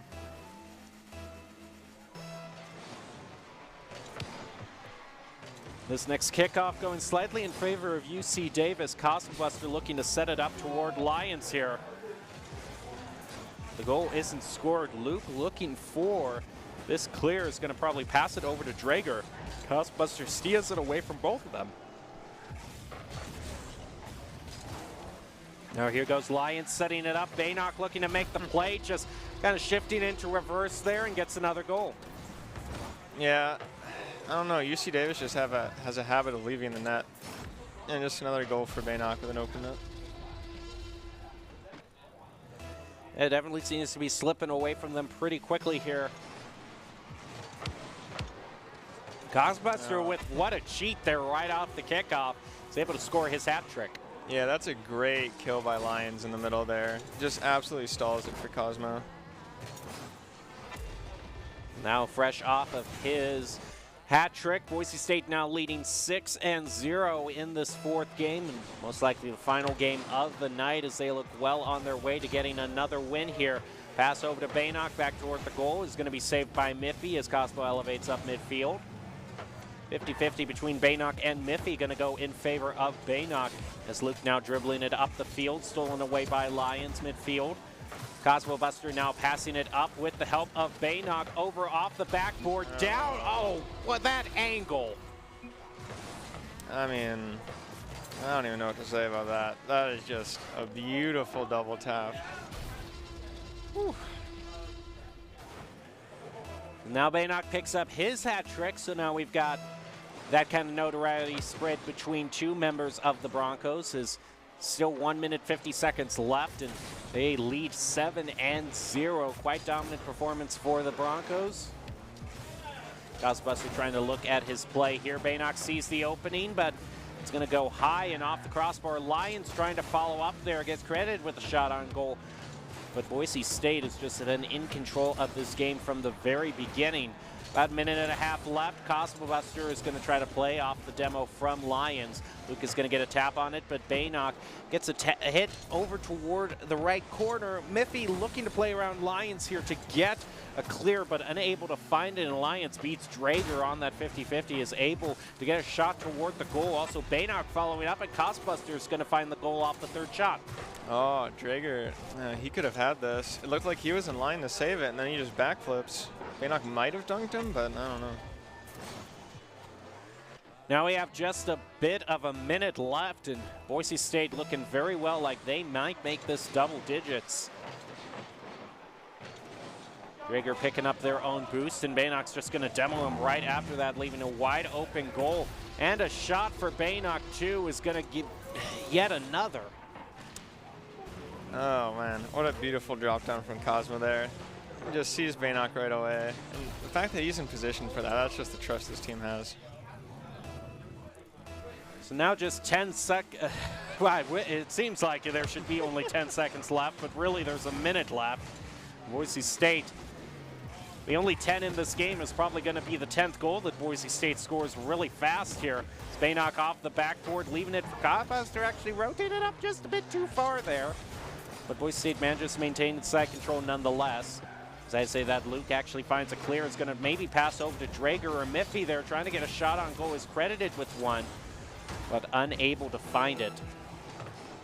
30 seconds left as Lions gets a huge clear. Only going to be slightly deflected by UC Davis. Baynock follows it up, and there's the double digits. And you can hear from the stage that's what they were really after. They were going for it. I think that's the loudest I've heard them cheer this entire time. Yeah, not often that we see double digits be made by the Broncos, but they have really been alive. They basically rolled over all of their activity feeds now, just overflowing with the plays that they've made. Luckily for us and my voice, there's only 15 seconds left in this match, and I think we have just done it. Broncos going to be happy with their 10-0 victory, gaining a very big lead and win over UC Davis in their second NACE match. Going to still go undefeated in the season, and that'll be it and spell the end of the Broncos' journey tonight. Yeah, I think it's safe to say that the third game was a bit of an outlier. Boise State getting a big win against UC Davis, actually making it 3-1, but after a game like that, you know, it certainly feels like a 3-0 It felt like they scored enough goals for 2 games. Well, overall, great performance by the Broncos. And so, Gil, overall, as we kind of look back at tonight, every co-caster gets kind of the opportunity to predict a player of the game. And so, I mean, there were so many great plays between all three of them. Can you pick one? It's between Cosmo and Baynock, and I'm gonna say Baynock. He stat padded a bit in that last game. Well, I'll go with Cosmo then just to even it out. But it does look like, oh, I got it there. Cosmobuster is the one to get the player of the game. 0-1, unfortunate. Definitely probably the most veteran of the teammates here. He's been on the Boise State Rocket League team for I don't know how long, but he's been around as long as I have here, and that's saying something. Cosbuster, ICCU Player of the Game, brought to you by Idaho Central Credit Union, who believes a great player makes the team more successful, just like Idaho Central is helping members achieve financial success. Cosmobuster is your ICCU Player of the Game. And overall, as we look back tonight, Gil, do you have any final thoughts or observations? Just, Boise State continuing to be Boise State, roll through NACE going into next week. I kind of expect more of the same of this. I expect Boise State to be one of the top NACE teams going into playoffs, and this definitely shows why. Yeah, Cosbuster and Baynock with as close as they are getting to graduating, which I assume is coming sooner or later, but every semester they manage to surprise me by still being on the team. But they definitely do want to close out their careers on a high note, so I wish them the best in this NACE season. That's going to do it for us tonight, though. We'll leave you with the top 5 plays of the game, brought to you by the Idaho Army National Guard, who invite you to take your critical thinking skills into real time. More than 10 jobs offering a $20,000 bonus and your degree of choice paid for. The Idaho Army National Guard is one of the best teams to join out there. Reach out to them on Twitch at iGuard Gaming. For those of us at Boise State Esports, thank you for joining us. Be kind, wear a mask, and stay safe. We actually will bring...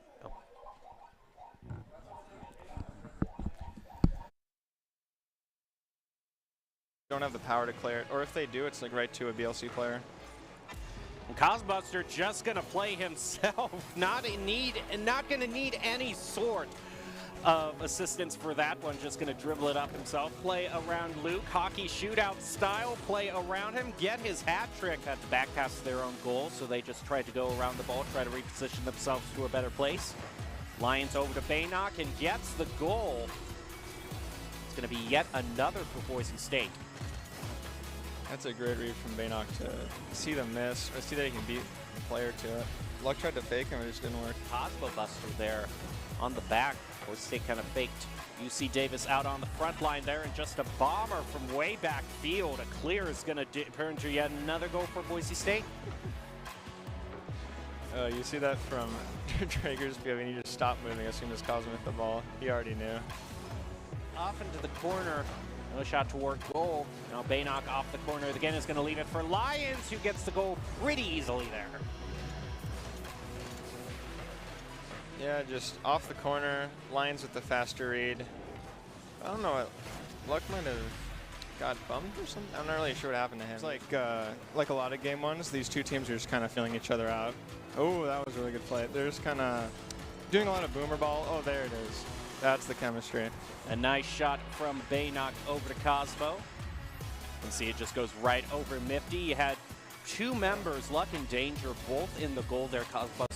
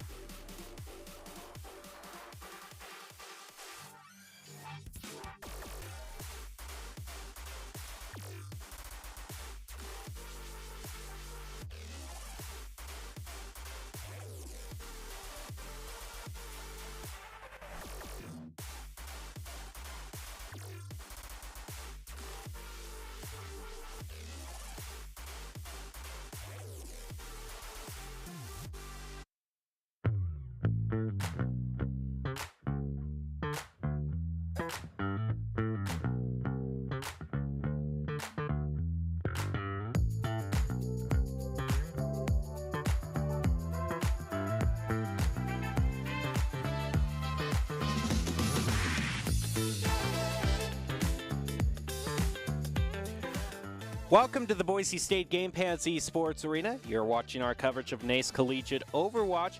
Boise State looking to pick up a win tonight in NACE. My name is Jacob Jem Palmer. You can see all of the Broncos lined up. They're ready to play. We are ready to have a great game tonight. It's going to be Boise State versus Neumont School of Computer Science based out of Salt Lake City, Utah. It's going to be the Broncos versus the Llamas.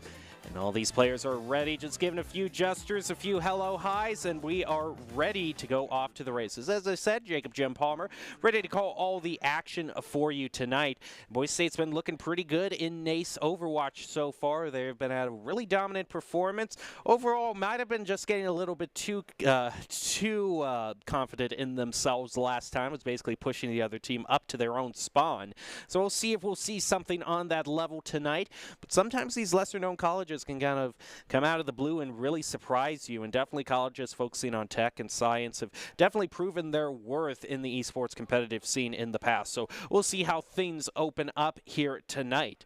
Overall, let's just give a quick overview of what we are going to be expecting here from NACE Collegiate Overwatch. It's 6v6 competitive, best of 3. I see Genji only there. I'm not quite sure how that's going to work out. That just might be. But it might just be a leftover from another match. It seems like that might have just been leftover from a scrim and we were just having fun. It is, in fact, best of 5, and the stages are going to be Control, Escort, Hybrid, Assault, and then another Control that isn't played. So overall, we're looking forward to see how things turn out tonight. But before we get to the game tonight, we're going to be in Doc's keys to the game in Overwatch to give the Broncos the best chance at performing at their peak. And that is to understand your comp and play style, focus on each fight, get good ultimate value, and remember, the objective is worth more than kills. Doc's Keys is the game brought to you by Drop-In Gaming, the premier online platform for gamers who seek competition. Play your favorite games to win cash and prizes through free and paid entry matches and tournaments. Whether you are new to the scene or a seasoned veteran, Drop-In Gaming is the right games and competition for you. To begin your competitive gaming journey, sign up at dropingaming.com. Also gives us an opportunity to look at the opening lineup tonight of the Broncos. The 6 that are going to be joining us in this Overwatch squad. We got Matt Merck, Asu, Maxwell, Bagel, Nerdy, and Plato.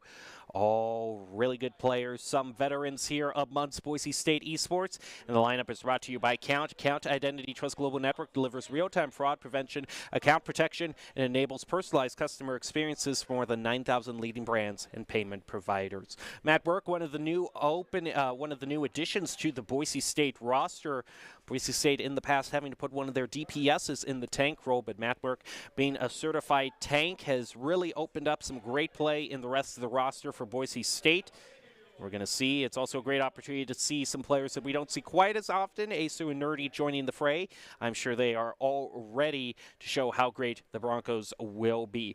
We're going to get ready very soon here, getting ready to see who, I should say not who, but what the first stage is going to be in Control. Usually it is set, but we will see. We're going to have the first map choice. Usually a higher seed team has the first map choice. It is going to be Legion Tower, I have seen. So Boise State definitely has a lot of experience on that. I'm going to be interested to see, especially on stages such as Gardens, if we see any sort of environmentals that Boise State manages to get, but we'll have to see how it all turns out. As Doc is giving some final words to the team, as you can see over my shoulder, just getting ready to hop into the action very soon here.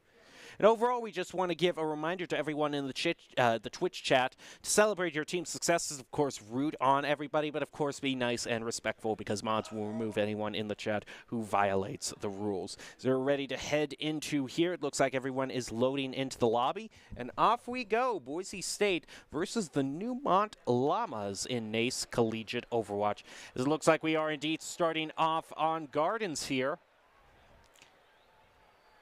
Just give a quick overview here. Of course, that huge moat surrounding the main point has been a playground for players such as Bagel, who loves using those Lucio boops to get some cheeky eliminations.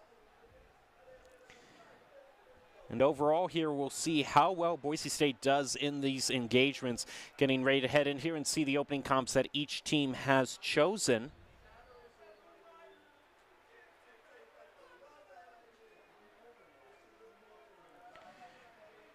And here we go, ready to jump into all of the matches here. Looks like a Ryan Diva composition is going to be brought out by Boise State. Whereas it looks like for the other team, we will just have to wait to see what they are choosing. Of course, they can still choose to change the comp at any time before they exit these doors here, getting ready to rush towards the point. And here we go. Looks like a sim teleport is going to be used immediately by the Llamas here to try to get them on point and fight with Boise State. And I was talking all about the environmentals, but it's actually going to be Lucius who gets the first environmental against Nerdy. Matt answers that back with a quick pick onto CFO there. It's going to be trading back and forth with Michael and Bagel, each picking up one. Still a 5v5 for each team, but Matt Merck starting to make the gap open up for Boise State. Getting a pick onto Mike Krasowski there. I do appreciate that gamer tag there. They're going to be taking their Diva Mech out of their mech and quickly mowing down the baby Diva as well. Maxwell picking up a double on that Tracer, as well as Plato getting one for Michael, getting the initial opening and the victory for Boise State. Of course, Maxwell's always been a very formidable force on that Tracer, often picking up doubles and triples in engagements, and already in just one engagement we see some ultimates being charged up as Matt Burke is going to be waiting for the right time to drop that minefield, as well as Maxwell with that pulse bomb. Is going to be thrown out there, but trying to get that pulse bomb, he's going to be taken out by Michael right off the bat and punished for that. So Neumont has the opportunity to push onto the point here. He's going to also be trying to throw out some of those turrets onto the point as the sound barrier is used by Lucius. They just go running right into Matt's minefield, though. Picks up a double and a triple with an environmental onto CEO. Looks like it's going to be 5 players killed there, a streak there for Matt Merck. Great job overall by the Broncos. And I must say, they're going to be at the slight advantage again when it comes to this ultimate charge so far. Michael having that shatter, trying to find the right moment that he wants to use it. Maxwell taking a lot of damage here, has to duck back to try to heal back up. Zasu is going to be dropping that Coalescence. Spicy Boy also using that Nano Boost, pushing it on to Michael. He doesn't manage to pick up a whole lot of ultimates, but it's driving Boise State back from their own choke, and a demo off the side, I should say, an elimination off the side on to Boise State. Plato is going to be pushed off the edge. Bagel also finding himself way off in no man's land. It has been Lucius with the environmentals that's been a big force for Neumont. Boise State still managing to maintain control of the point. I got to say, in one take, pushing it past 80% is a job well done nonetheless. Boise State now pushing themselves into just kind of one more fight territory to take it back. And already as I say that, Maxwell has gotten a double elimination, as well as Asu getting rid of their Diva and pushing Boise State to a position to get a victory now. I don't know if Neumont is going to have enough time to necessarily push on to the point, but we are going to find out very fast. Looks like they have a Tracer there who's going to try to get a tap on it with that Lucio Speed who's trying to get in. Look out for Plato, though, who's trying to get into the back line, uses that Death Blossom and starts tearing right through Neumont, taking out Spicy Boy before they can even get to the point, and Boise State gets the first win. So now 0-1 as we move on into the next stage. We're just going to take a quick replay, see how everything turned out there. You can see Plato had the right idea, using that Reaper teleport, ready to head right into their backline and really caused Neumont to stop right in their tracks before they even got to the point. They were finding themselves pinched in from both sides, and that really kind of prevented them from getting to the point and dragging out the game. As we move on to next stage, it's going to be Night Market here. Now, we saw Symmetra teleport. From the other team to start out Garden. And I wouldn't be surprised to see Boise State bring out one, as it's usually a race to the point with the Symmetra teleport to see who can get there fast. As Boise State is actually looking like they're going to be bringing out a Far Mercy comp instead. So we'll see Maxwell kind of go from the ultimate close range hero to the ultimate far range run, as Matt Merck is getting to the point in nobody's business. Even with the Symmetra teleport, Matt Merck managed to beat Neumont to the point. So he's picking up a double. I think that's a 4 for him already, just in one contest here, is already getting towards half charge on that ultimate. So Michael there is going to be taken out. Now a bit of respawning for Neumont. It looks like they might be also changing over a bit of their comp here as they're swapping over to the D.Va and leaving that Symmetra teleport as Mike Wazowski looks like he's going to be moving over to the Cassidy instead. Once that teleport option is exhausted, you basically have to swap over to something more useful. Right now, Plato is certainly being useful, showing that he can be just as good on the Tracer as Maxwell can, picking up CEO. Matt Merck also getting a pick onto Lucius. Boise State just really preventing Neumont before they can even make it to the point here. And Plato now almost getting very close up to that pulse bomb. Of course, when Maxwell got too close with that pulse bomb, he was picked off by Neumont, so something that Plato is going to have to keep in mind. Barrage and Transcendence also online for Boise State very soon here, as well as that minefield. Throwing out the pulse bomb is going to pick up Lucius, and now without that crucial healing that the Moira provides, Neumont is going to find it very hard to push up through Boise State's defenses here. Maxwell is also positioning himself with this barrier, looking for just the right moment. Still being content to be boosted by the Mercy, though, in that damage, who now has just charged up Valkyrie. Look at that, though. An elimination, a double environmental for Maxwell. So fighting back in terms of the environmental eliminations for Boise State, finding their second win here. Of course, it really is really that much of a second win when they have already gotten a charge of over 70% to 0 right now. Boise State, you see, Bejo's just more than happy to just hang out near the point and watch everyone else do the work right now. Just throwing those orbs onto people, letting the DPSs do all of the work, and certainly Matt Merck being a terror on the front lines right now, dropping his minefield, is just going to go right around and plow into them from the side, already taken out Spicy Boy. Bagel and Maxwell also doing work, taking out Lucius. They're right back in their own spawn. And it looks like this isn't going to be that much of a fight right now, at least on control. Boise State taking the first victory quite handily, not even allowing one tick from Neumont. I might have spoken too soon, though. One of their members might have gone onto the point for trying a sneaky take there. Looks like Maxwell is also taken out by that tactical advisor, but Boise State is answering back, taking out just basically everyone from Neumont. The stall game is out, especially from this D.Va here, who's going to go down to Pilot D.Va. Try to stay on the point for a little while longer, now taken out.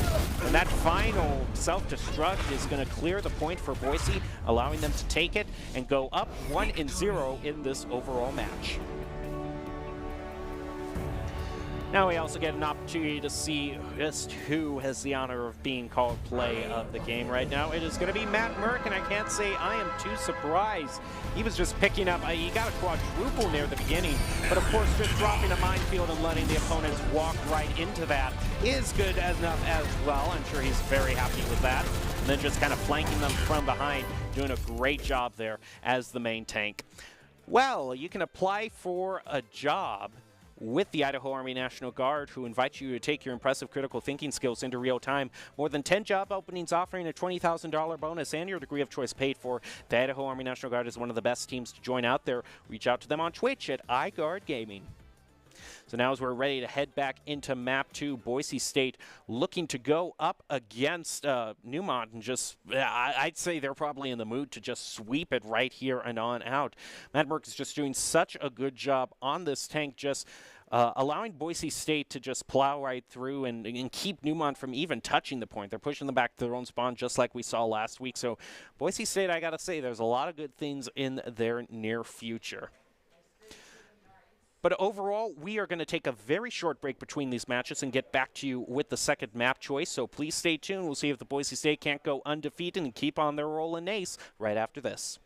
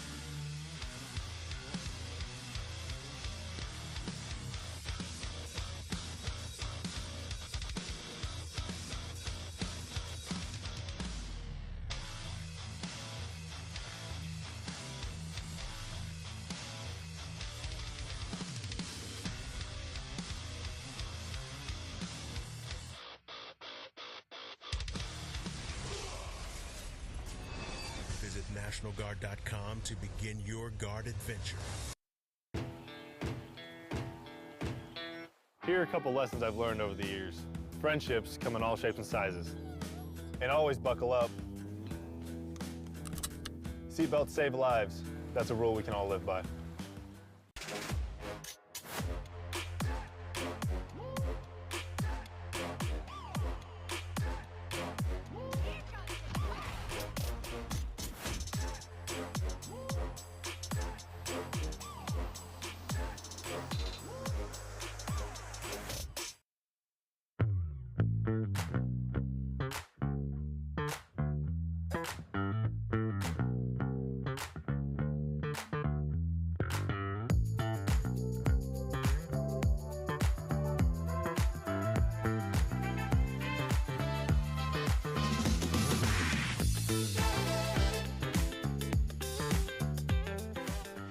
Welcome to the Boise State Game Pants Esports Arena. You're watching our coverage of NACE Collegiate Overwatch. We just saw the Broncos get a win on Map 1, and the losing team is now going to get a choice on Hybrid. It's Boise State versing Neumont, the Broncos versus the Llamas, and the Broncos definitely looking very confident overall in how they're playing. Just kind of held Neumont right up to their spawn in that first stage. Now we're going to see if they can continue on that winning streak as we are ready to jump into Game 2 any moment now. I'm series host Jacob Jem Palmer, and I am now joined by Alex Notkoba Moore to kind of give us a bit more insight into how the Broncos have been doing. Alex, you know, kind of as a co-head coach or vice head coach, if you will, or however you want to say it, second in command, if you will. The Broncos definitely just seem to be having way too much fun right now. Can you give us an insight into how they were kind of earlier today going into this match? Because it sounded like they were all having a lot of fun. Yeah, they definitely came in ready and prepared. They're definitely enjoying themselves. We saw them just take a commanding lead in that first game where they Neumont barely touched the point until that was final overtime seconds. But they're feeling good, and next map is Neumont's choice. So as we go over to Kings Row, we might be able to see some of the strats they've prepared, see what else they've got kind of planned for this series. So it'll be interesting to see what they can kind of bring to the table now that things are in their control. Of course, Kings Row, there aren't necessarily too many opportunities to bring forth a new and secret strategy since everyone plays Kings Row to an exhausting degree. So there's a lot, but it is probably the map that everyone is the best at. So Neumont just probably going with what is familiar, what is secure to them. They're going to try to get a win against the Broncos as we take another look at the lineup that the Broncos have brought tonight. Brought to you by Count Identity Trust Global Network. We have Matt Merck, Asu, Maxwell Bagel, Nerdy, and a Plato. All that lineup brought to you by Count Identity Trust Global Network delivers real-time fraud prevention, account protection, and enables personalized customer experiences, more than 9,000 leading brands and payment providers. Well, this is our matchup. Boise State taking on Neumont College in NACE Collegiate Overwatch. Boise State ready to head into Kings Row here and looking to get their second win and push themselves to match point this early on in the fight. Yeah, we see them here coming into Kings Row, getting a nice little view of the map as we kind of fly around. Everyone picks their comp, picks their characters. We see what they're going to decide to bring out. We're curious to see which side is starting on offense. This was the Boise State's choice. Right, they get they get to choose what side they want to start on. Of course, it would kind of be an omen to see how well Boise State or how confident they are if they are able to indeed hold Neumont. They chose defense first. Kings Row being one of the hardest first points to defend because how far away that first point is from your spawn. So all it takes is really one good engagement and you've got the payload moving forward. We don't necessarily see the payload stopped too much before the first checkpoint. So if the first point is taken, we're kind of going toward the end here. Yeah, definitely. We see a lot of teams just kind of plow through this early point, but as we see them starting to make them out, we see a close hold coming out from the blue team as they take their way in. We got a nice pin from Matt Merck as well. Yeah, it looks like Boise State is going to be the ones trying to push toward the point here. And they already get a team kill the first the first engagement. So there's that's going to be an ace brought to us by our friends at Esports Tower. Just a really nice overall fight from the Broncos. Yeah, they're just playing really well. Just a solid start to this round as the even 5 move forward to continue pushing this aggression. This is, oh my goodness. I don't even know how to explain this. Maxwell's already got his rip tire. Boise State Matt's just going right up to the opposing team and swinging his hammer and just getting away with it completely. I mean, look at this. Look at this. What is even happening here? Well, I definitely am at kind of a loss for words right now, because Boise State just seems to be, this is probably the most one-sided I've ever seen. And I'm sure Bagel's really content to just, oh no, he's not even on the point. So if I'm to guess, that probably leaves Asu pushing the payload. I'm not quite sure who's sitting it out right now, but basically at a 5-6, Boise State is still managing to hold Neumont right to their spawn, not even allowing them to play. It's actually going to be Plato who's having fun just sitting on the point. Yeah, it's a nice, exciting time. You know, you get to go for a nice little ride as your rest of the team are just kind of taking entire control of this game. As we see Maxwell's up on the high ground, just kind of peppering shots at Neumont. They're actually going to find 2 eliminations right there, and the tire's going to come out. He's going to roll at him and find a 3rd as well. Wow, this is, they have families, Boise State. They got to go home at the end of the day. This is just a complete steamroll right now from the Broncos. And yeah, they're just getting right. They don't care. They're getting right up to the point. I almost feel sorry at this point. Yeah, a little bit, but this is just kind of how tournament goes as they trap the Reinhardt. They just go right into the trap. Yeah, just probably got just caught up, couldn't quite see it past his shield, and so just kind of ran right into it. But looks like Boise wasn't able to punish him for it, as we actually swap it out with Bagel sitting on the cart now, as we see more eliminations coming across the scores card as Boise State takes out 3 members, but Maxwell does fall. This might be an opportunity for Neumont to kind of push back. I don't know. We can just probably go back to Bagel's POV, and it'll probably be the same overall, effect. We just see the elimination feed fill up with Boise State elimination. Look at all those skulls. He's gonna get 1. It looked like it might have been a lot bigger, but now Neumont has managed to push onto the point. They're going to try to defend a last-minute defense, but Boise State looks to take this in record time with near 5 minutes. That is it. That is... Look at the screen, a 20-player kill streak for Asu, probably not following that entire half. So he just pushed all the way to the real question is how many of Boise State's team members there just went the whole round without dying once? Yeah, that's a good question. I know we saw at least 2 of them fall, but I think the strong majority of them were just able to survive and really dominate this game. But now the sides are swapping. We're going to see Boise State on the defense, see if they can get a commanding hold. But like you mentioned earlier, Neumont might have a chance to get past this first point. It's really far for those members of Boise State that end up falling. So we'll have to take a look and see. They're getting ready to maintain their defensive positions here. We'll see exactly what Boise State decides to bring out. They just kind of want to try to hold Neumont, just kind of close them out, not allow them to get any footing here. So, well, we see something more long range and just trying to pick off Neumont one-on-one, or we see something more brawling. I'm going to guess we might see an old classic, the Statue of Liberty, maybe getting a Bastion up on top of that statue there. Possibly, yeah. So we see a Doom Fist. I don't think Doom pairs too well with Bastions. That might not be what we see. We'll have to take a look in just a few moments, though.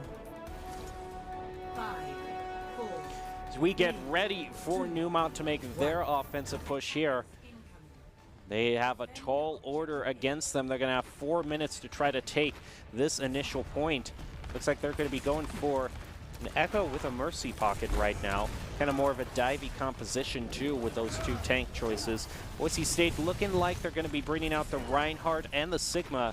Maxo immediately takes out CEO, pushing them to an immediate disadvantage. Plato picking it up by taking out Michael. Boise State's going to continue with an accretion onto Spicy Boys. Maxo and Plato are also going to pick up 1. And Neumont's going to be forced to hard reset. Yeah, just Boise State's just playing too well together. They're actually covering all their flanks, making sure everyone's staying healed, and just really able to play better together. And it's really showing all the practice and hard work this team's put in. Now Boise State heading back just a little to regroup. They've already burned off basically a minute from Neumont's first engagement. So that would mean probably 3 or 4 more engagements might be in the cards, depending on how long Boise State can drag them out. 2 Rhines run into each other. They're both going to fall to each other's charges. And now it is a brawl right past the immediate choke point here.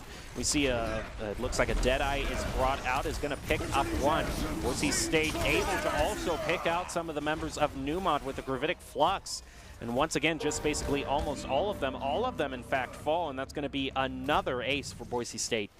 Yeah, I mean, I think we saw 2 melee kills or eliminations coming out in that fight as well, with just Boise State getting up and close in Neumont's face, and they just can command entirely how they want to play this out, and they're doing perfectly. Boise State yet again trying to push up towards the main point. They're going to allow Neumont to get a lot more space than normal, just kind of allow them to push past choke. They're going to put a lot of pressure onto their Widow and manage to take that Widow out. Matt just kind of being the better sniper right now on the Sigma, no less. As Asu also picks up a double. Spicyboard trying to escape is not going to be, actually it does look like he is able to. CEO the one not able to escape. And Boise State is now more than half past the time they need to bleed out. Yeah, you know, it's a little known fact that Sigma is a better sniper than Widowmaker. Just saw him playing on that ledge and just looks like Neumont just wasn't prepared for it. But they're pushing up now, and I don't believe that Boise State has any ultimates available, so this might be an opportunity for him. As we see Plato going in on the Doomfist, he's going to play it slow, he's going to bounce out a second. As they do collapse onto Reinhardt as well. See the D.Va ult coming out, it's not going to get any connections. Yeah, I think they actually managed to mow down that baby D.Va while the self-destruct was there. Look at that! Another team kill brought on by a triple Deadeye from Maxwell. Boise State once again unstoppable. I feel like it's every time we don't have fish here is when we see those the incredible Deadeyes coming out from Cassidy. Yeah. Picking up 3 with only 1 minute left. This is looking a little dire for Neumont. They do have 3 ults coming into this fight with only 2 up for Boise, another 2 on the way. So Asu's going to bring out the window. And to fire through that amplification matrix. See here that shatter be brought out by Michael. Quickly responded to by the sound barrier from Bagel to help keep Boise State alive. And more eliminations are going to be along the way. Plato wins the battle of the Doomfist. And Mattmark just peppering damage down from above. It's Bagel and Plato getting more eliminations. Plato picking up a double. And now it's just going to be one more fight for Neumont. Boise State is going to head back and let Neumont try anything basically here. I do see we're going to see some last-minute swaps out from Neumont. They are going to be bringing out that Roadhog, and we're going to see how that works. Meteor Strike brought out there by Plato, picks up Lucius as well as Spicy. With the supports gone, there's really no one left to heal you from Neumont. A High Noon on the point brought out from the Cassidy isn't really going to do that much. Boise State managing to hold Neumont to no ticks at all. Gets 2-0 quite decisively. Yeah, I mean, that was just played as perfect as you could get in a game of Overwatch. We'll have to see who the game I gotta say, it's probably perfectly. the Deadeye. No, it's gonna be Matt. Curious to see what he did here. Probably when they're near the other me spawn. Actually, no, some the defense hold here. Gets the nice charge right out the gate, actually. He's gonna take out the Cassidy. Gonna follow it up with the other Reinhardt, along with the Zarya. So it gave a triple to Matt Merck as player of the game from him just swinging his hammer, but not the Cassidy triple Deadeye. I don't understand it. I just don't. Well, the Idaho Army National Guard is a proud supporter of Boise State Esports. Top plays are presented by the Idaho Army National Guard, who invites you to take your impressive critical thinking skills into real time. More than 10 jobs offering a $20,000 bonus and your degree of choice paid for. The Idaho Army National Guard is one of the best teams out there. Reach out to them on Twitch at iGuard Gaming. And of course, another great sponsor was Esports Tower, bringing us that first ace that we saw in the game. Boise State is just doing such a great job nonetheless. So I don't really know what the path forward is here. Yeah, it's definitely an uphill battle for the Neumont Llamas to try and climb up here. We'll have to see what they decide to pick for the next map. We are going to Escort, so maybe that's kind of their preferred map type, and we'll have to see what they kind of decide to bring out here and what they can do to push back this Boise State team. We'll give both teams a short break to catch their breath and be back with the next game. Boise State at match point against Neumont. We'll find if they can just do a complete sweep here. We'll find out right after this.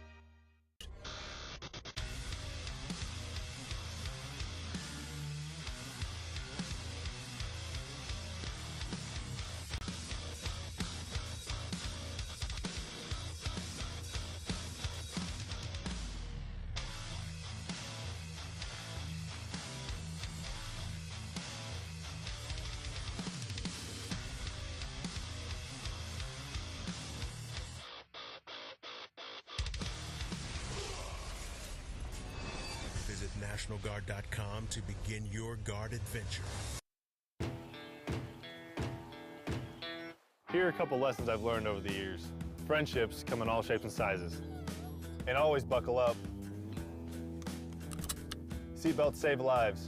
That's a rule we can all live by.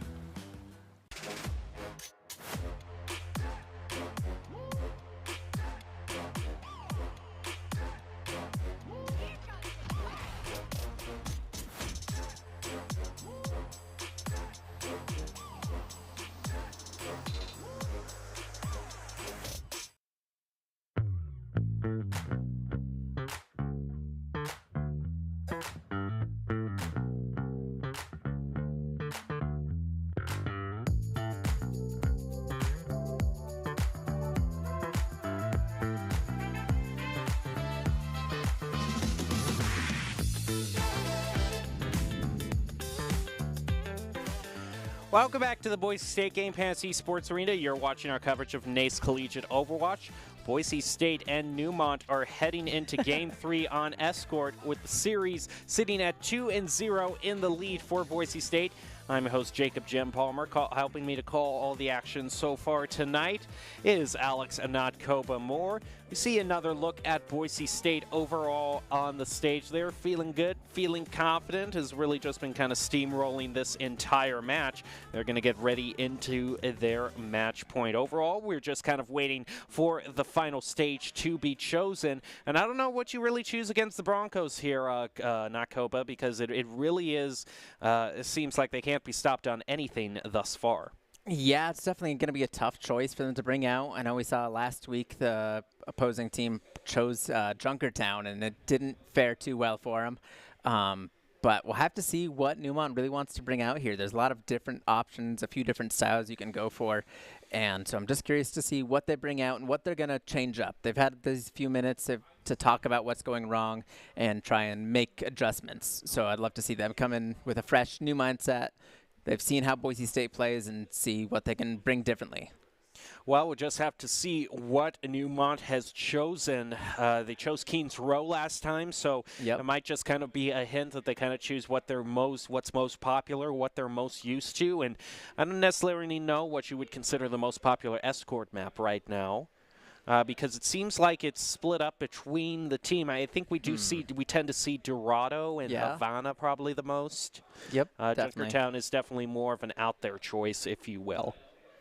Yeah, I feel like Dorado's probably one of our favorites, at least was this last semester, but looks like we're going back to Junkertown.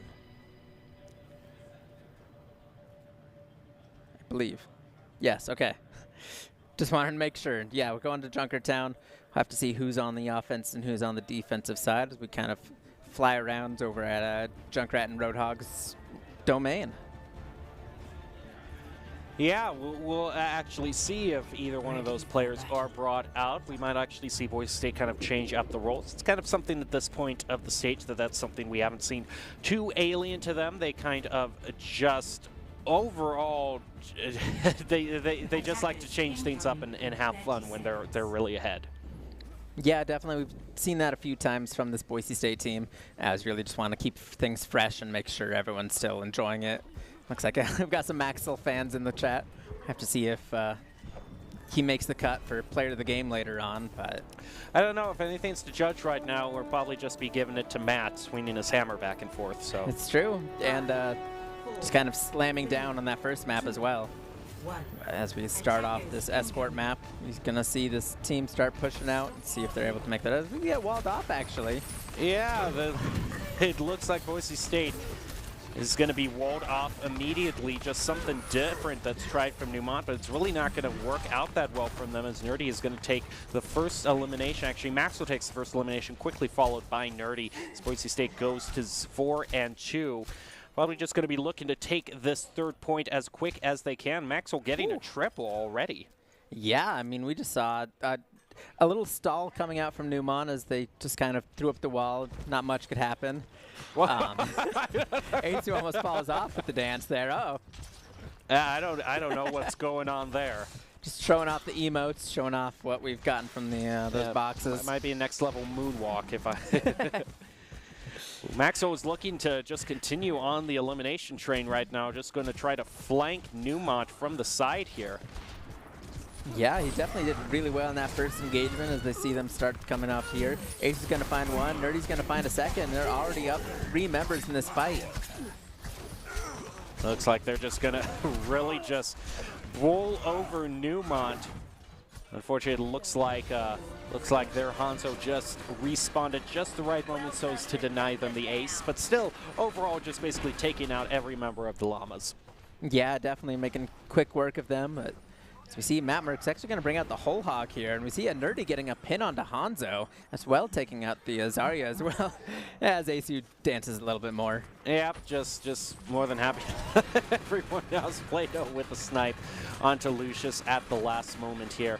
Not that I necessarily would have expected anything differently here, but even in competitive games, we don't normally see holds here in the second third of Junkertown. So most likely we're going to head into the last third, as it actually seems Neumont is taking their sweet time kind of getting back here. Yeah, I think they just kind of want to maybe hold up and really get into a nice defensive spot after this second point. Although we see him funneling up here, we see Plato getting a few shots in, but they're able to take out Bagel as Maxwell is going to take out the sword and just slice him up. Gets 4 of them back to back. Looking for the 5th, gets it with the reflex, and that's 5 eliminations going over to Maxwell. That's insane, almost getting kind of a solo ace for himself. He was close. They push past the second point. He's playing a bit of a dancing, a little bit of a delicate dance against their Hanzo right now, just trying not to get sniped out from a distance. So Matt's going to bring out the whole hog. It looks like Deadeye is actually able to pick out Plato, though. So Neumont managing to get 1 pick against Boise State, but overall it's just a continuing parade for Boise State towards victory. Yeah, they're just constantly marching forward, putting aggression on the Llamas, and they're just not sure how to react to it. As we see Bagel kind of sit in the back, still popping in that DPS, but still keeping them healed about. We see the Zarya ult coming out, but as Bagel's going to Transcendence, it's going to keep him alive, but actually it does take down Nerdy. Still, though, that's kind of the perfect counter right now. Boise State's only going to lose 1 to that combo that Neumont tried to build up, and it's now going to be flanking Spicy Boy off from the side. Bagel picking up a double with this flank Yada right now. almost a third as well. And so there it is. Bagel There's the getting third. 3 eliminations right there. Well, Boise State, kind of a nice end to their victory parade right now. Almost toward the final payload. It's going to try to pick up a few more as Neumont trickles out of their spawn. It's going to be 2 so far, taking out Michael and CEO. Nerdy throws out the shatter to stop any other member from getting to the point, and that's it. Boise State picks up all 3 points with 4 minutes left in overtime. Yeah, I mean, I don't think that cart ever stops moving from the once the started push about 2 seconds into this round. They were just constantly going forward. Always had 1 to 3 members just on that cart making progress in this map. And now the pressure's on for Neumont. They're down 0-2 in this series, and Boise State just had a commanding push with the cart. So now Boise State just needs to do a full hold against Neumont, and they will be undefeated. You know, I thought last week's match was one-sided, but Bronx found a way to outdo themselves right now. Yeah, it's definitely a bit of an uphill battle for Neumont to really try and push back as we see Boise charging forward. As, there you go. Your answer Dembeck, is yes. Putting your message on screen The just for you. answer is yes. We're here to please the fans. Boise State certainly doing a good job of putting on a really good, just really, yeah, I gotta say, Matt, I gotta say you bring up a good point there. Matt's definitely a player that's definitely on the front lines and pick up triples and quads all by himself fighting up there.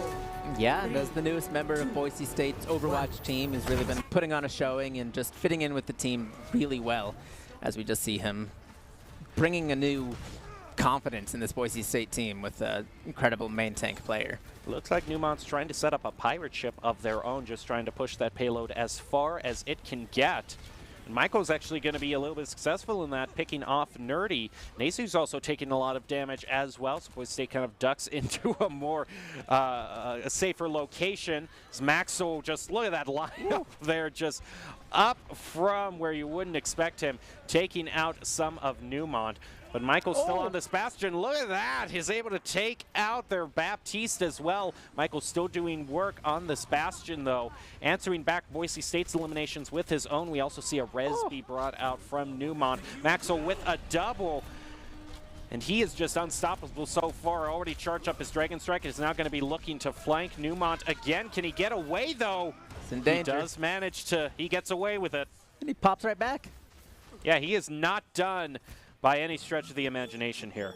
So Michael has managed to charge up their tank, is going to try to use that, and we hear from the scream. I heard a scream from Bagel, and soon it was quite confirmed why he was screaming. A little bit terror in their voices as Neumont's bringing it out. They're pushing back, getting some progress. They got about halfway of this cart so far, and they take out Asu here, and it's an even fight with only 1 down on either side. This might be an opportunity for them to push out.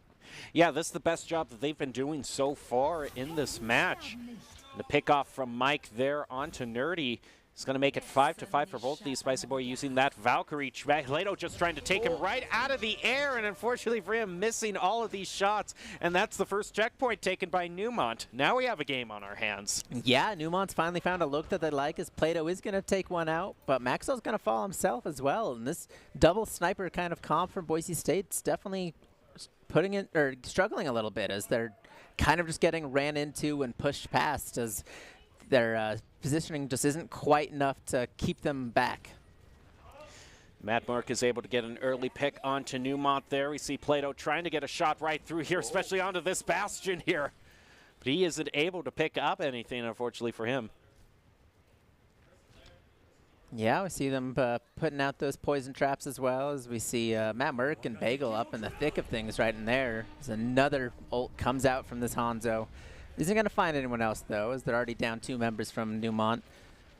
Just going to try and keep them back, get a few more late picks just to keep stalling them out longer and longer. You see Yesu might decide to, we'll see who decides to give this nano boost to. I'd like to see it on Bagel just for fun. Yeah, just boost the Zenyatta and We saw him get 3 eliminations earlier with it, or without it, so imagine what he can do. There oh, it yes, is! it is! Okay, let's see what Bagel can do right now. He already picks up 1. He picks up 2 as the Zenyatta. Michael is also going to be eliminated there. Can he keep? Oh, he's going to have to use his Transcendence to get out of there. Yeah, still got 2 eliminations with it and survived. I mean, if I used my ultimate and got 2 eliminations off it, I'd be pretty happy, so. Yeah, especially with Ana, who can charge it up fairly quickly. I mean, I think that was a well-used ult. You see Bagel still just coming into these stairs and just hitting and damage and just peppering this Neumont team as he's okay, I just got to say to production at this point, we've already seen 2 insane plays from Bagel right now. So if you can find it to find one more play where maybe he did something, I'd love to see Bagel's player of the game. I'm just calling it right now on the Zenyatta. He is just insane right there. There's your 3rd play. He picks up a double right there.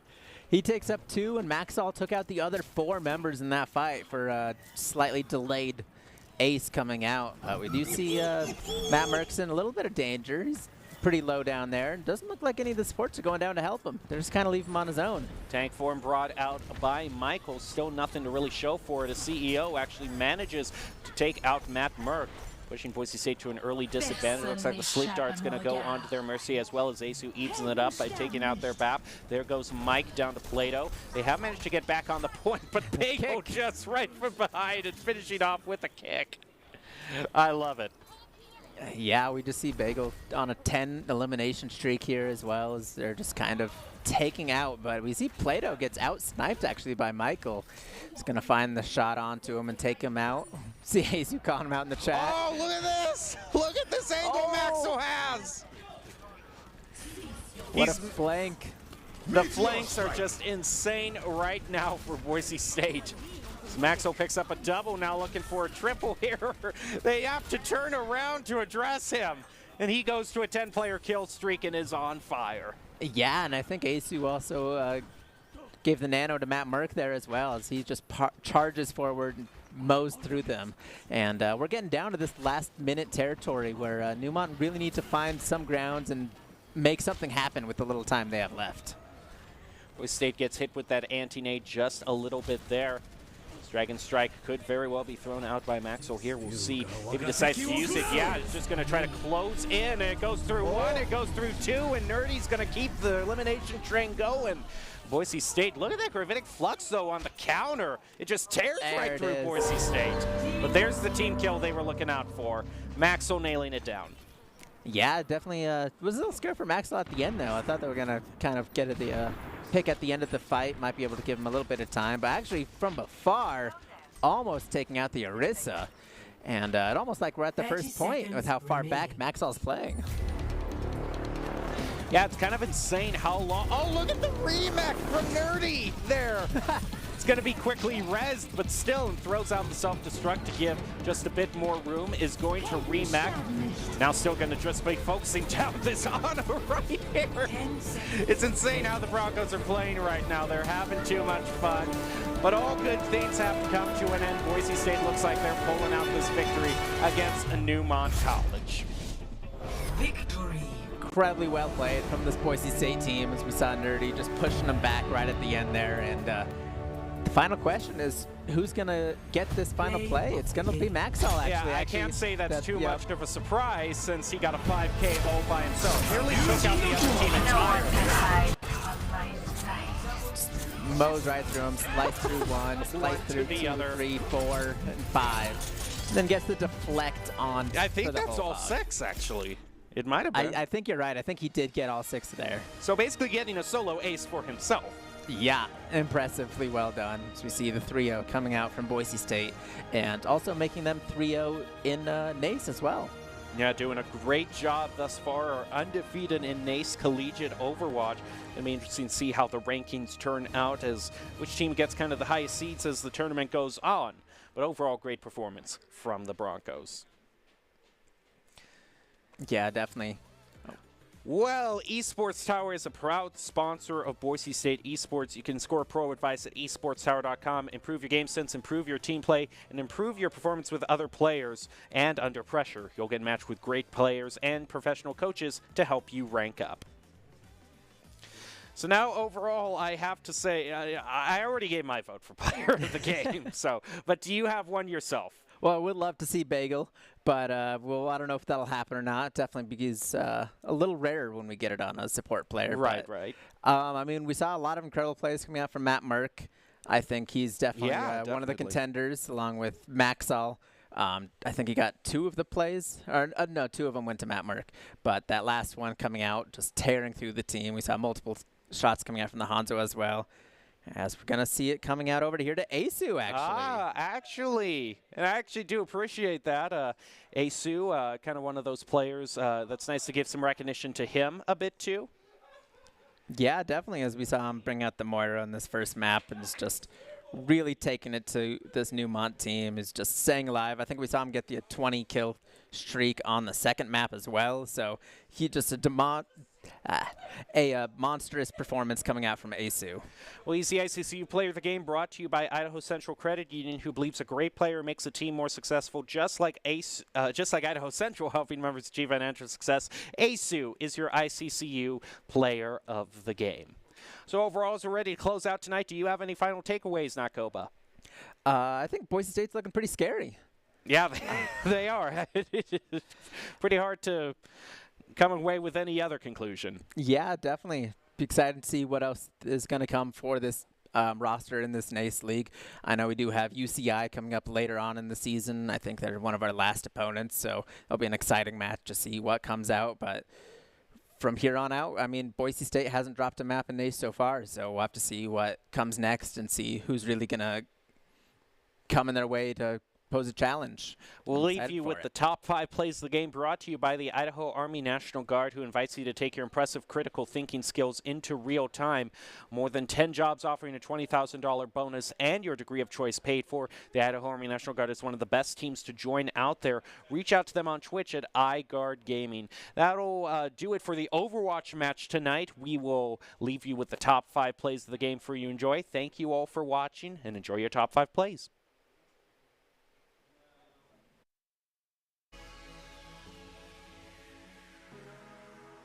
Right off the bat and punished for that. So Neumont has the opportunity to push onto the point here. He's going to also be trying to throw out some of those turrets onto the point as the sound barrier is used by Lucius. They just go running right into Matt's minefield, though. Picks up a double and a triple with an environmental onto CEO. Then Lucius with the environmentals. It's been a big force for Neumont. Boise State still managing to maintain control of the point. I got to say, in one take, pushing it past 80% is a job well done nonetheless. Boise State now pushing themselves into just kind of one more fight territory to take it back. And already, as I say that, Maxwell has gotten a double elimination as well as Asu. Still, though, that's kind of the perfect counter right now. Boise State's only going to lose 1 to that combo that Neumont tried to build up, and it's now going to be Flank and Spicy Boy off from the side. Bagel picking up a double with this Flank Yada right now. Almost a third as well. And so there it is. Bagel getting 3 elimination. I don't know if Neumont is going to have enough time to necessarily push onto the point, but we are going to find out very fast. Looks like they have a Tracer there who's going to try to get a tap on it. With that Lucio Speed who's trying to get in. Look out for Plato, though, who's trying to get into the backline. Uses that Death Blossom and starts tearing right through Neumont, taking out Spicy Boy before they can even get to the point. Plagueis is going to bounce out second, as they do claps onto Reinhardt as well. See the D.Va ult coming out. It's not going to get any connections. Yeah, I think they actually managed to mow down that baby D.Va while the self-destruct was there. Look at that! Another team kill brought on by a triple Deadeye from Maxwell. Boise State